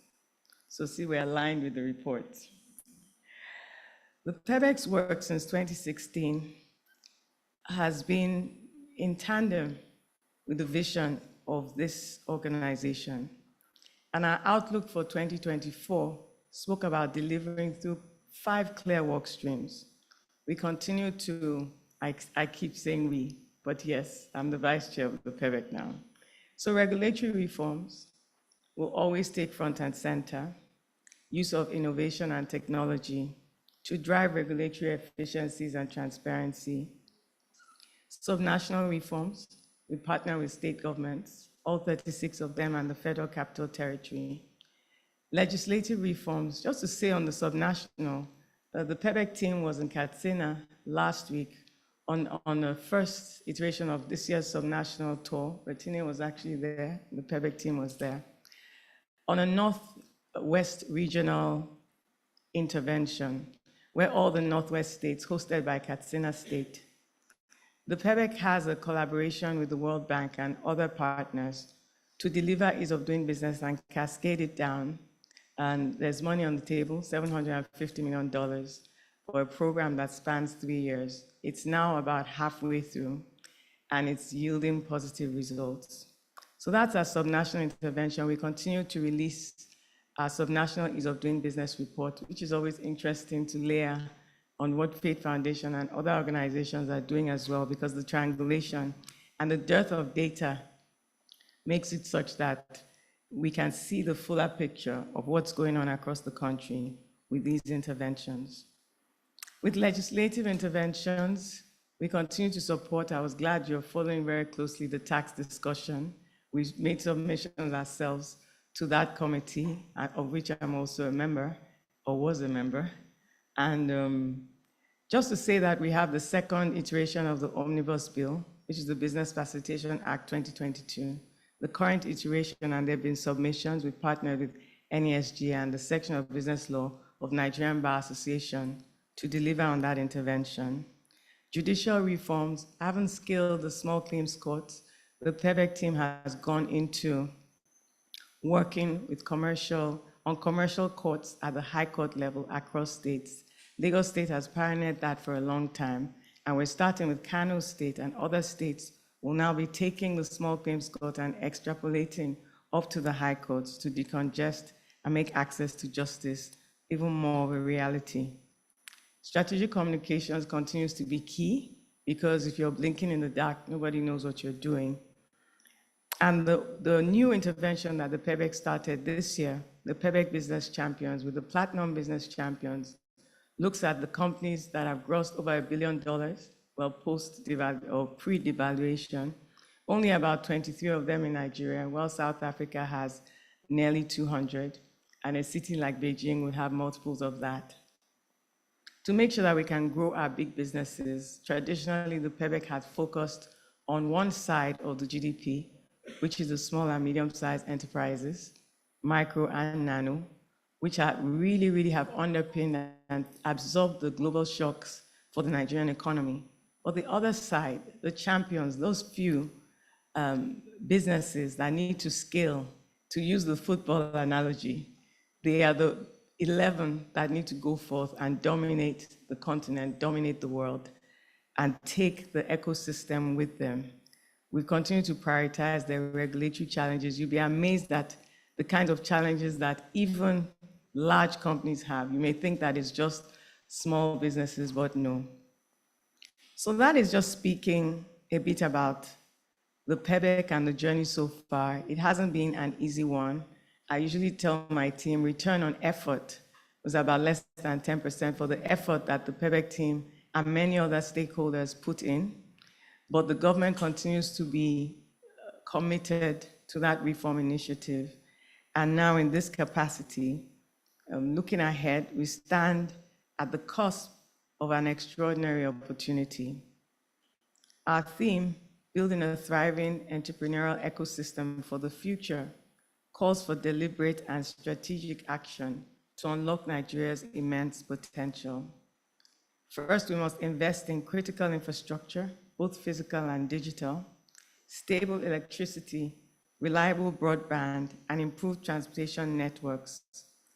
They're not just luxury, they are the foundation of a thriving entrepreneurial environment. I think we're all aligned and we agree what needs to be done and the need for making sure that there's access to finance at all levels and that we have innovative funding models. I loved listening to the last speaker on the micro talk just the need for innovative funding models and the creativity that Nigerian entrepreneurs bring to the fore. And the goal is not just to provide capital, but to ensure that it reaches the underserved, women, youth, and entrepreneurs in rural areas. So I'd like to commend you, even though the camera is in between us, for the work that you do. Thank you very much. Yeah. So third, I'll just say that inclusivity must be at the heart of all the reforms, empowering women entrepreneurs. I had to tell some of my male colleagues, don't feel on the call today, I actually had to say, because my team is quite heavily female, and I think most people know that by now. And I had to remind Mr. Adeola that I don't think a man has had the privilege or the opportunity of leading Faith Foundation since inception. So I'm in good company. I said, don't feel in a minority. It just so happens that it's our time. So we have to include women, youth, and those in the remotest areas of our environment. We have to have a youth-centric policy because, I mean, the figures just speak to itself, and we've listened to a lot of data already, but we all know the population, we know the demographics, and we know the slicing of our entrepreneurial journey. So these things are really like no-brainers. Importantly, and I wish Mr. Oduwole was here, we have to leverage the African Continental Free Trade Area to position Nigerian businesses as leaders in regional and global markets. By improving product competitiveness and supporting export readiness, we can expand our economic footprint far beyond our borders. This is, as an international economic lawyer, this is perhaps one of the most areas I'm most passionate about. And we're committed to supporting small and medium-sized enterprises to take full advantage of the AFCFTA. So ladies and gentlemen, as we embark on this journey into the next decade, let us remember that the responsibility of building a thriving entrepreneurial ecosystem does not rest on any one entity. It's not about government alone. It's not about Faith Foundation alone. It is a collective effort, a partnership between government, private sector, development partners, civil society, and the media. So to my fellow policymakers and policy buffs and data buffs, empirical evidence-driven buffs, I urge us all to deepen our commitment to creating an enabling environment through thoughtful reforms and investments. I say the word thoughtful because it's one thing to have data, it's another thing to use it. And Mr. Adeola charged me with scoring goals. I've not really been a footballer, but I'm going to try. We have to look to our private sector leaders in particular. Your continued innovation and collaboration are crucial in driving sustainable development. And to our entrepreneurs, your creativity and tenacity is the lifeline of this economy. So in closing, let me reaffirm my unwavering belief in the entrepreneurial spirit of Nigeria. Together we can build a future where innovation thrives, where opportunities abound, and where every entrepreneur, regardless of age, gender, or location, has the tools to succeed. Let us seize this moment to transform challenges into opportunities, ideas into impact, and dreams into reality. Thank you, and I look forward to the fruitful discussions and groundbreaking ideas that will emerge from this important dialogue. Thank you.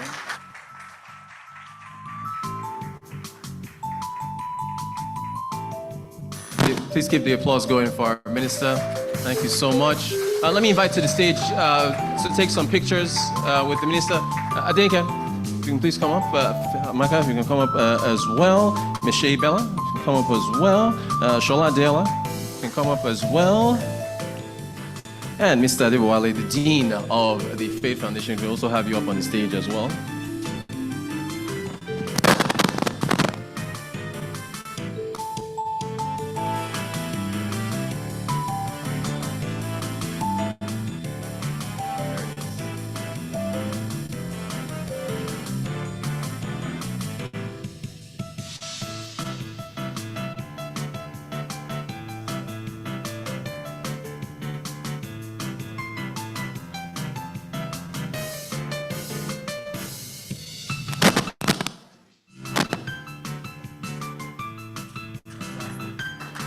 Thank you, thank you, thank you.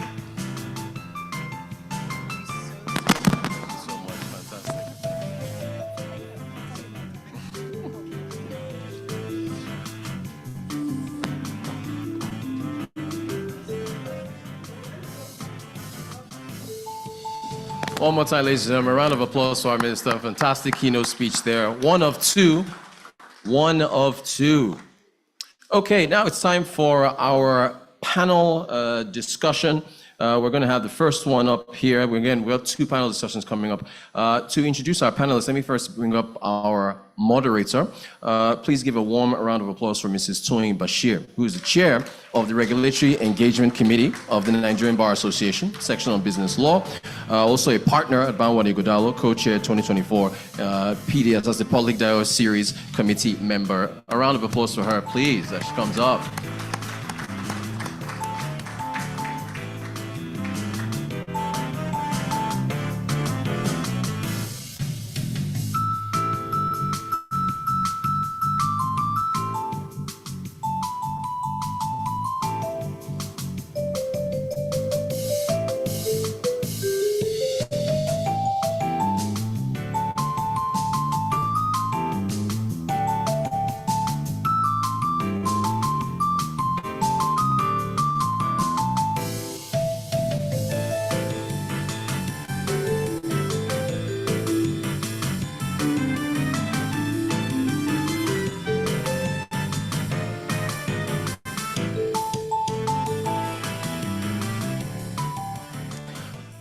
All right, our moderator is ready. Let me also call up, ladies and gentlemen, I used to lift weights with this gentleman. He's not just the CEO of the Nigerian Economic Summit. You can look at him. He is a bona fide weightlifter. I've been lifting weights with him for years. A warm round of applause for Dr. Tayo Aduloju, CEO of the Nigerian Economic Summit Group. I hope this stage can hold you, sir. He is a strong man. Ladies and gentlemen, also give a warm round of applause for Ms. Bertine Campulis, who is a senior private sector specialist at the World Bank.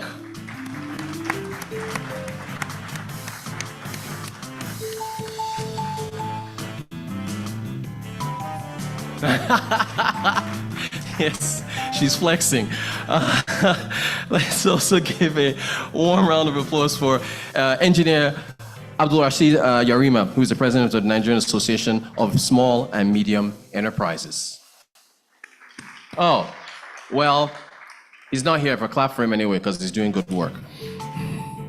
Also, let's give a warm round of applause for Mrs. Edubong Akpabio, CEO, Greensport Impact Cluster Nigeria Limited. Yes. The players in the sector always get the loudest applause.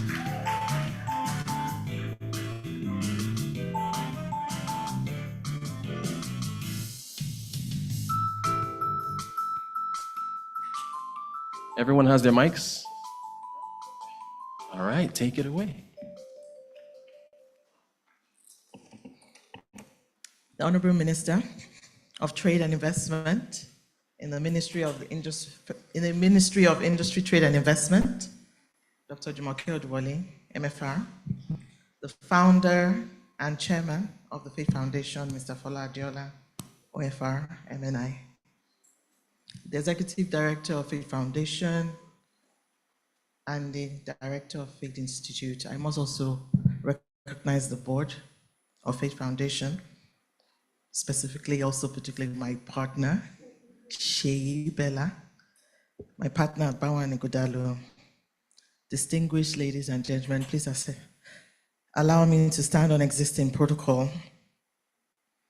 but also to join the Honourable Minister in applauding our special guests, the reason why we're here, the small businesses that continue to support our economy. It is my pleasure to welcome you to this session, this pivotal session, essentially where we will be exploring the entrepreneurial journey in Nigeria. Over the next hour, I will be talking with the distinguished panelists, and we will be looking at essentially what has happened in the last decade. We would look at identified gaps. We'll discuss that, but most importantly, with a view to charting a path forward. So we all do understand that MSMEs play a critical role in the economy. We all understand that they're the highest employers of labor. They contribute significantly to economic growth. And then we also have seen how they have been in terms of innovation and flexibility. Several businesses have embraced creativity, innovation, new products, services, processes. We've also seen support for large enterprises. A lot of these MSMEs also in terms of distribution, in terms of service provision, and essentially contributing to industrial development as well. Governments and stakeholders globally have recognized the role that they play. And in the last 10 years, the Nigerian entrepreneurs have driven remarkable innovations. We've seen policy efforts, the consistent reform efforts of the Presidential Enabling Business Environment Council that was solidly led by Honourable Minister in implementing over 200 reforms spanning regulatory, judicial, legislative reforms on both the federal and subnational levels. Indeed. We've also seen the efforts of the Nigerian Economic Summit Group has provided a credible platform for the private sector to interact with the public sector, particularly the annual summit, which brings together thought leaders, policymakers, public sector, and essentially coming together to discuss the issues and make recommendations to government. And if you have attended the summit in recent times, you have seen the impact of the recommendations that have come from those interventions, how government has implemented in one way or the other. And then we also have our international partners. Over the years, like the World Bank, and Bettine is here, over the last decade, they have also supported in terms of ease of doing business, the World Bank Doing Business report in terms of public sector report and the public sector in technical support. And then even more recently, just like the Honourable Minister mentioned in her keynote, the current intervention that was co-created by the PEBEC as well as the World Bank, that's the $750 million program that is essentially driven to ensure that the reforms on a subnational level happen. In fact, it was interesting that yesterday, one of the headlines on the news, when I caught the news last night, was $4 million made available to Imo State on the SABRE program. It was quite an emotional moment because, again, seeing how that level from ideation to now realizing the benefit of the program for the subnationals, which are closer to the people. So what we expected in those states in the next, because it is in the second year, I believe, in the program, what we expect to see is rapid development in terms of ease of doing business. So essentially, I think at this point, I can dive in and engage the panelists so that we can shape this conversation. And I'll be starting with Dr. Adeloju. Now, with your extensive experience in economic policy and global development, you have a front row seat in relation to Nigeria's entrepreneurial journey. As a leader also in NESG, you have been instrumental in shaping, the private sector policy advocacy that the NESG is reputed for. So it leads me to ask you, how has Nigeria's entrepreneurship ecosystem evolved over the past decade? What do you consider to be the biggest achievements? And then, more importantly, what are the key missed opportunities that we need to hear, just so that we can also catch on how we can move that forward? Thank you. Interesting question, but just before I go there, it's to say that the very term ecosystem means you're discussing many of us. It's a multi-actor, multi-stakeholder framework where everyone comes with a sense of ownership and accountability. That's very important. And a crucial set of stakeholders that sometimes we miss out. I've created this term, corporate statesmen, to signify individuals whose capacity to pull private sector systems along at scale can take us further. And so it's to thank the chairman, Mr. Fola Adiola, for being one of those corporate statesmen. You know, you can win alone. You know, you can create one great business. You can thrive. You can become a billionaire. And then, you know, you can check out and retire.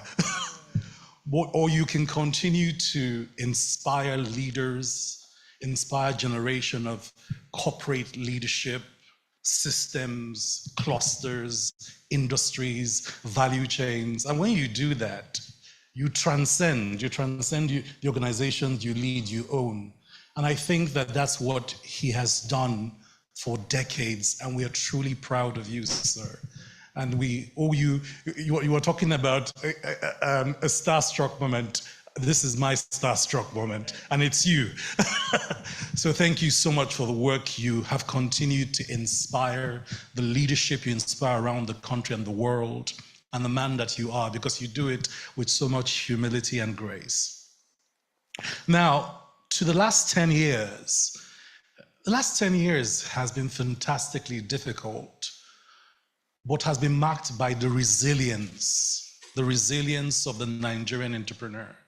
We've been through 2 recessions and 1 pandemic.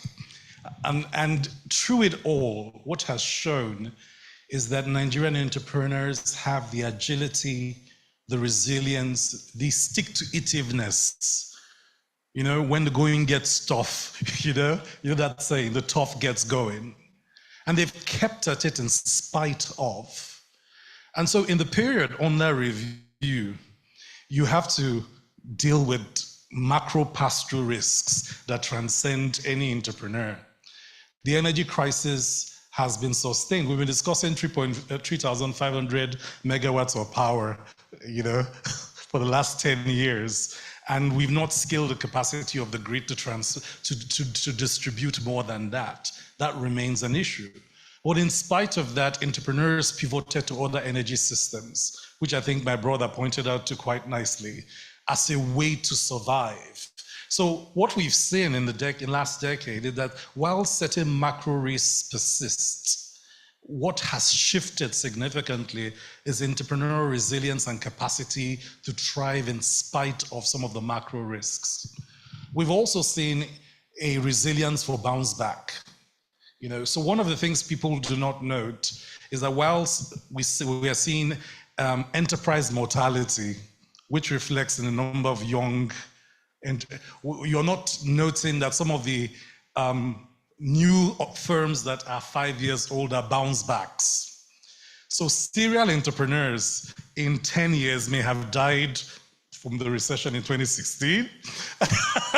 And that entrepreneur has created a new enterprise to bounce back. And the next one likely died during COVID. And that entrepreneur, his agility and his innovation has bounced back. And so one of the things we've seen at the NESG is what we call the chain serial entrepreneur and his agility to survive. So it will be interesting in the future of our state of entrepreneurship data set to ask, is this the first attempt or this is your 4th iteration? Because by the way, if you started a business that COVID killed, you're likely just about 5 years old. So I think that these are important dynamics, that the entrepreneurs are thriving, they are pivoting, they are making strategic shifts. Some of the shifts means product diversification, which kills one business and starts another one. I think that the State of Entrepreneurship report this year highlights something, but might be missing something else, that the resilience of our entrepreneurial leadership is thriving in spite of. And that might be hidden between the serial enterprises that these individuals and teams create along their way to a sustainable enterprise that grows and scales into medium and large. The last point to note is that our macro risk problems require collective efforts like tax, like electricity, like infrastructure. And the solutions, whilst the entrepreneur wants to take them on as an individual, simply cannot. On these matters, I call on more corporate statesmen to get together. The truth about the matter is financial architecture that solves all the problems across the value chain, from tier 1 agency banking for a nano household homestead entrepreneur, right up to an ideation seed capital type funding required to get the ideas out to an accelerator. idea to an innovation market to first round on financing, out until you can scale the business to market scale, is a range of different types of financing requiring a range of different types of financial institutions. We have called for a radical regearing of the entire national financial architecture to serve Nigeria. For today, many parts of the financial architecture serves other things other than the general requirements of the businesses that are in the study. Nigeria will be younger for longer. So there's a demographic transition that says we will have more younger entrepreneurs for the next 30 years. That's where we're going.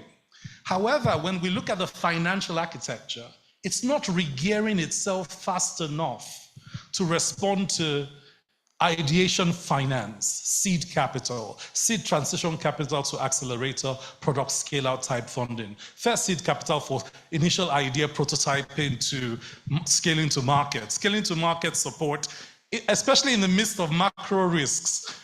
FX pass-through, we're discussing unicorns. All unicorns potted in the last 7 years because of FX pass-through.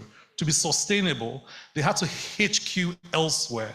If not, the FX pass-through would have wreaked havoc on their businesses. So whilst we're celebrating these unicorns, we're losing them to Nigeria's HQ from a taxation point of view, where your headquarters matters, right?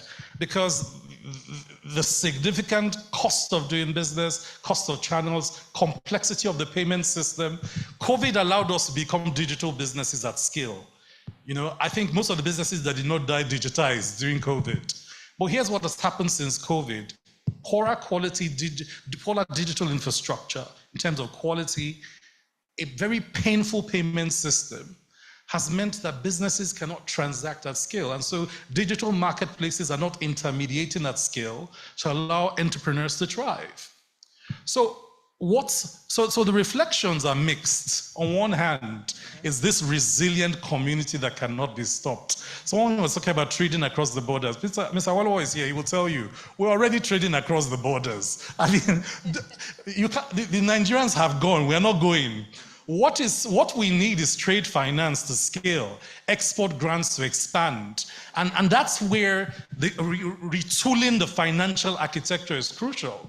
We've called for a comprehensive Ministry of Finance, Ministry of Central Bank of Nigeria, Ministry of Trade, Commissioners of Finance to come into the room for a national conference on financial architecture. Lay out tier 1, tier 2, tier 3, what are all the financial services required to fire Nigerian sectors at scale? Then, what are the institutions that are deficient in getting us there? How can we build them and accelerate their institutional scaling on time? This is how we get going, and this is how we win. Thank you. I mean, those were very useful points in relation to the resilience of the businesses, and I think that the report and the speakers have already spoken to that, and we do appreciate, even the statistics also speak to that. But indeed, if one of the biggest issues is access to finance, then definitely we should be considering innovative financing, because that is the only way. The old ways haven't worked, so we really need to then dig deep, and then see what can actually work to fix those issues.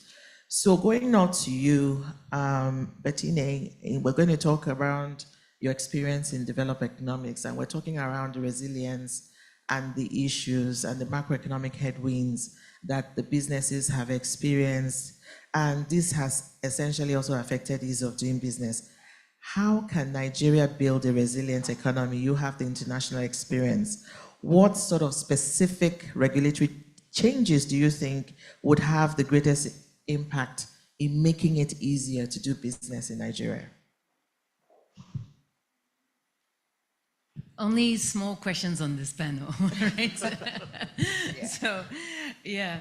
So I wanted to start off with sort of acknowledging that the headwinds haven't just happened to Nigeria.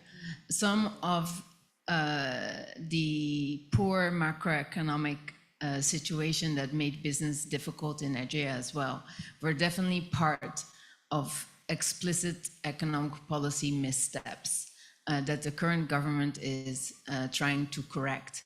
And correcting them now and late is causing a lot of pain to Nigerians as a whole, to businesses, to everybody here. Anybody who lives in Nigeria can feel this.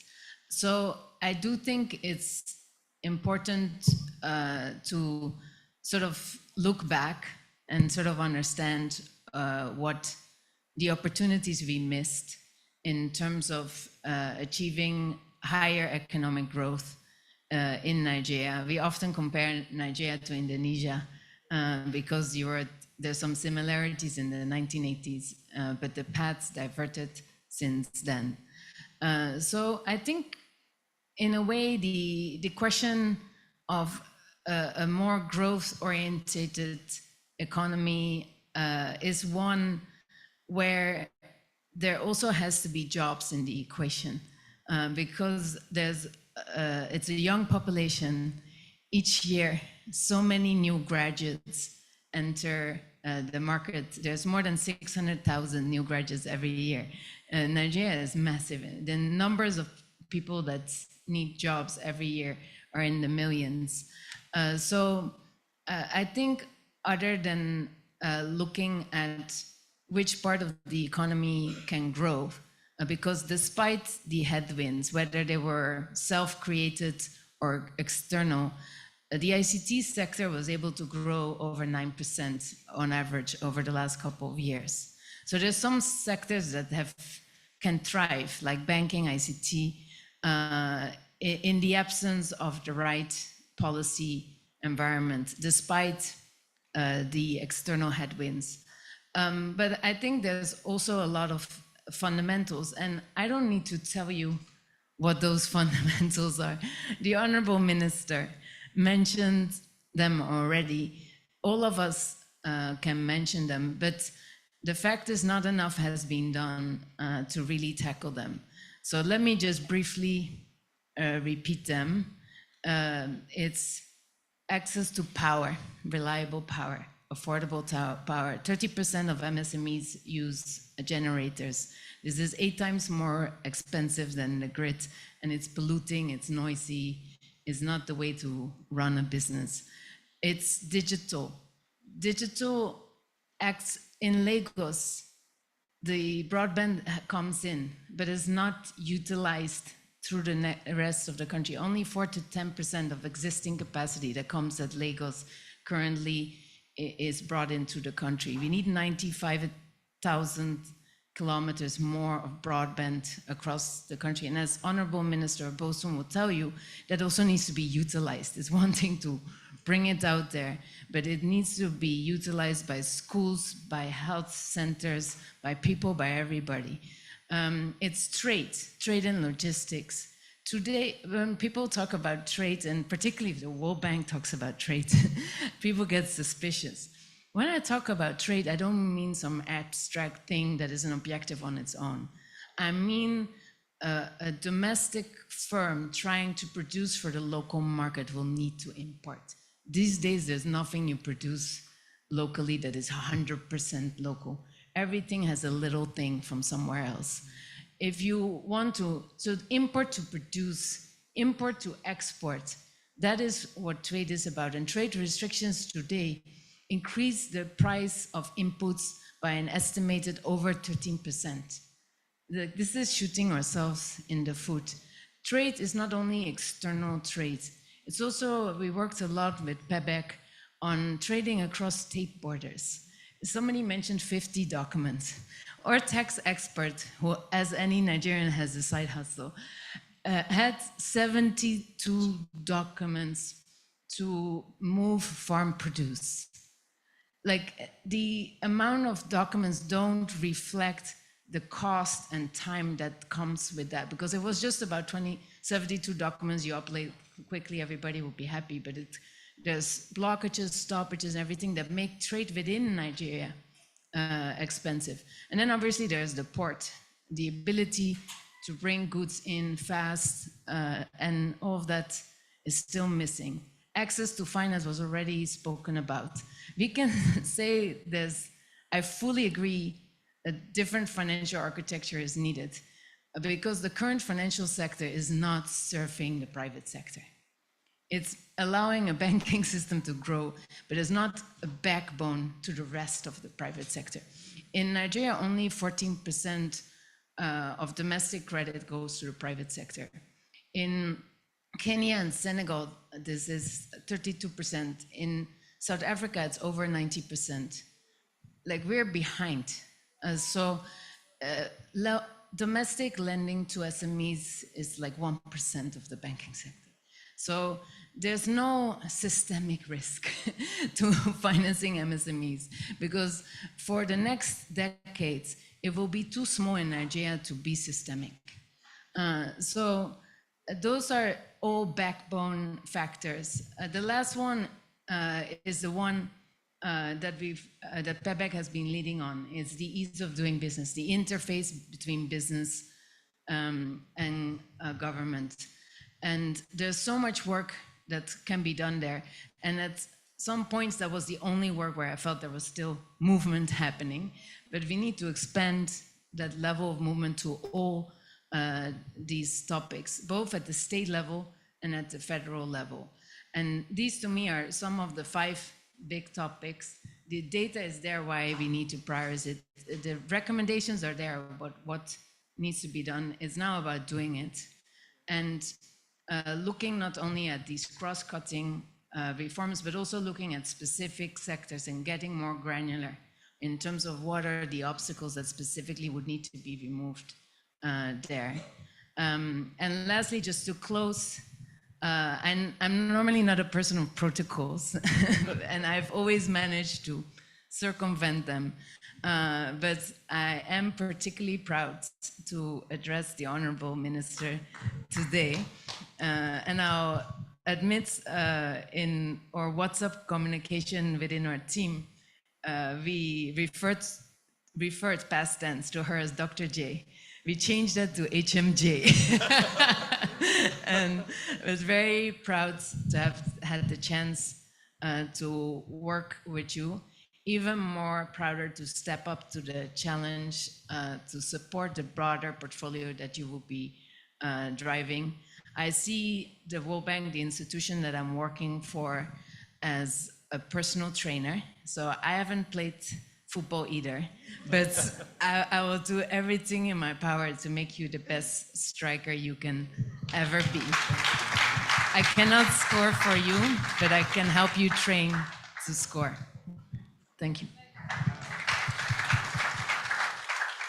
It looks like we'll be leaving today with an all-female football team, I think, at the rate at which we're going.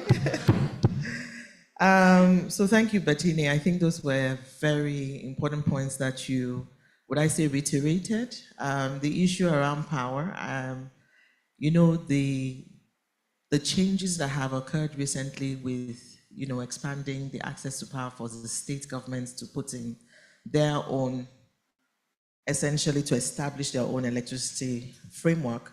Essentially, we expect that in the next year or two, because somebody had mentioned earlier today that we'll have to hold the states accountable. I think at some point, we also have to realize that they also have to contribute towards those issues. They're closer to the people, and the framework, the legal framework is now there, available for them to tap into. So we expect that there will be some traction in relation to that. And in relation to trade, in relation to the issues of the export, and of course, as you rightly pointed, PEBEC, under the leadership of the Honourable Minister, had worked significantly in those areas. I know for a fact that this is one of the priority areas that the Honourable Minister has reiterated in the speeches that she has made. Export is one of the big items for her, as well as creation of productive jobs, and those are the issues that you have raised. So we're very optimistic. We've seen her track record, so we're hoping that when we do assemble in a year, we'll have a lot. I think someone had mentioned that we're anxious, we're excited. We are truly excited, and we're excited not at the possibility, but in the reality of what would happen in the next year or so under her leadership. So I will go to Mrs. Akpabio because we're fast running out of time. Mrs. Akpabio is a seasoned agro-entrepreneur. She's a business leader We're very happy to have you on this panel. You've navigated the Nigerian entrepreneurial landscape with remarkable success. So we would like to utilize your journey to utilize this as a valuable lens to look through, understand the key challenges faced by entrepreneurs over the last decade. So using your experience, what are the most prominent challenges entrepreneurs, and I do wonder if it is different from some of the things that Bettini had already mentioned when she spoke, but again, coming from the business itself, would like to hear from you. What have you faced in the last decade, and how many of those have been adequately addressed? What are you looking forward to in the future in terms of expectations? Thank you very much, Tony.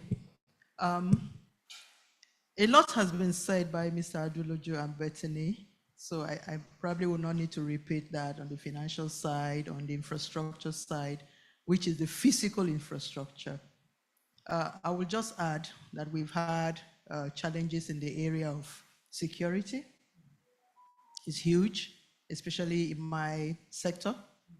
And we are so afraid of what food is going to look like next year.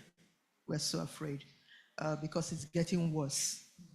And we've not done what we should do. So that's crazy, but that is the truth. So we need to improve on that very seriously. Otherwise, food insecurity will look more than a name. Then again, we are looking at the area of the infrastructure that is human. For us, it's huge. It's almost as difficult as the physical infrastructure, even worse than the financial infrastructure. So we're looking at the fact that we are not able to have the kind of competencies that we need to grow our own industry. It's very critical. And not just us as in agriculture, but the allied competencies that should work with us. When you have an accountant that does not know the difference between an invoice and a receipt, first class, you know you're in trouble. So you find the entrepreneur who is not so competent in those levels running away from regulatory bodies because they cannot submit annual accounts, not being eligible for certain benefits because they do not have their organizations tidied up. So you know you have issues. You have lawyers that you pay and they cannot even look through an MOU and advise you until there are legal issues that come up. So we have a problem with our human infrastructure. We have a problem with security. A lot of our entrepreneurs have had to shut down their businesses, apart from what Mr. Aduloju has mentioned, as a result of the fact that they've had security incidents and they do not have any insurance cover. So they can't even go back to the business or any other business. So what happens to the other areas of criminality? Even they that were looking good will probably be doing something bad tomorrow. So we have more people finding Yahoo attractive. We have more people, looking to scam anything, that can be scammed, whether it's digital scamming, whether it's, it's so depressing, just talking about it. So I will just add to what Bettini and Mr. Aduloju have said, but those are two critical ones that have affected us, and they've affected us very badly. Thank you very much, Mr. President. I think that's what lends credence to the report. We saw how security had gone up in terms of the statistics that was shown this afternoon. So this essentially speaks to it in real terms, in terms of what the businesses have had to do. And then, of course, we all go to the same market. So in terms of this effect on food, this is something real that we can relate to. And so it's pretty good that we're having these discussions in a bid to take it forward. And on the education side, interestingly, I was just going to mute a question to you around education, but I didn't want to go there without pointing to the fact that those businesses were not going to Bawa and Igodalo. They should have gone to the right firm for legal advice and all of that. But I couldn't miss that. It was such an opening, I'm sorry. So Tayo, Dr. Tayo, I would like to ask you, in terms of education, I mean, we all know how we employ people, we have interviews, we've seen how we have graduates who we're hiring and who have to train on certain things that we thought was a norm, a given. So what do you think in terms of education, how has that hindered entrepreneurship? Because the relationship between education and even the entrepreneurship, how has that hindered the growth of entrepreneurship, if it has, if you feel, or what role do you think that even plays in driving entrepreneurship in Nigeria? That's a fantastic question, and it's a question that you have to ask differently. Education for what, right? Because Nigeria has needed to shift or pivot to demand-led education a long time ago. But demand-led education is not about graduates. Demand-led education is to say, to deliver on Honourable Minister or Mr. Awolowo's dream of a world-class trading hub or an industrial cluster that will digitally led, technology-driven industrial transformation, what jobs do we need? What jobs come together to produce world-class products? Those jobs will range from PhDs in research and science to civil engineers, electrical engineers, but they will include master masons, master carpenters, master vulcanizers, right down to low-skilled or low-level skilled workers across value chains. Then you have to ask yourself, how many master masons do I need to build Nigeria's infrastructure into a world-class 21st century infrastructure? How many civil engineers do I need? At what level of civil engineering? What must they be able to do? If you can then answer the job demand question, right, based on your own ambition, it then tells you what parts of your education system needs to fire differently. We have argued for years that there are no trade schools and that the trading skills, the non-graduate level trading skills, are missing at scale. Alhaji Aliko, in building his refinery, said to, I think in a news conference, they were looking for thousands of not graduate skill, technical skills, welders, and interviewed and assessed thousands of our people. But here's the thing, even those that passed the skill test, when you take them into the literacy test, can you read the diagram? Then they start to fail those tests. So even our highly skilled people could not pass accreditation because, for example, the welder cannot read the welding diagram. This is across board. A carpenter cannot read the woodwork diagram. The plumber does not know. The builder shows in the plumbing design, he can't read it. So this is the problem. Even our tradable technical skills are need to be upgraded to world class. That's why you bring a tiler from Togo who has gone through a Togo accreditation tiling program where he can read the tiling map or for a floor plan. But you bring my Nigerian brother who has tiled for years, he's a master tiler. You show him the diagram he can't read. So upgrading across tradable technical skills is important. And the difference between how we're doing vocational development today and what we need is that we need to simply ask ourselves the question, where do we put people to work? Labor-intensive sectors that have potential high job elasticity, construction, manufacturing, real estate, require an upgrading of our skills. And I'm not discussing graduates, by the way. I'm discussing the non-graduates. Now, when you now move to the graduate portion, you then go into graduates for what, right? What should this graduate accountant be able to do on day one to support a young entrepreneur who has employed him or her? We must then start to shift the outcomes that we want to how the curriculum is written. We have recommended 3 approaches. 1, if you want to solve a problem, ask the person that's feeling the pain. So ask the entrepreneurs and the private sector for what the competencies are they require. So we have been pushing for industry competency councils, very similar to what we had in banking. Because it took banking CEOs to tell the regulator what banking needed for banking. So we need to do that across sectors where industrial or industry competency councils work with every layer. What do you need at nano? What do you need at micro, medium to large? Competency, skills, jobs, and what are the requirements? We then use that to engage the educational institutions, tertiary, vocational, right down to trade schools. And that closing the gap, something we call triple helix, academia, private sector, then fusing with policy that then gives the incentives to go in that direction helps. Let me tell you a story and I end. I have an auntie, my father's cousin's cousin.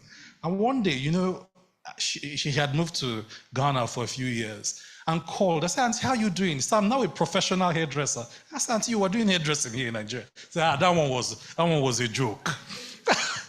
Why was it a joke? She arrived in Ghana and no one was going to let her put relaxer on anybody's hair without a certificate. Nobody was going to allow her to place hair without a certificate. So she had to quickly ramp up 8 or 9 skill certificates to prove. So competency, accreditation to prove that you can apply sulfur-based creams on people's hair and not burn the scalp. But the point is, this trade standardization, which is part of national quality infrastructure, Honourable Minister, we're going to win. We must pay attention to the national quality infrastructure, not just for education, but for education for our tradable services and skills, education for development, education for entrepreneurship, education for growth. And that's how we will win.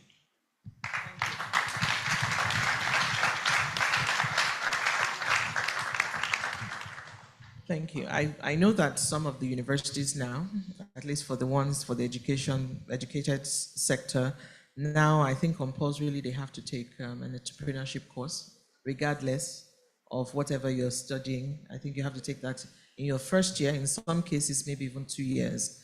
So we're hoping that also that is a shift. Hopefully that would also produce entrepreneurs, future entrepreneurs who are well-grounded, at least on the education, on the formal education side.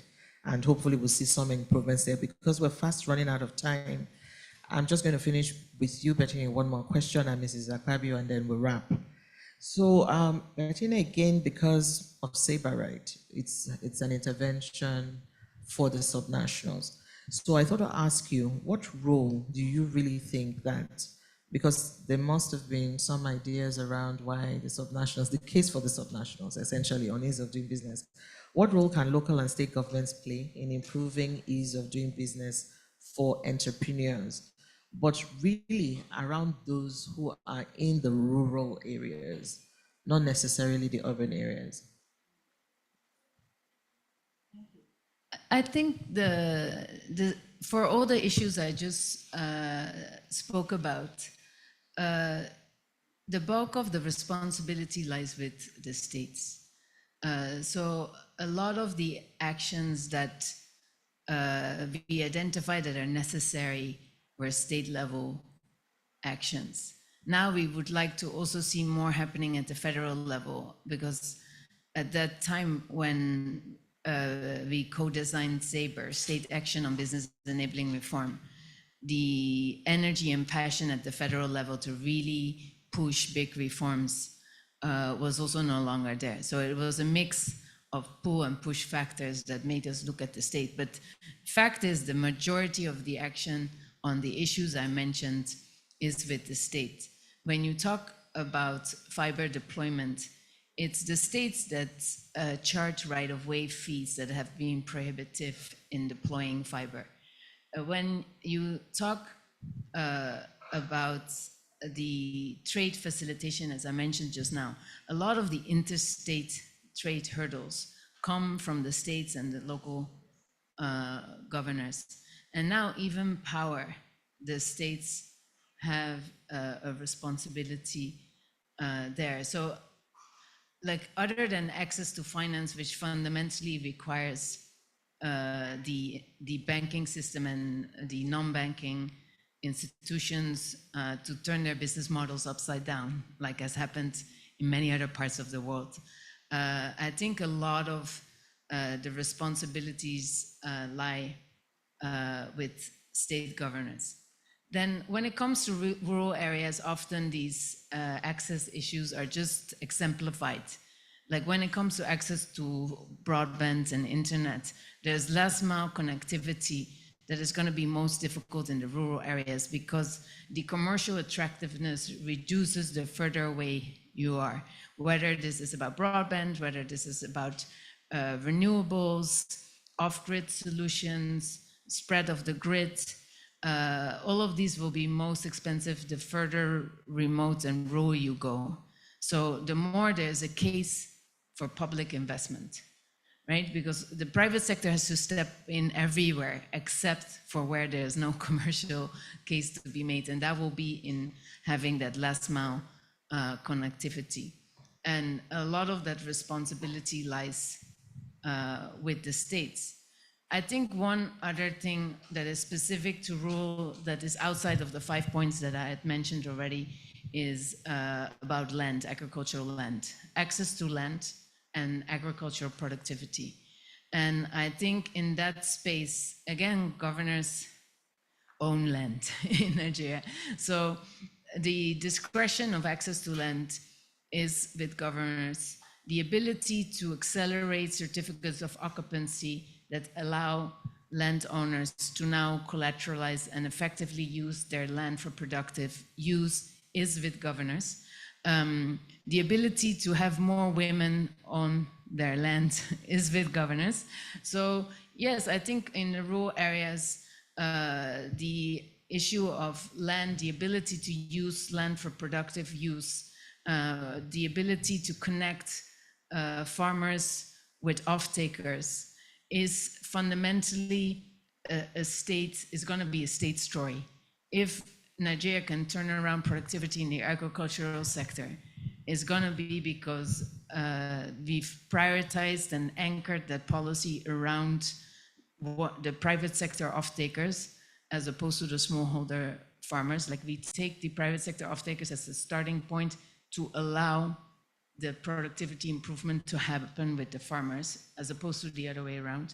And we engage with the states more than with the federal government because the bulk of the action that needs to happen is at the state level, with some opportunities and roles and responsibilities in terms of policy setting around seed policy, fertilizer policy, and trade policy being with the federal. All the other ingredients of the rural economy are in the hands of the governor.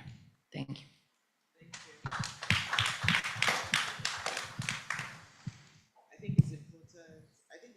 That as we hello, yeah. So I think it's important as we have these conversations to just have that top of mind in terms of states. I think it's a good conversation to have.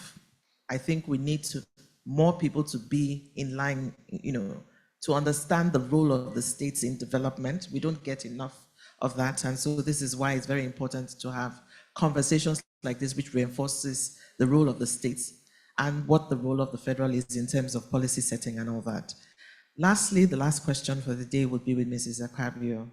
So inclusion is essentially what we require to ensure that every segment of the society can contribute and benefit from the system.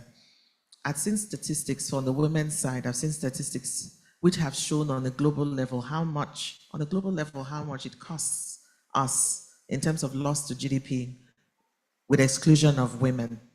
So as a champion for women and as a champion for rural entrepreneurs, I thought maybe we could close with sharing what your experience has. And we've seen the statistics in terms of women, in terms of the percentages across the years. But what has been your experience over the decade? And what are your expectations for the future? What do you see? You've been through in the business for a while now. What has, as a woman and entrepreneur, what has been your experience in relation to inclusion, and what are your expectations for the future in essence? Yeah. Thank you to him. It's been very encouraging the last 10 years, much better than before the last 10 years. There's been a lot of interventions, a lot of initiatives, a lot of schemes.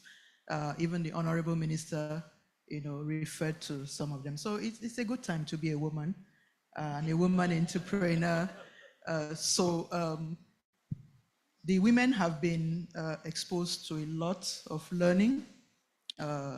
Financially, there's been a lot of programs I've participated in and projects working with the financial institutions for them to understand, the situation of our women, especially when it comes to the business environment.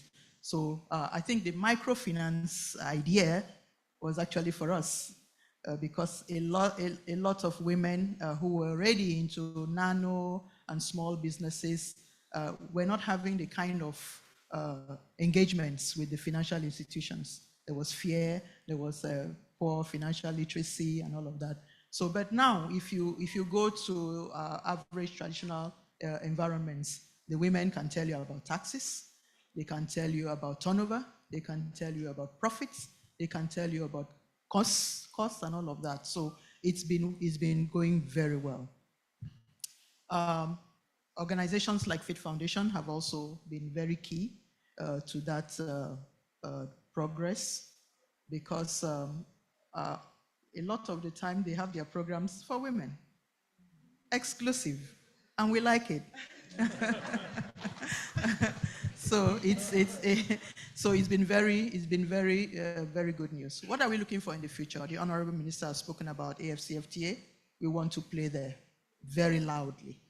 The Honourable Minister has also talked about some other initiatives from the ministry. We also want to see a lot of move at the PEBEC stage to improve, the business environment. We want to see government agencies, especially regulatory bodies, being supportive rather than being cash cows for government. They should be supporting entrepreneurs. And we want to see, we are very happy. I just finished a board meeting, the Governing Council of NEO this morning, and we were very excited. You can imagine a Governing Council meeting talking about tax reforms, but that's to show you how critical those introductions are telling us. So we are very excited about the tax reforms, and we are hoping that it will work with them very soon, real soon. Because what they are telling us is that it makes the space more transparent, and we want it. So in the next 10 years, we are looking to have more women play bigger roles. I know some other organizations are trying to fill us into boardrooms, and political positions, but we want to see more CEOs. We want to have more Nigerian multinationals run by women, powered by women, and we want to continue to have more support. We are Olivia. We'll always ask for some more. Thank you very much. Thank you so much, Ms. Akpabi. I think this is a very good note to end. Acknowledge with you what you said, the efforts of Faith Foundation. So very well done to the team at Faith Foundation for the support. I myself also volunteer with the Faith School. So in terms of just basically coaching in terms of legal issues for women as well, and men, by the way, and men. But essentially, she's made the case for women, really, and the statistics also speak to it. Essentially, we are cutting ourselves in the foot, just denying women the opportunity to contribute, and we will all benefit as a result of their inclusion. And his inclusion is the youth, it's not just the women, it's the youth, it's also the underserved communities, the rural areas. Essentially, everyone has a role to play, and in affording them the opportunity to do that, we all stand to benefit. So on this note, I would like you to please applaud my esteemed panel for their contributions. Thank you very much. Thank you so much, panelists. So we also want to have pictures as well. So if we can have Adenike, Shei, Shola, Amaka, and Bamboo come up here to take pictures with our panelists.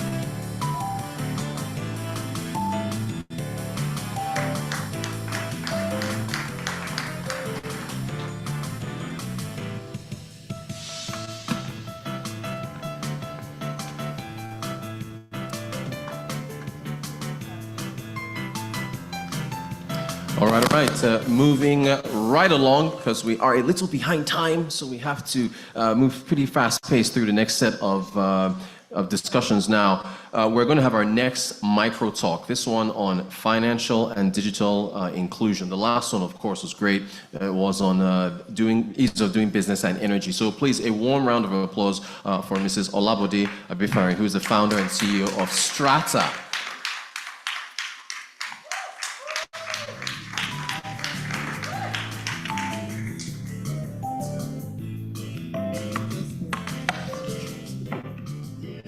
All right, good afternoon, everyone.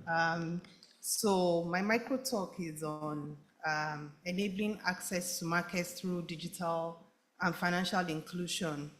So I'd like to talk about this quickly and briefly under 3 headers, and I'll just stay on one because the panelists have done a good job of highlighting first, financial inclusion, digital inclusion. I'll talk about integration of financial and digital solutions, which I think is very important for SMEs and MSMEs. So if you look at it, right, a number of fintechs, Paystack, Flutterwave, MoneyPoint, OPay, have now come on the scene, and they are making collections, helping merchants and businesses to pay and get paid more easier. And I'll give an example. So during COVID, for instance, when I used to be the chief operating officer at Flutterwave before I left. So during COVID, we just thought that, see, most big businesses were already digital. So how do we digitize other businesses? Enabling MSMEs that didn't have websites, right, to be able to collect and just sell their goods as long as there is delivery. So even if you don't have a website, under 5 minutes, we created a product, right, that in your house, you could put up your pictures, take the pictures and sell to customers.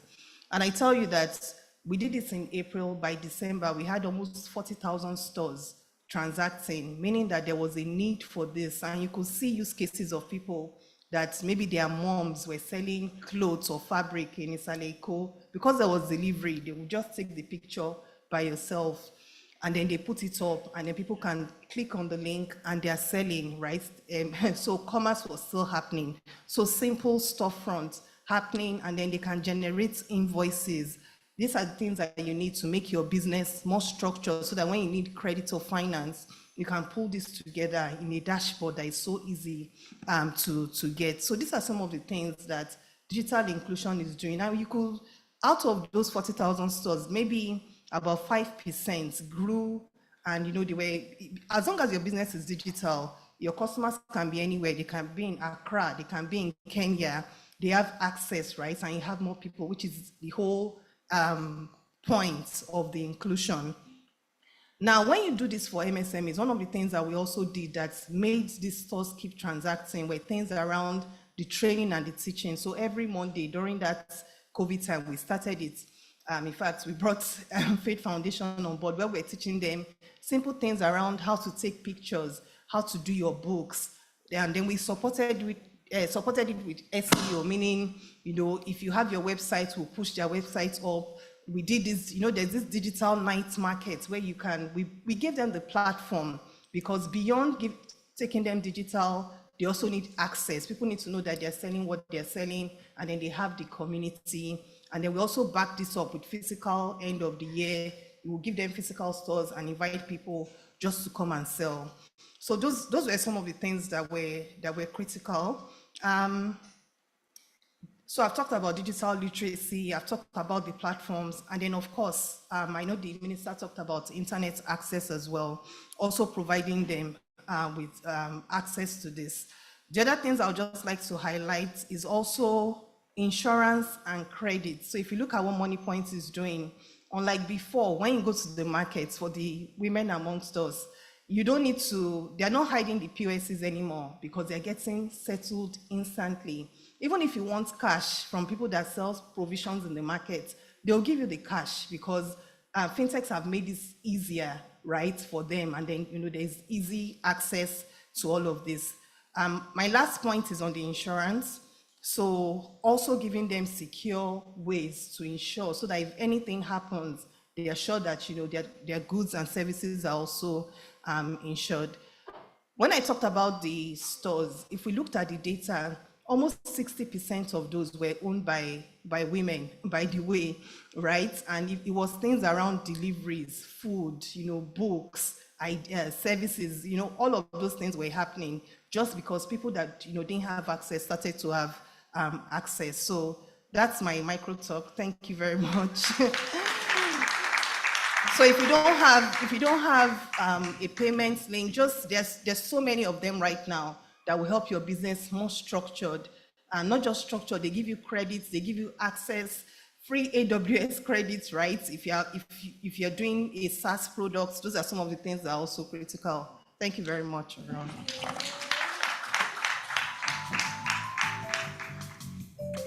Round of applause for that great talk there. Thank you so much to Mrs. Olabide Bifari. And SaaS is software as a service, right? I think that's what SaaS is. Thank you so much for that. All right, up next, as we're moving right along, please welcome back Amaka Nwakolo, Director of the Faith Institute, for context-setting insights for the 2024 Access to Market reports. We love data. Round of applause as she comes on. Thank you very much, Roger. So I would quickly do this because we're way behind schedule. Last year, when we put out the State of Entrepreneurship report, a major gap that emerged from that report was access to markets, right? And again, this year we see it rearing its head in our data. And so the next part of the conversation would focus on improving access to market, especially as we look forward to the next decade. The first panel did a great job of looking back over the past decade, identifying the high points and some gaps, and how to mitigate them.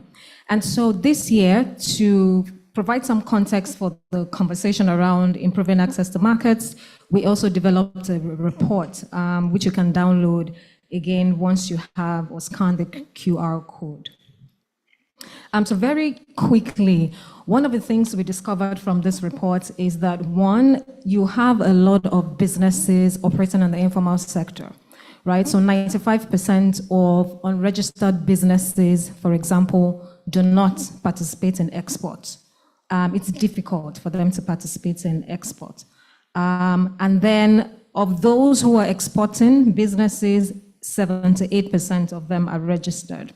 Informality rates are particularly high among youth and female-led businesses. Again, this is something that when we're discussing access to markets, putting systems in place to address that, we want to bear this in mind.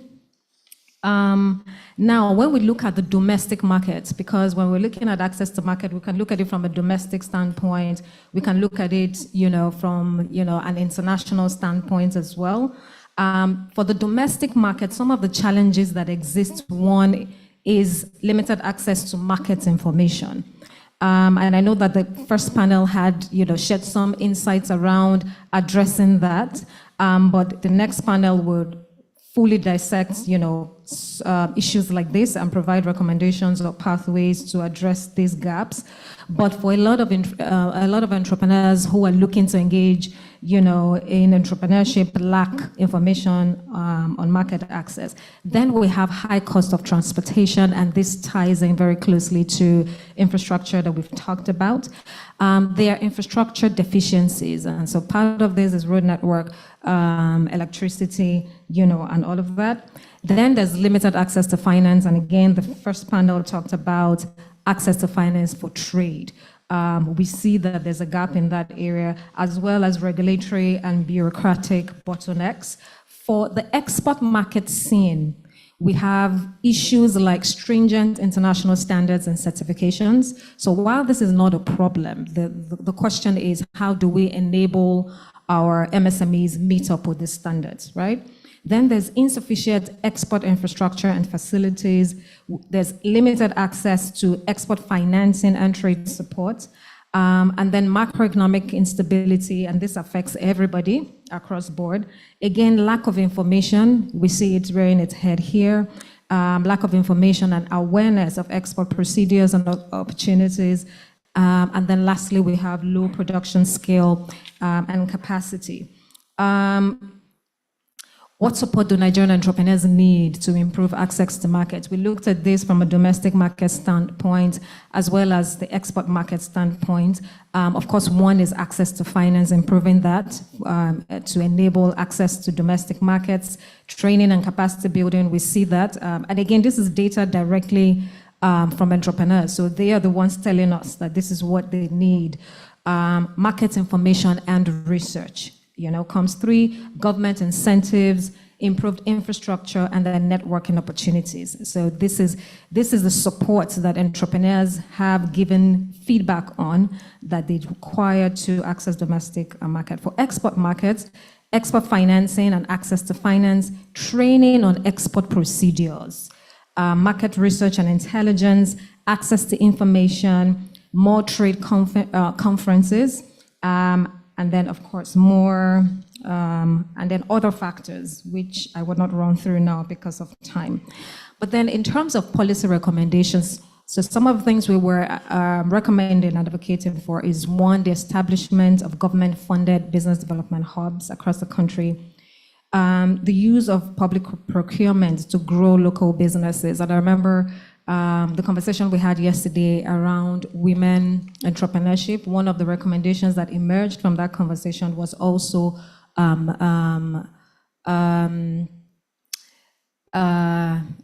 it's not coming to mind now, but the idea was the affirmative action for female-led businesses, ensuring that part of procurement is designed or delineated for female-led businesses. So again, we see that coming up here, the use of public procurement to grow local businesses. And then addressing infrastructure and power supply deficits or deficiencies, whilst also improving access to finance and technology adoption for small businesses. And then last but not the least is creating awareness for the AfCFTA agreement. And I'm very excited that we have the national coordinator in the room to speak on that, as well as an entrepreneur who's actually been able to leverage this agreement. And so that will come up very shortly. So I will pause here for now because we're way behind schedule, and yield the floor to Rutus. Thank you very much.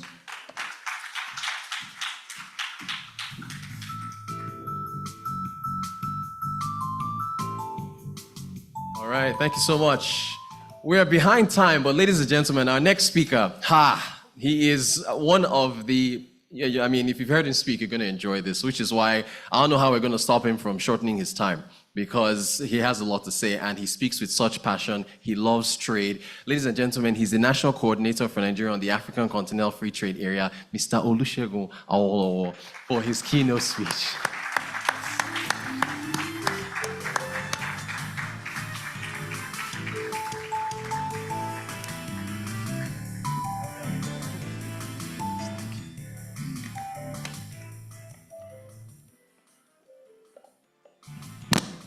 Just last month, I believe, maybe 2 months ago, I was in Accra, Ghana. with some businessmen, very rich men, friends of, I'm not rich, but I'm their friend. We were together and they posed this question to me. And it was, they said, Shegun, what happened to Aliko? Of course, Aliko is Aliko Dangote. So what happened to Aliko Dangote? And that was because, of course, when the problems came with the refinery and all that. And it took me just by surprise that how do I answer this? Then I just, look, I said, yes. I said, Nigeria happened to Aliko. I said, Nigeria happened to Aliko. And after reflection on that, I came back to Lagos and I called Alhaji and I went to see him. I had not seen him since the problem started and I went to see him. And my question was that, look, Alhaji, because I was one of the ones when I was in NEPC promoting the zero oil plan, a plan that says Nigeria can and must survive in a world economy where she no longer sells oil.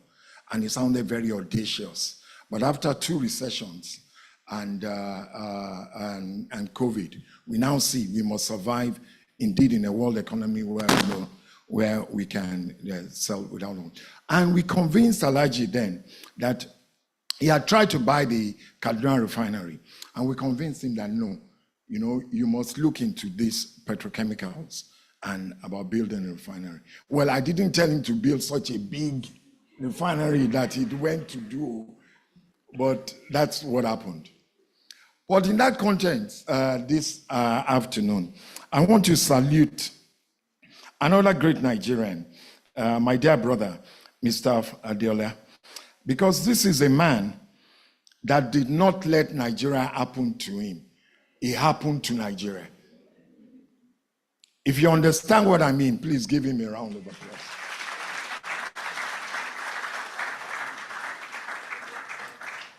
This is a man that built up, your founder, Faith Foundation, built up the Guarantee Trust Bank. And when you know about building an enterprise, industry in Nigeria, a sister from the World Bank mentioned it, it is so difficult. But some people just don't give up. And that is why I pay so much respect, so much adulation for my dear brother, Mr. Foladiola. Another person in this room that also operates under this, not letting Nigeria happen to her, is my dear sister, formerly known as Dr. J, now known as HNJ, will not allow Nigeria to happen to her. She will happen to Nigeria. And I tell you, that is the way we must approach this now. This is what even this government is trying to do. And when the balance comes, you will see that we just cannot let Nigeria continue to happen to us. We must happen to Nigeria. I told Amina, my sister in NESG, there was some complaint then, I think a couple of years ago, I said, no. I said, look, don't let Nigeria happen to you. NESG, you must happen to Nigeria.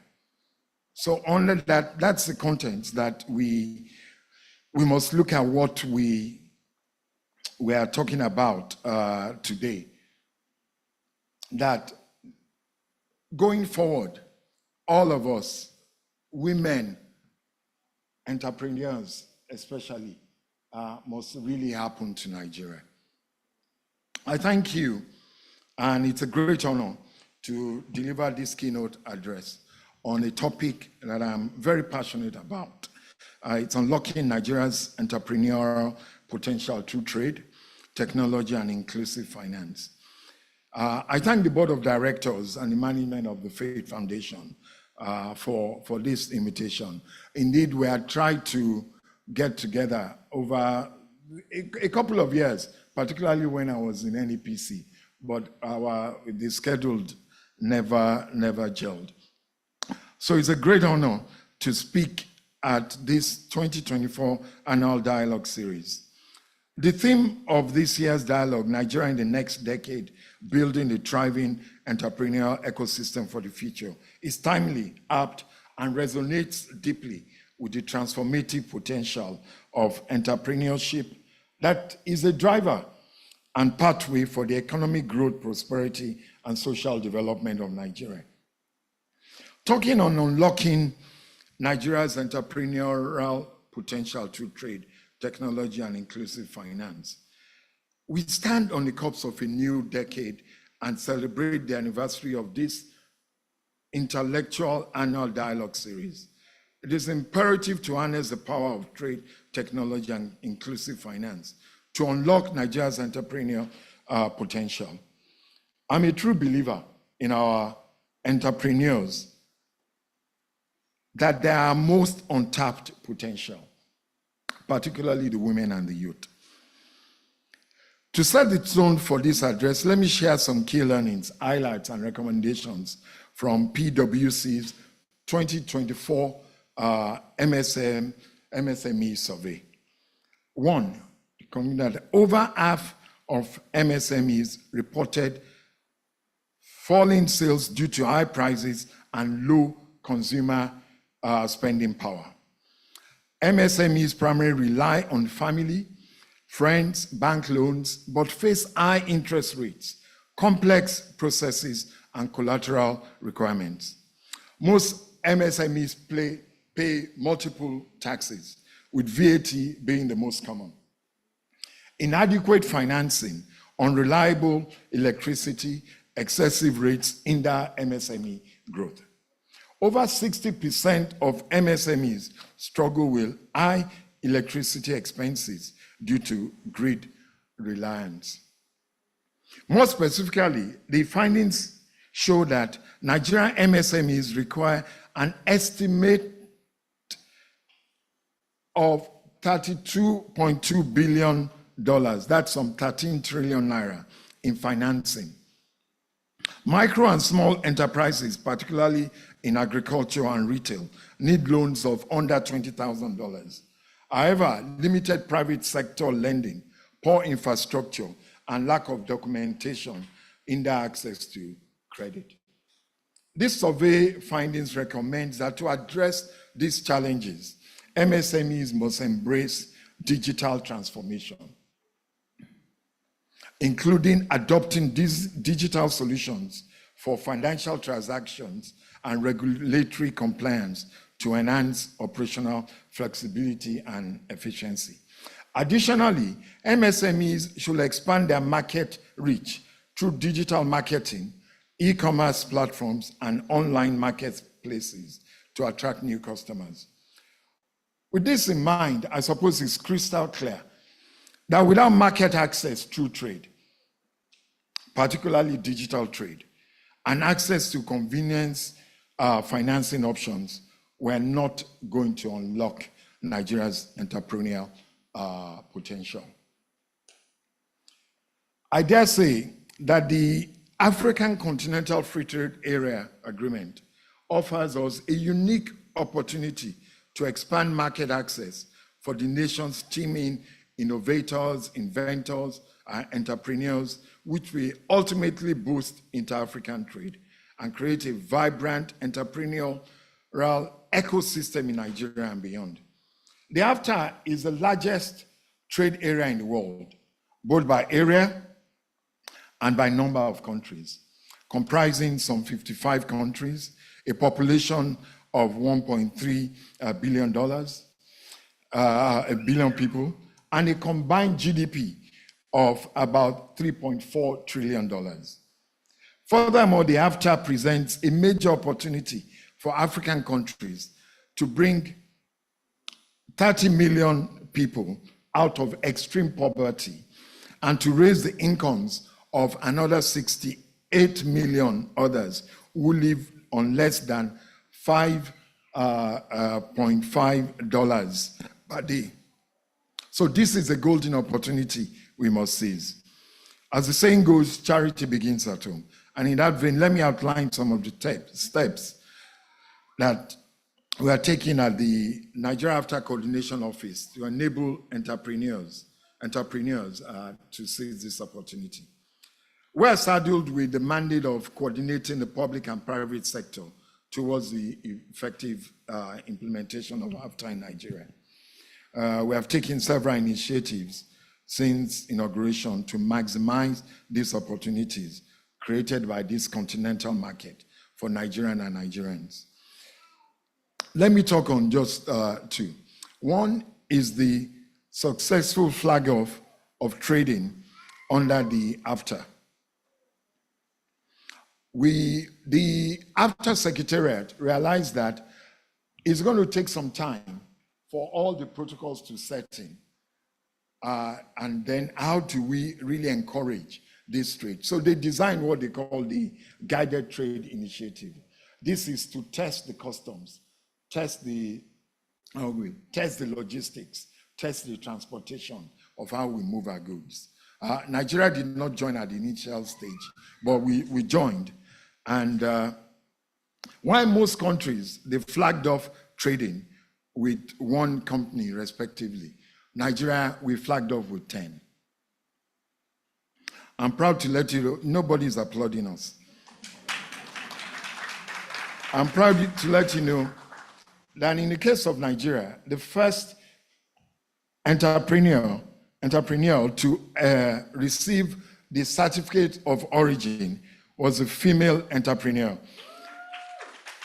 Her name is Mrs. Chinwe Nzewa. You're going to hear from her from the look. And she got certificate 0001. For us, the youth and women entrepreneurs are a priority. They are the key drivers of a successful entrepreneurship ecosystem. We also have entrepreneurs who are already accessing new markets. This is a quote for another woman entrepreneur. She's the founder and CEO of Avila Natural. I quote, "The AFTA platform has been a game changer for me. I've discovered immense opportunities, and for the first time, I secured an off-taker in Kenya willing to purchase up to 36,000 pieces of our products, equivalent to a full container.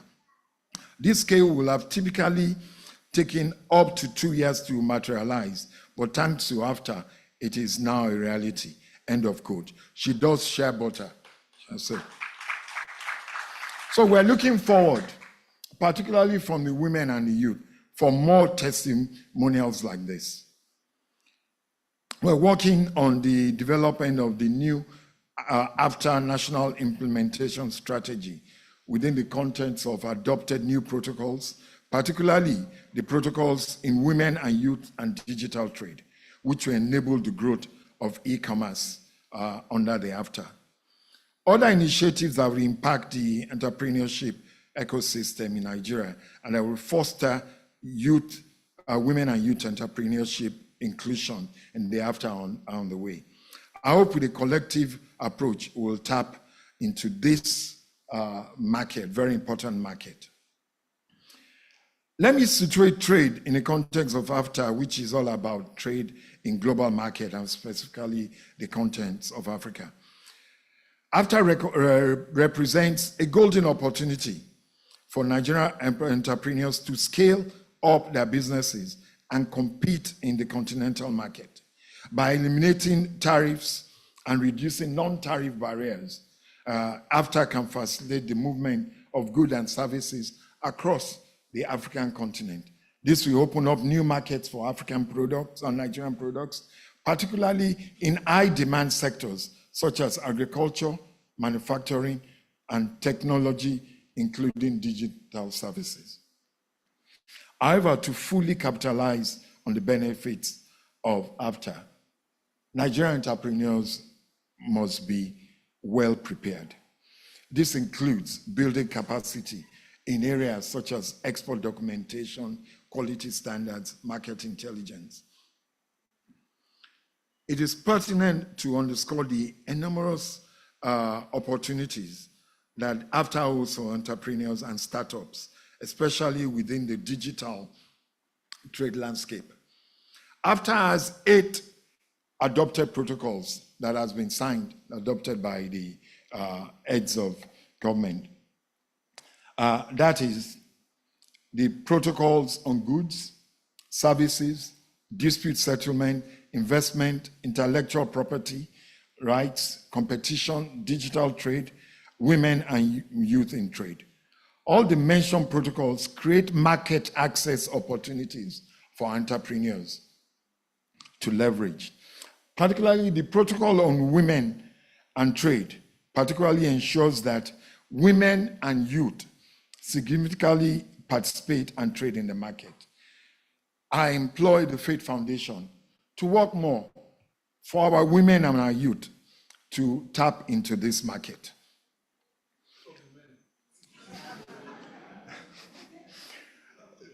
Let the men struggle. The advent of artificial intelligence, an ever-evolving landscape of technology, has greatly impacted trade. Technology is a tool to revolutionize the way we engage in trade. By leveraging digital tools and platforms, entrepreneurs can streamline operations, reduce costs, and access new markets. E-commerce, mobile payments, and artificial intelligence are game changers in trade. Remarkably, the federal government is fostering a conducive environment for technological innovation by investing in digital infrastructure, promoting digital literacy, and creating incentives for technology startups. Additionally, the government increased support in the development of digital skills among entrepreneurs that can help them adapt to this changing landscape. Access to finance is a critical challenge for many entrepreneurs, particularly small and medium-sized entrepreneurs. Inclusive finance can help address this challenge by providing financial services to underserved populations, and by expanding access to credit, savings, and insurance. Inclusive finance can empower entrepreneurs to start and grow their business. Finally, we must stimulate and formalize the informal sector, as they're responsible for a lot of entrepreneurial activity. Just yesterday, we were discussing with the governor of Oyo State, because we are looking at the role subnationals will play. And he was in my office, and we discussed on border markets. The ITC tells us that, and my brother Tayo Deliju referred to that when he was speaking, about the volume of informal trade. It's not that Africa really has not been trading amongst ourselves. No, but we have been trading informally. ITC at one time gave me a figure. Kola Shofola from ECOWAS is there. I think he was even in that room. Gave us a figure of some $40 billion being traded across Africa. Interland trade going on. And that you are not just getting this, and so you can add it to your data, you can add it to this. And when Governor Makinde was in my office yesterday, and he came, if you know him, he's sharp, he's on his feet, just like my own dear brother of Ogun State, Governor Abiodun was mentioning, because the SAG is there before he goes to report me. So Governor Makinde said, look, Shegun, give me data, figures that shows me about this Okere. How do you pronounce Okere? No, Okerete border market. It's one of our largest border markets. It borders Republic of Benin, and it's a trade-off. Everything goes from there to interland Africa, Burkina Faso, to go and all that. And he said, give me reason for this. I knew that would come. I had invited the CEO of NEPC to come, but she had a meeting with the minister, so she sent a director. And I invited NBS, Nigerian Bureau of Statistics, to the meeting. The Honourable Minister knows that I call myself the meddlesome interloper in areas of trade. So they were there in the room, and they gave him figures, you know, and the NBS gave him figures of look, on just a period of time, there was $94 million that moved from the market to go. And he said, okay. So I gave him that same challenge, that look, Governor Makinde, you must happen to Nigeria. Don't wait for Nigeria to happen to you, because there is no road. Challenge the federal government, build the road. Let us take infrastructure there. Banks will follow. NESG will follow us there. And let us revamp our economic status. So this is the way we must go about it. And I'm so happy that we are going to listen to a very dynamic panel that will take us through this. I congratulate the Faith Foundation on your 10th anniversary. And I'm so happy that I am finally able to make it here. Thank you very much.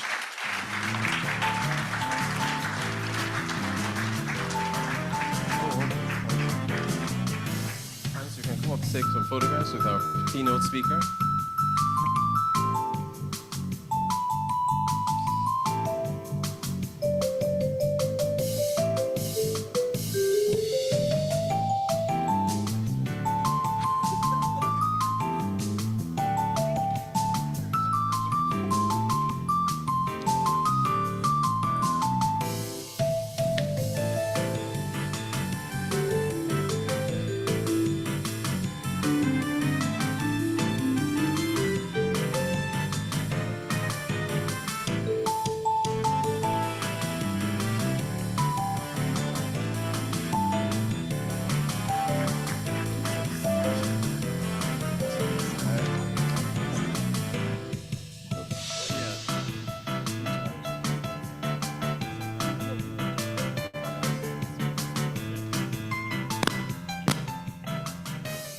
All right. The reason why Adenike Adeyemi is sticking around is because she's up next as the Executive Director of Faith Foundation for our second panel session. So I guess give her a round of applause since she's already here. All right, let's get into it. Please give a warm round of applause for Mr. Kolawole Shofola, MSc CGMA, Director Trade at ECOWAS. Welcome, sir. Trade. There's a whole lot going on with ECOWAS this year. You're welcome, sir. Thank you so much for being here with us. Also, please give a warm round of applause for Ms. Kemi Arusoyi, who is the Director, Trade Development, Africa and the Caribbean at the World Trade Center. Oh, she's virtual. She's going to be virtual. All right. You're going to join us virtually. All right. And more round of applause for Mrs. Chinwe Ezenwa, Managing Director and CEO at Leluk Nigeria Limited. I've been sitting next to her. She makes these awesome bags. She's been fantastic. She's been so enthusiastic with this whole thing.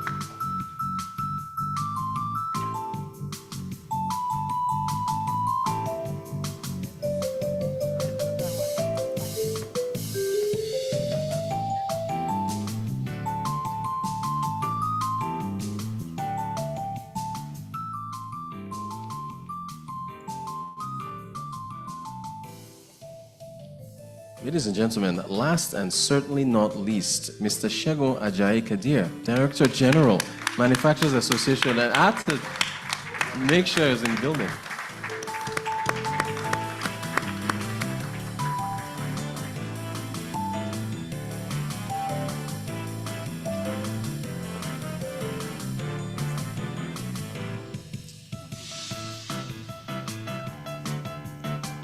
All right, take it away.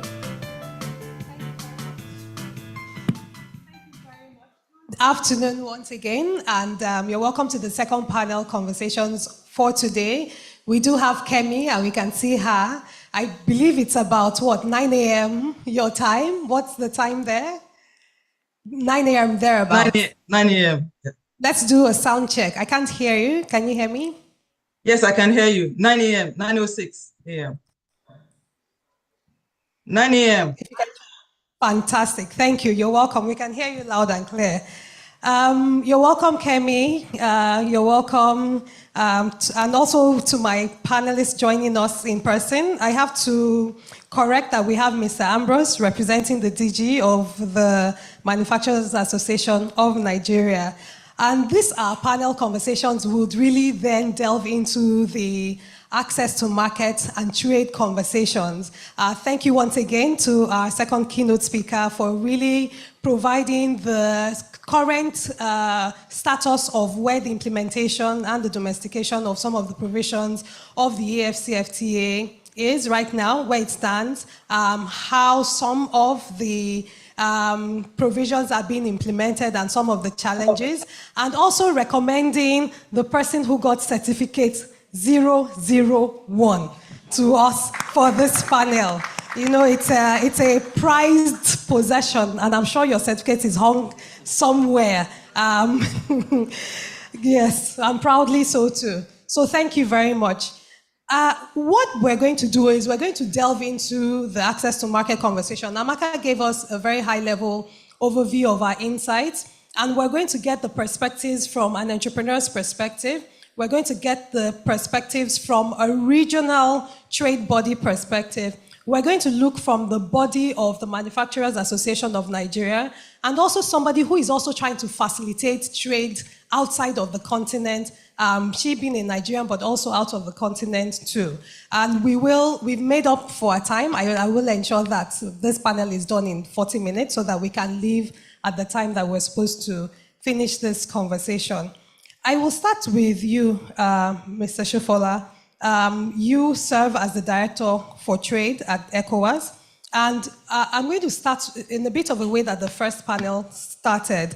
Can you give us a view of how regional trade has evolved over the decade, particularly with respect to ECOWAS states? Thank you. So thank you very much for that question. But before I start, please allow me to also recognize the Honourable Minister of Industry, Trade and Investment, and congratulate her once more on behalf of ECOWAS. Also to the founder for this great initiative of Faith Foundation. Thank you, sir, for inviting the ECOWAS Commission to participate. My dear Egbon, Mr. Olusegun Awolowo, for your speech, and all my distinguished participants and panelists.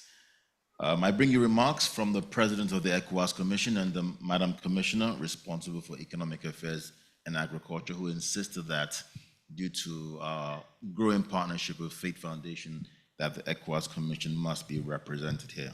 Thank you.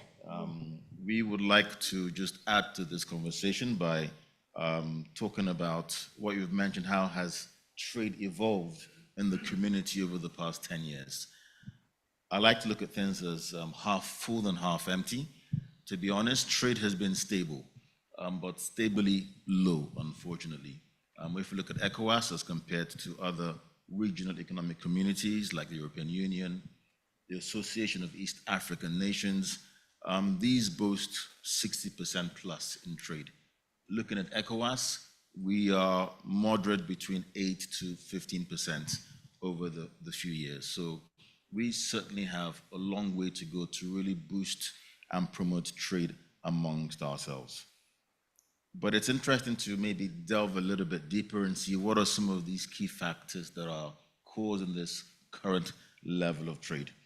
And it's not all bad news. Like I said, I am more of an optimist.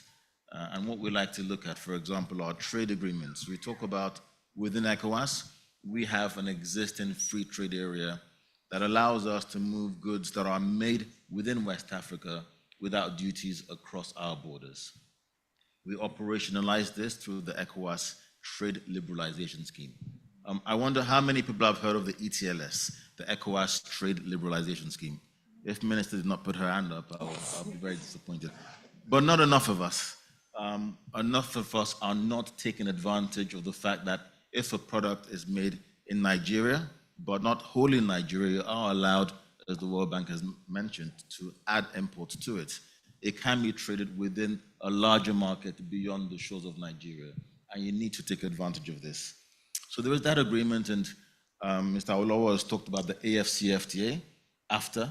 I'm glad now he's the authority, which I'll call it that therein after, that now provides us with this 1.4 billion market. So this is where we are going to larger markets, and we believe, for example, as ECOWAS takes advantage of the continental markets, we'll also be deepening our own intra-regional trade.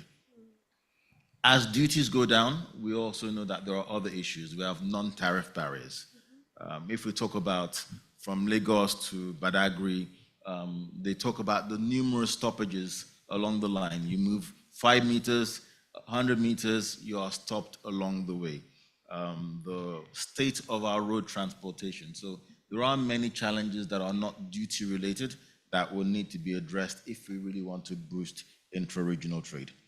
And talking about infrastructure, it is good to note that there is a key initiative on the Abidjan-Lagos corridor, a corridor about 1,100 kilometers that links the major cities of Abidjan in Côte d'Ivoire, Accra, Ghana, Lomé in Togo, Cotonou in Benin, and Lagos, Nigeria together. So that is a flagship project which ECOWAS is coordinating 5 ECOWAS member states to promote and boost regional trade. But I cannot close without talking about digitalization and e-commerce. Mr. Oduwole has mentioned that as one of the protocols of the AFCFTA.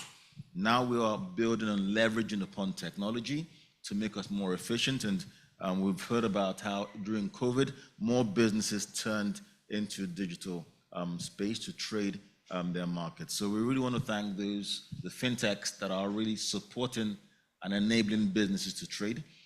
That also limits and reduces the entry into market. No longer do you need the brick and mortar rent. You can do it from the comfort of your own homes. And we really want to encourage entrepreneurs to get more and more into that space. But as I close the statement, we also know we have been posed with challenges. Instability, and we've been talking about insecurity as well. But in terms of political challenges, we do know that the region has been going through some challenges, and we all want to just continue to encourage each and every one of us that despite these challenges, we are making progress and we continue to stand united as we go forward. Thank you. Thank you. Thank you very much. So I'm going to go to Ms. Arusari, who is joining us virtually. She's the Director for Trade Development for Africa and Caribbean region at the World Trade Center in Miami. Coincidentally, I was reintroduced to her by one of our alumni members, Yemisi Obe, who had I think they knew themselves, I don't even know how the connection was made, but felt that we needed to connect, and Faith Foundation, that there were a lot of entrepreneurs along the path of what they were looking for, but that from our end, and we had a very intense conversation. It was probably like 9 o'clock or 10 o'clock Nigerian time, where she was talking about the challenges that she had seen with how, yes, there are a lot of entrepreneurs, particularly female entrepreneurs, who are looking to expand to global markets, but then there are challenges. So my first question to you would be, what are the challenges you've seen with businesses, particularly Nigerian businesses who are trying to access global markets like the American market, for instance? Thank you. So thank you very much, for allowing me to join the conversation. And that's a very interesting question, because just a few years ago, before the pandemic, we carried out an exercise in my organization to address this same question as a team that's responsible for facilitating trade between Africa and the Americas market. We wanted to understand the challenges and the complications, the factors limiting African businesses or made in African products from accessing or penetrating the market. But before I share with you our findings, I guess the question for me is exactly when it comes to Nigeria trying to access the global market. And the question is, what products exactly do we have to offer the global market? Because in my opinion, I don't think that Nigeria is actually trying to access the global market. And that's not to either criticize the government or anything, but based on my experience, it doesn't come across to me as if we are trying to access the global market other than selling crude oil to the global market. And when I talk about global market, you need to understand from, based on this conversation that I'm talking about the Americas market, because that's my market, that's what I focus on, that's my primary responsibility. The Americas market is not the only global market. I don't have enough information, I don't track what Nigeria is exporting to Europe, Asia, and other places. But when it comes to the Americas market, which is the Western Hemisphere, North America, South America, and the Caribbean, really, we have a lot of information. We track that. We consume data on it because we want to know what are Americans sending to Africa and what's coming in from Africa to the United States. So I said that statement that Nigeria will not really, I don't see Nigeria trying to access the global market because I'm looking at the numbers. And in 2023, before I answer your question about what are the challenges that we discovered, in 2023, Nigeria, the total export from Nigeria to the United States was $5.6 billion. That looks like a decent number, but not so decent for Nigeria. The size of our market, well, it was $5.6 billion. But out of that $5.6 billion, $5.5 billion, 96% of that was crude oil and gas, or petroleum-related product. So if you take that away, essentially that's what the country is doing when it comes to this market. That's what we are using AGOA to do. So I don't see from my end sufficient investment going into developing other sectors for us to be able to export our product into this particular market.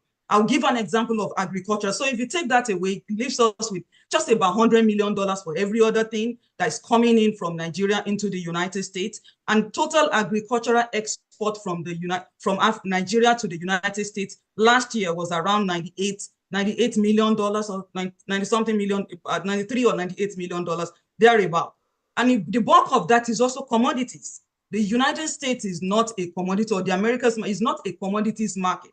So we have a challenge where just about $23 million of that component is finished product. And I can tell you where the finished product is coming from. That's Nigerians at home selling to Nigerians abroad.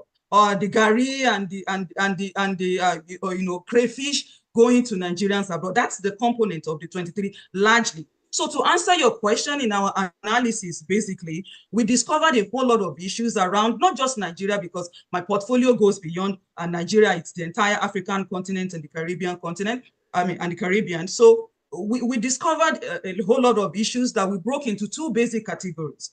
The first category focuses on the businesses themselves, which is with what we call market readiness and market competitiveness issues. We are all familiar with those challenges. These revolve around the poor product quality, the poor presentation of these products. It revolves around non-compliance with regulatory requirements, talks about lack of visibility for our products in the market, that there are capacity issues, and also non-engagement of local partners in the foreign markets to access trade assistance. Also, being too narrow-minded. I just talked about Nigerians selling to Nigerians abroad. As long as that is the focus, Nigerians, the entrepreneurs that we have at home, are just focused on selling to Nigeria. It's a small market. It's a good business model. People are making money from it. I'm not saying anyone should stop, but we can't get the volume that we are trying to get. The size of our market is huge. The entrepreneurship, or the skill that we have in our people in Nigeria is sufficient to really move us to the level that we want to move us to. And when I look at that number, every time, this is something that keeps me up awake, and it worries me, because I see that it's really, really a poor performance in terms of the component of what we are bringing to the United States. And I look at, because we benchmark it against what other smaller countries are doing. I always like to give the example of Dominican Republic. I think I've shared this with Mr. Oduwole before. I'm happy to see you, sir. And thank you for that wonderful presentation. So Dominican Republic is a very typical example. 11 million people, $7 billion export yearly into the United States. And it's not crude oil, it's all kinds of products. What excites me is the their agricultural export into the United States, $2 billion. And out of that $2 billion, about $1.5 billion processed food, goods and value-added products. So this is really where we need to get to. But the second, before I run out of my time, I have talked about the market readiness and the competitiveness issue that affects the businesses themselves. I can speak a little bit about some of those things that I talked about. Because when we engage businesses in Nigeria, in Africa, what's your biggest challenge coming into the United States? They always tell us, oh, the biggest challenge is the regulatory requirement. And I say, no, it's not. That's actually very easy to solve because it's written in black and white. It has a curriculum. It's the same standard that applies to everybody. Whether you are bringing products from Europe, from Asia, they don't have, the US doesn't have a separate standard for Nigeria. So if you are bringing a product and the standard says the sodium level in this product must be 15%, it means that there's a process you need to take your product through to achieve that threshold. If you don't meet up that threshold, you don't meet it. And there's no, you can't bribe anybody. The standard is just, we have our own rules, we have our own regulations for whatever comes into Nigeria, our country, and the NAFDAC is there to safeguard us. So if they are implementing their own rules, they just have to do that. And so this is something that we can easily solve because it's already clearly written what is allowed and what is not allowed. I talk about visibility also in the conversation. No matter what you produce in Nigeria, it remains a local product. It remains local until you expose that product to the global market. And there's so many ways. People have spoken about e-commerce platform, coming to trade shows, giving, opportunities, bringing your product to give it exposure. It's very important. A lot of people don't know what we have as a people. I serve here extensively. I attend a lot of trade events and people ask me, what product do you have coming in from Nigeria? I can tell you what, because I work with South African government a lot. I can tell you what they have, what they are bringing to the country, but I have no idea, apart from what I have spoken about, the product that we have that has really met the global standard that we amplify for Nigeria. The capacity issue, I think a lot of people have spoken about that. I won't take so much of your time. I want to quickly get to the second segment of what we discovered is weak government support for small businesses and the private sector. And I said, I'm not saying this to actually criticize government. I'm saying it to actually maybe ask for more money to fund Mr. Oduwole's agency. Because based on my interaction with government, we have government agencies, right? At the state level, at the national level, that are responsible for promoting export. But they're poorly funded based on my interaction with them over the years. And because they are poorly funded, they are unable to either purchase, develop, or run a comprehensive export development program that will really have meaningful impact on the economy. The type of countries that are doing very well in exporting, they are very intentional about it. It's not something you start today and tomorrow. It's a long term. It's a long term. You need to have a 5-year, 10-year plan, and then you have programs and you fund the program, you bring in, you enroll entrepreneurs, businesses into that program, and you take them through all of that step. It's not doing one training today, taking people to a trade show tomorrow. All of those efforts are good, but they have to be done in a very coordinated manner. That's what we do. I support the US government here in my capacity, and also other African countries as well, trying to bring their products into the United States. But okay, I guess my time is up, Adenike. But let me say one more thing. I hope you can hear the round of applause from the audience. We felt your passion. Thank you for providing the context in terms of the volume of trades, challenges around standardization, making a strong case for funding the agencies and the relevant bodies that are helping to enhance trade, and also the challenges also from the part of the entrepreneurs too. Thank you so much. Thank you. And so going to the entrepreneurs. So Chief Mrs. Chinwe, it seems like you have broken the glass ceiling that was very high. And funny enough, I was in another meeting about 5 weeks ago, and somebody said, oh, do you know, look, your name came up in a trade-related conversation. And so we were delighted when you were introduced to us by the national coordinator. How did you break this barrier that thousands of entrepreneurs have not been able to achieve? There should be a microphone. Good afternoon, ladies and gentlemen. Good afternoon. And I have to also recognize the presence of the Minister of Trade and Investment, which is currently my constituency, and the founder of Faith Foundation, Mr. Fola Adiola. You've left a legacy that future people will always benefit from.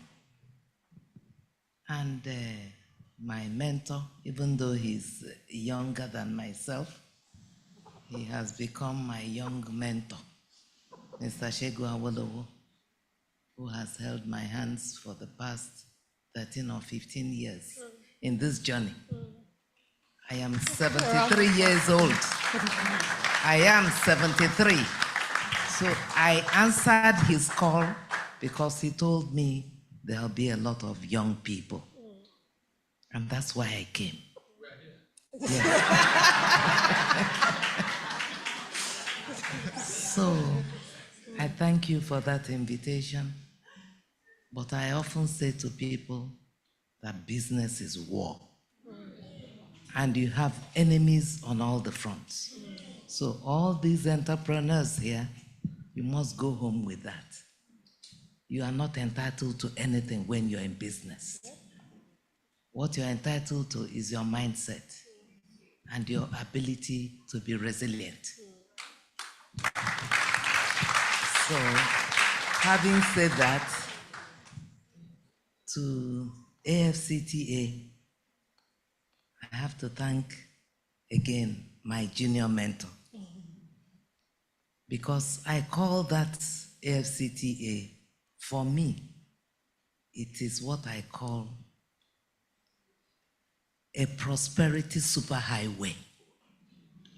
For me, because I've been in business for 39 years doing bags. But when he knocked at the door of AFCTA, I said, I want to understand what it is. And I had to read about it. I rushed to him. I said, my mentor, what have you come up again with? Because I followed him when he was in NEPC. He is the game now is AFCTA. I put my head. But I did not put my head without getting ready. You have to be ready. How are you going to get ready? You must comply with quality standards. Quality has no state of origin.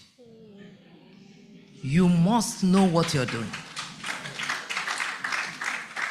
Quality is trade, and trade is quality. So the first thing I did was to set up an academy where I teach young people how to make bags. Because when he told me the quantum of the market, 1.4 billion people, $3.4 trillion, my ears started to shake. I needed at least to get, even if it's $1 million. But you will need an army of people to do the production. You have to scale it up. Currently, I have 100 workers. 40 of those people I sponsored to China. I got them trained. I got to take away the Chinese technology. Very important. If you have to steal it, steal it.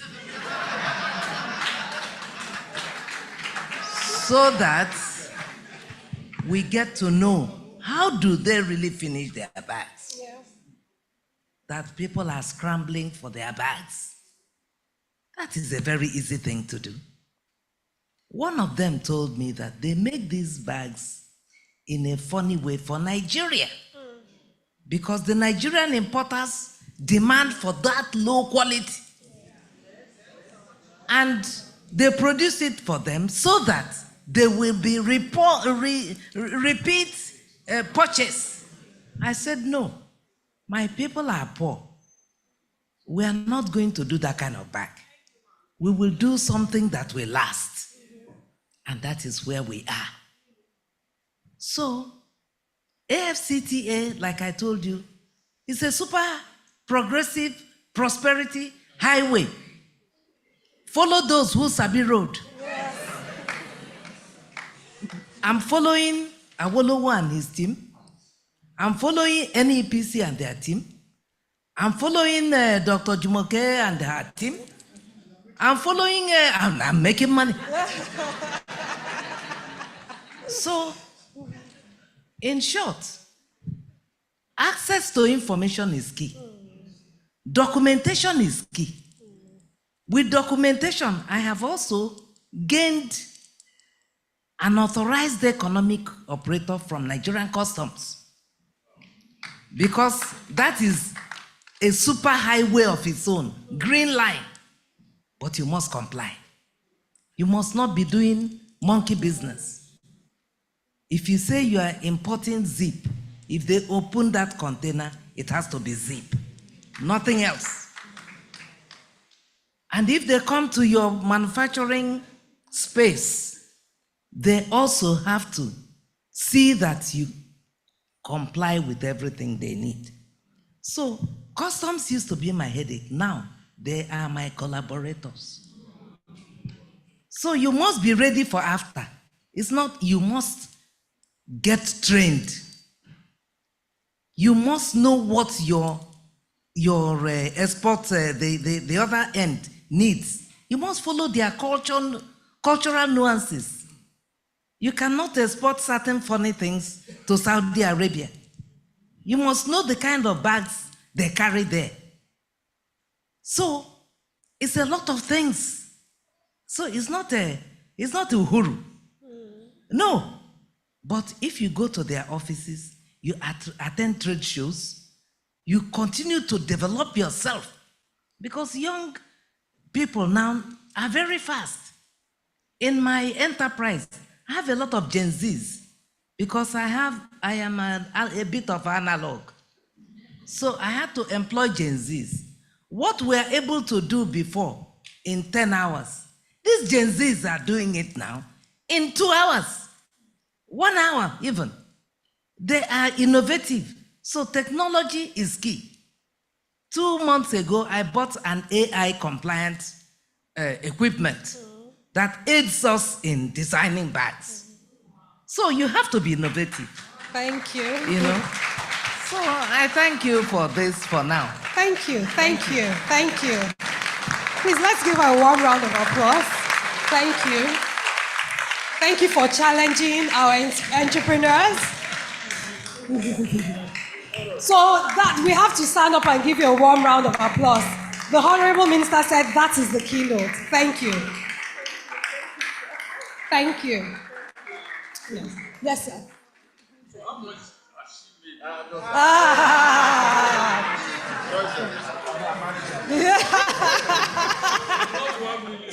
It's definitely not that. It's not that. But thank you. You emphasized, in fact, there was something you said. One of many things you said was a build-up from our women entrepreneurship conversation yesterday, where we talked about identifying the different opportunities within the value chain. So to get a bag, what are the different things that will get there? And it's not just about, sometimes a lot of our entrepreneurs try to do everything all at once, whereas there's so many opportunities. If you see a whole bag, there's the zip, there's the fabric, there's the thread, there's the machines, there's the after-sales support for the machines, and really just the opportunities that are enormous in the pipeline that exists there. So thank you very much. Thank you, sir. I'm going to go straight on to Mr. Ambrose. From the Manufacturers Association of Nigeria's point of view, how do we have hundreds, thousands more of Lilooks? And particularly given your members who are in manufacturing, what are you doing to prepare and accelerate small businesses and growing businesses on their pathway to accessing regional and global markets? Thank you. Okay, thank you for that question. First and foremost, let me apologize for my DG inability to be here. Chegwe Ajayi Kadene MNI is supposed to be here, but he has to travel at evening yesterday to attend to another national important meeting. So he sent me. My name is Ambrose Oruche. I'm Director Special Purpose Vehicle of the Manufacturers Association of Nigeria. Let me stand on existing protocol and then go straight to your point. First and foremost, I think the speaker from Miami says something that is important. The product, what product do we have to export? I'll start from there, because when we export commodities, it doesn't make sense. But if we add value to the commodities we export, that's where we gain more money from export. And then I think we are proposing a law in line with Raw Materials Research Development Council for a value addition to any raw material that will be exported from Nigeria. It must have about 10 to 30% value addition. This way we'll have more products we are exporting to global market than the commodities, because commodities does not fetch us much money.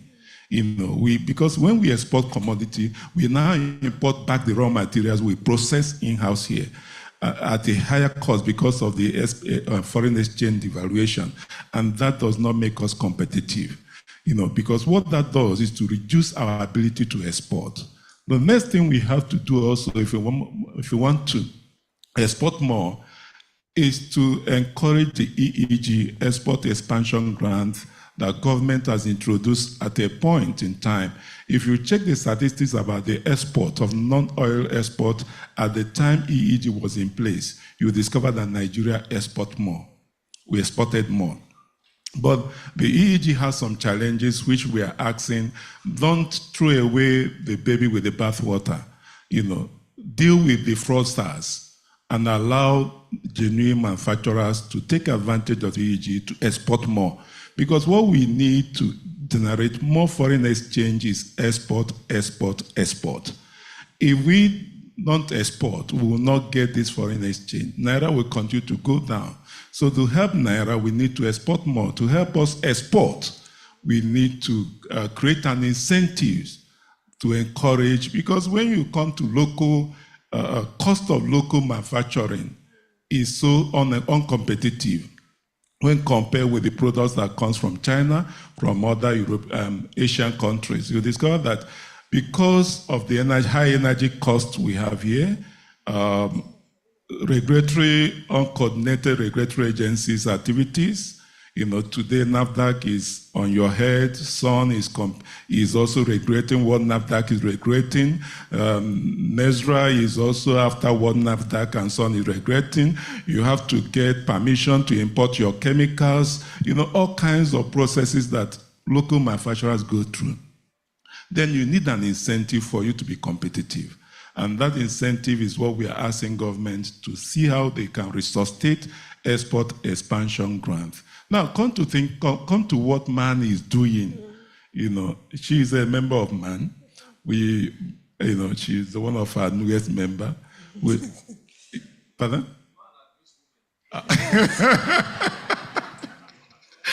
MAN is Manufacturers Association of Nigeria. We have no gender. We are both men. We have young people in us. We have men. We have women. So what we do is to encourage local. We are an advocacy organization that's set up to advocate for favorable business environment, and that's what we have been doing for 52 years, and we are known for that. We are working now to encourage more SMEs. Is to have a linkage between the large corporation and the small SMEs. How do we do that?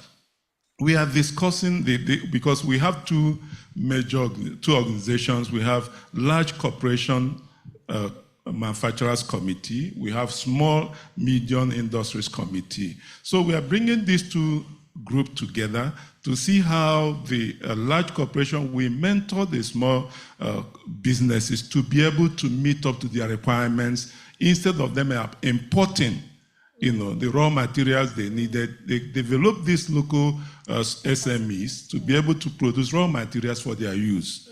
This will also involve the standards, ensuring that they meet up with the standards in terms of green manufacturing or reducing carbon discharging and the rest of them. So that's what we are doing in terms of that, to create more manufacturers to be export ready for the market. We also are working with NAPC.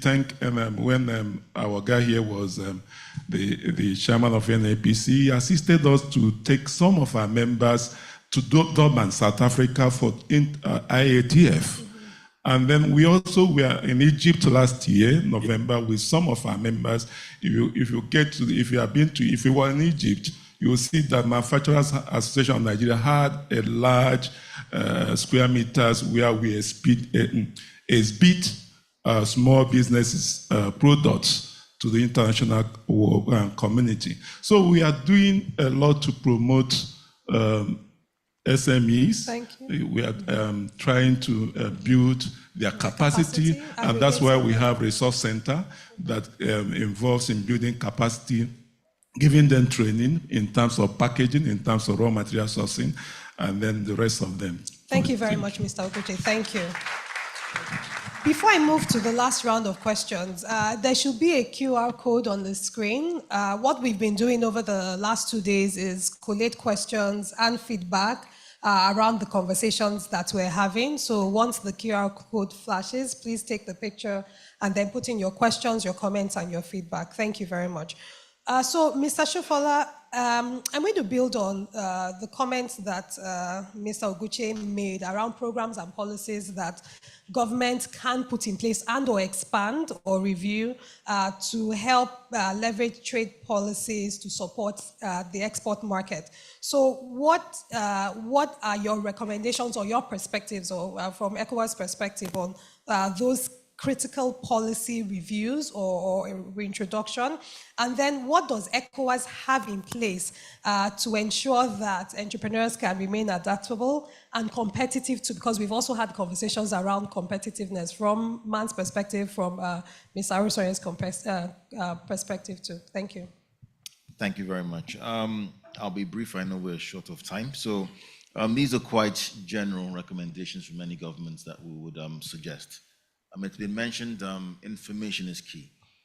Governments can help facilitate access to information.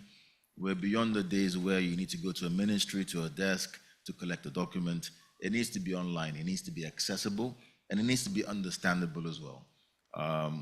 We in government are used to our jargon, our terminology, but we need to make it easier for the private sector to understand. So let's make the information available and let's make it understandable. Let's also make sure that we try and streamline our trade facilitation infrastructure. We've talked a lot about customs, and I'm glad to hear it's not always bad news about border agencies. They work well. So there's the green light. If you are an authorized economic operator, you have a track record of doing things well, they will allow you to go quickly. So the responsibility is also on entrepreneurs. If you have a good track record, you can take advantage of a lot of government benefits. So the border agencies can also work on reducing any bureaucratic red tape, and we're glad for the excellent work Madam Minister has been doing in the past and continues to support in terms of enabling environment. Offering financial and technical support. More on the technical element. I'm also glad to note in Nigeria, for example, we have agencies such as the NEPC, agencies who help support businesses to expand and go into other markets. So let's all try and take advantage of these agencies and the services that they provide.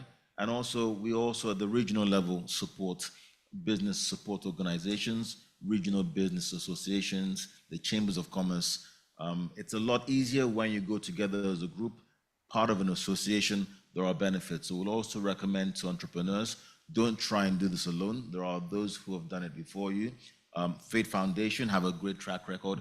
Get linked into an organization that has been through this already. We promote as well how to network and partnership. a platform like this, bringing together minds, having these discussions, talking amongst yourselves is very, very important. So we encourage government to also support and facilitate these types of platforms. And finally, facilitating access to international markets. The ECOWAS market is your primary neighbor, all the 15 countries of West Africa, over 400 million consumers potentially. And then wider than that, the African Continental Free Trade Area, we've talked about 1.4. And then you can also talk about our other more traditional partners, the European Union, and as my sister on Virtual Connection, Kemi, said, also AGOA, the African Growth and Opportunities Act. But what is ECOWAS primarily doing? The second part, to support entrepreneurs. Let me talk about a more practical and recent initiative, and it's actually very important. I say that whilst I'm here.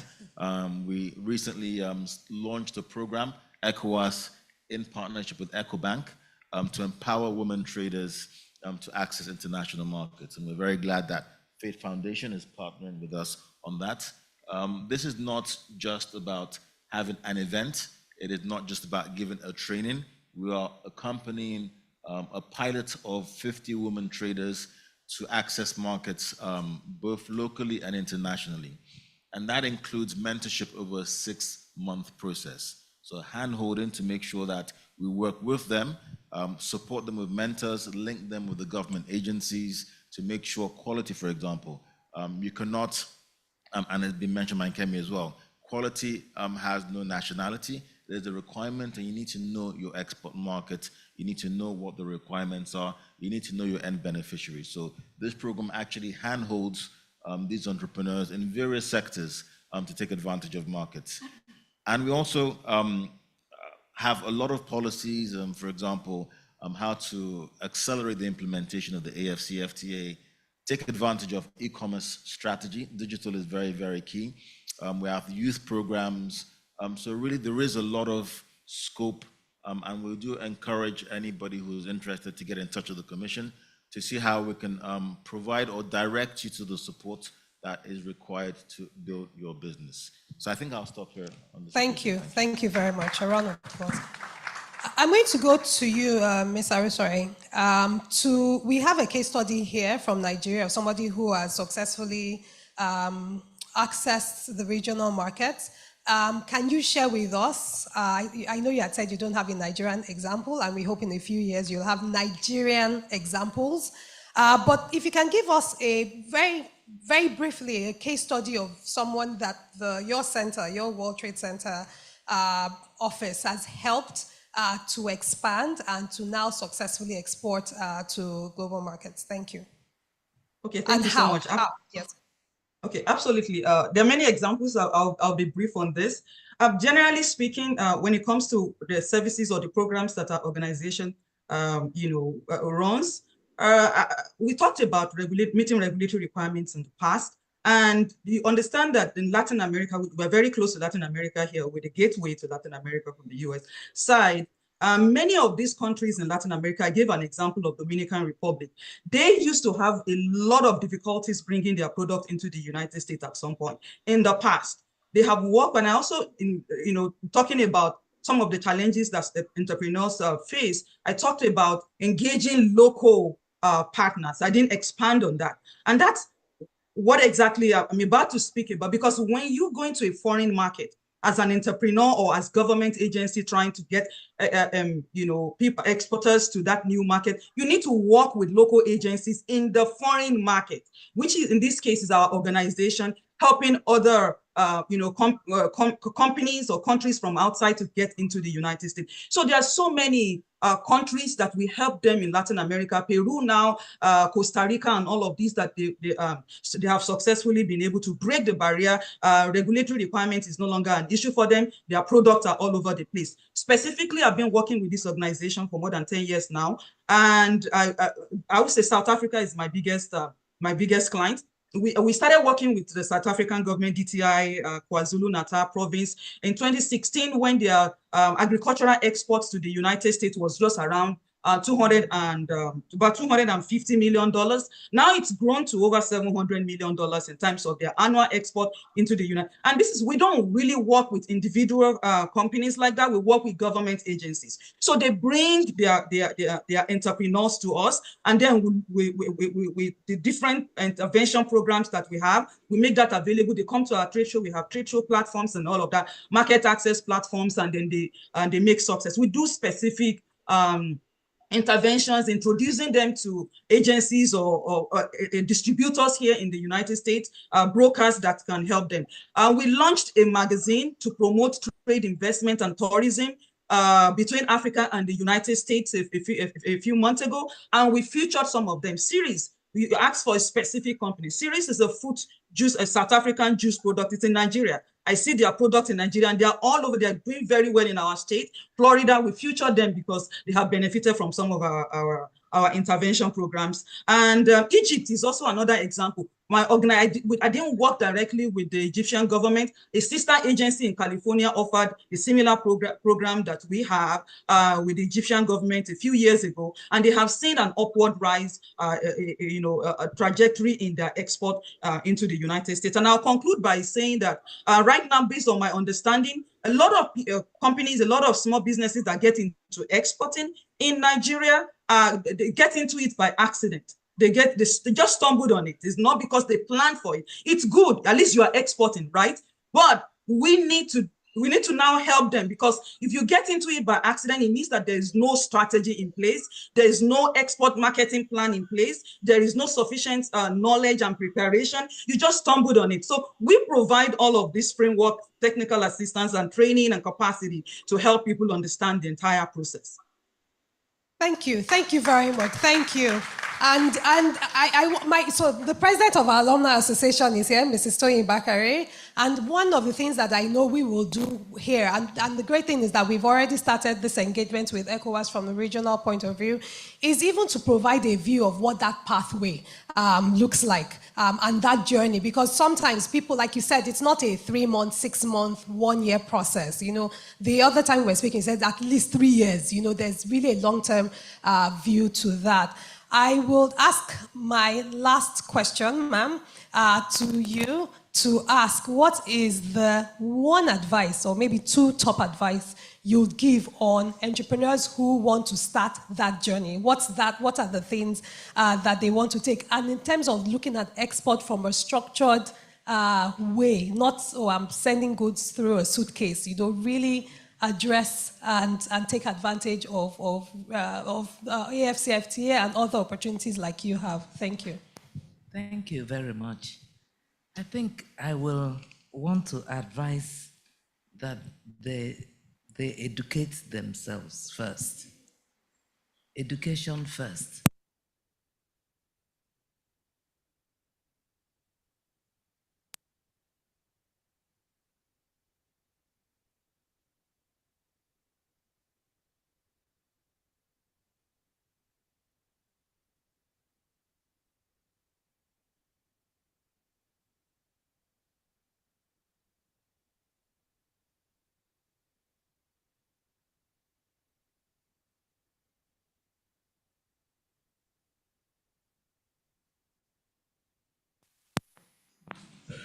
Yes, please go ahead. Okay. I started by saying they need to educate themselves, get the right kind of information, go to the right offices, go to Nigerian Export Promotion Council and get registered. First of all, register with CAC, and then register with the FIRS, because they'll go after you. Then go to the Ministry of Trade. They have a trade desk. And then also go to Google. Google it so that you can learn about export. But most importantly, get ready. If you are producing anything, look at the quality, adaptability, the market you want to access. You cannot supply the whole world. You cannot. If it's America, find out what their standards are. If it is in Nigeria, domain, start from your local market. Because we didn't just start with export. Find out who will accept your product here. It is from here that you start going outside. Charity begins at home. Most people, they just produce, they want to send it to make dollar. It doesn't work that way. Make that naira here first, before the dollar. Then you need to pay attention to details. They say the devil is in the details. If it is bag you're making, look at the finishing, look at the inside, the outside, the zip, the this, the that, the that. Don't just say it doesn't matter. We don't tolerate that language in our factory. If you say it doesn't matter, you're suspended. Yes, because it matters. You know, so that is that. Thank you very much.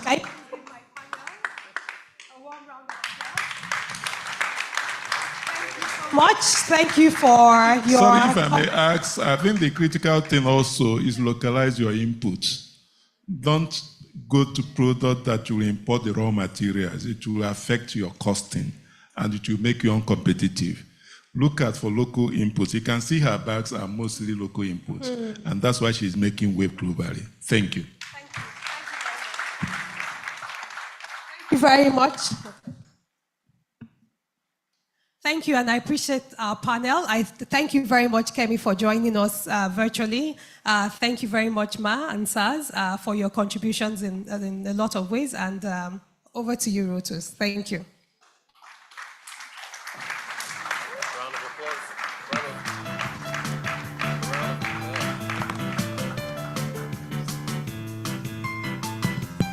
Okay, we're going to take, pictures with our panelists. Come on.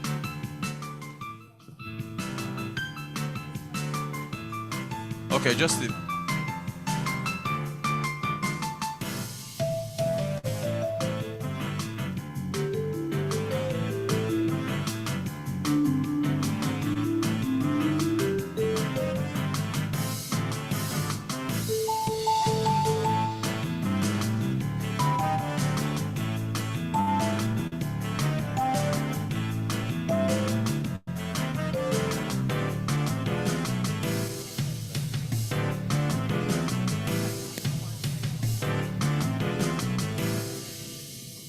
Thank you all so much. Fantastic. And that, ladies and gentlemen,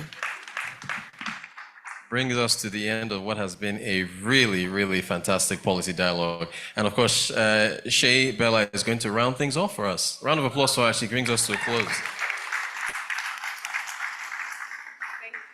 Thank you very much.